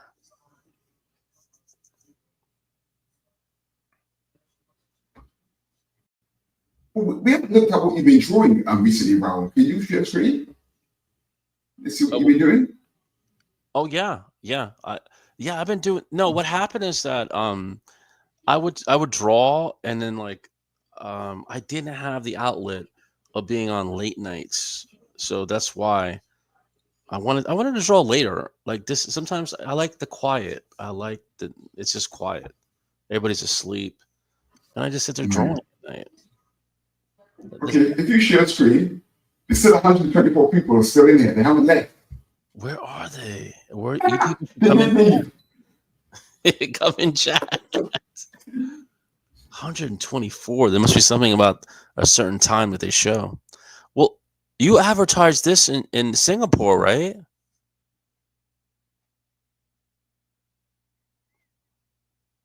That's like a whole other country.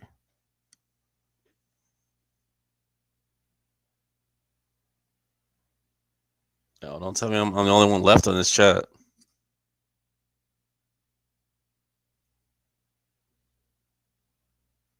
Oops. Sorry. Yes. I signed myself out by mistake. Sorry, Raul, are you sharing screen yet? Me share? I don't know how to Yes. share. Show us what you're drawing. At the bottom, can you see the window? You're drawing traditionally or digitally? I am digital. I have right there is what I'm sharing. I'm not messing with this. I'm on OBS. Oh, right. So what is behind your drawing right now? Yeah. What is behind? That's my drawing. I thought the screen's framed. You mean what part are you? Where else are you working at the moment on it? I'll move it for you. Oh, do you see it moving? Sorry, hold on. Is it moving? Yeah, hold on. I'm just trying to get you to more save the screen. Okay.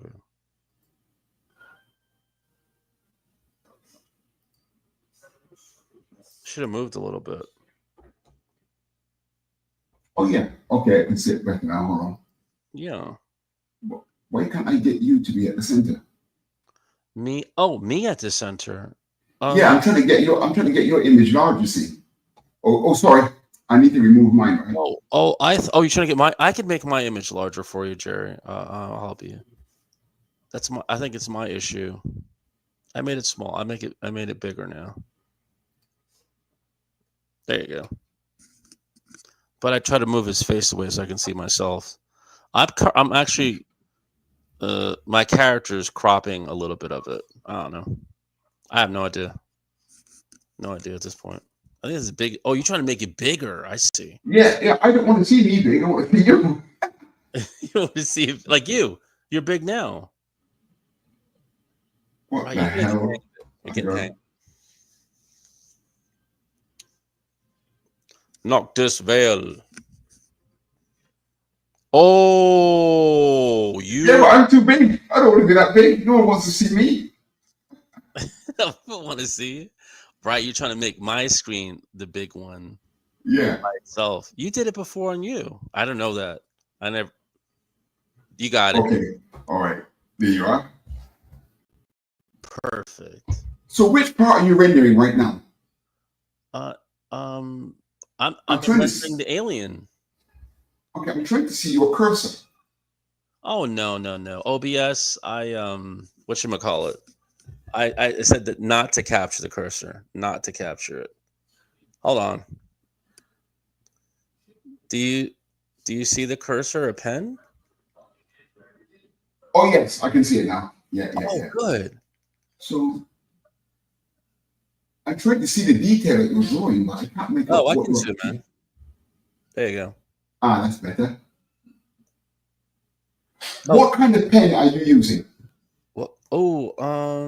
What is this? This is what kind of pen am I drawing with? Okay. Yeah. It's the Wacom. No, I mean in Clip Studio Paint, which pen have you chosen? Oh, I see.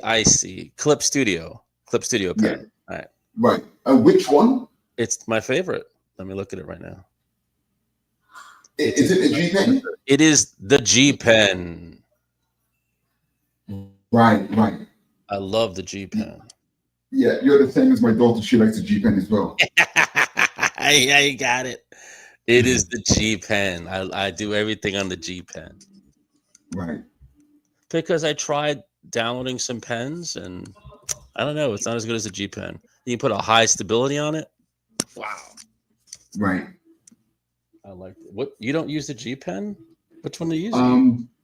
No, I use the mapping pen. Really? Yeah, that gives me a more stable line. Okay. I never ever used that ever.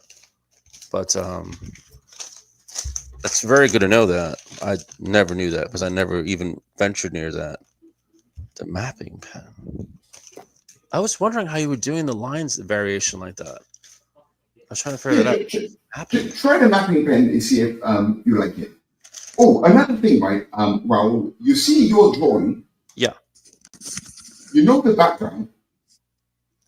The background? See the background, right? Yeah.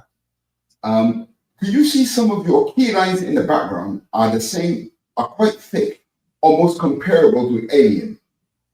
Yes, correct. Right. Sometimes try keeping those all lines in the background thinner than the lines on Alien. Really? Key lines. Oh, okay. Okay. I never knew Right. that. I never Right, because background, the thicker a line, the further forward in the image that object will be. So where do you want, it's like a cabinet or something in the background there. Yeah. Those thick lines make that come forward. Oh, right. So if you keep all of your background lines thin and all of your foreground lines medium and thick, like if you look at Alien's head, you see how thick that key line is at the back? Yes. Right, that key line on his outer arm, or is it her? Don't want to misgender anyone here. It's a her, right? It's Alien 2. It's a her, right? But the back of her arm, the line should be that thick as well. Oh, And you're even right. on the teeth. Right. Okay, I know what you're looking at now, right? You're What right. you're looking at in my drawing is this consistency of line. You see, even her teeth should be it's thick. If you think that key line on the back of her head is correct, the key lines on her teeth should be that thick as well. Let me see that. Oh, interesting. Uh-oh. Consistency of line. Oh, Yeah. my gosh. So from what you said about my drawing that you seem to like, I think that might be what you're also looking at. Yeah. I just kind of So draw. you see, even the lip, you know, when you draw those lips are really nice. You see that lip bent over her teeth? Yeah. Right. That line should be as thick as that line on the back of her head. Oh, right. All key lines. Even if it's a variable line, the variance from thick to thin should be consistent across all key lines. Oh, right. Okay, that should be consistent. Okay, so those should be consistent. But then you're saying that the background line should be thinner than that line. Thinner. They should be thinner. Oh, that's a lot to think about.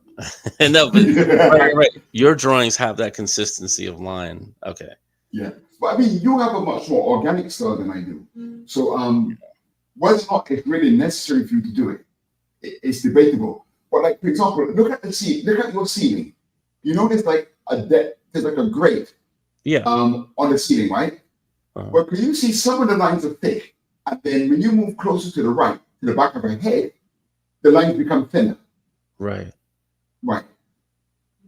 Those thick lines that are up there disturbs the rusticness of that background. Oh. It disturbs it, you said? But because it's such a nice drawing, you can get past these things. Okay, all right. So we've been here almost officially for 5 hours. I'm gonna try to play the outro again. Put that song in there. You should add like lighting to my song. Art Attack. I will try. We get all this time. We've already been here 6 hours. You should throw another 20 minutes and give it like a nice shining glow. The way my girl Tabitha would like watching me perform a song on the debut stream.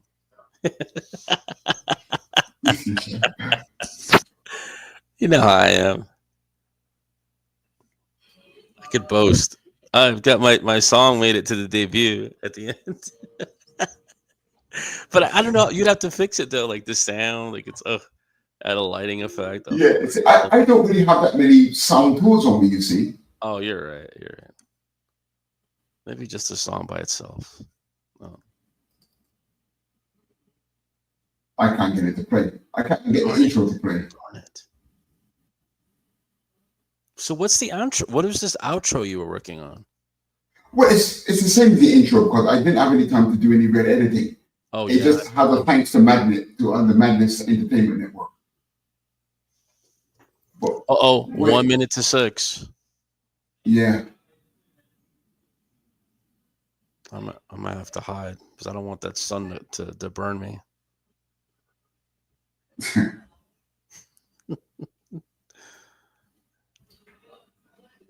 don't want to see that sun. Hold on. Yeah. Maybe I need to stop everyone sharing. Hold on. Let me. Oh, okay.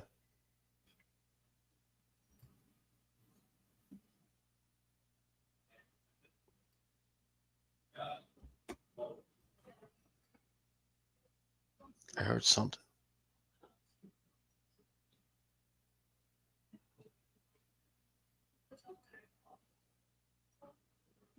No black man. No outro. What a failure. Oh no. You did good. You did good, sir. You know how to do the intro was fantastic. You know how to switch the cameras. You kept the chat very lively. That's all right. It's the first show. It was the first show. That's what it was. It was the first show. Yeah, everything ready, and I couldn't. It's a lot of pressure to get it all done. Like for 5 hours. I'd like to thank our guests that showed up today. We had RH Snow. Thank you for showing up. That helped us with the debut. Zaffo from Addicts. Great. We had Tank on here as well. Chris, thank you for showing up as well. Great pops. I heard something. Well done, Raul. You're a man of great stamina. Okay, thanks everyone for tuning in. There's still 129 here after we've been trying to sign off for 10 minutes. Same time, same place next week. Friday night, 1 a.m. in the morning. Late night art attack with me, Raul here, and Chris, and friends. And we'll be doing this again 7 days from now. Thanks so much for tuning in. Nice to Raul. I'll speak to you soon. It has been a pleasure, sir. Cheers. Bye-bye.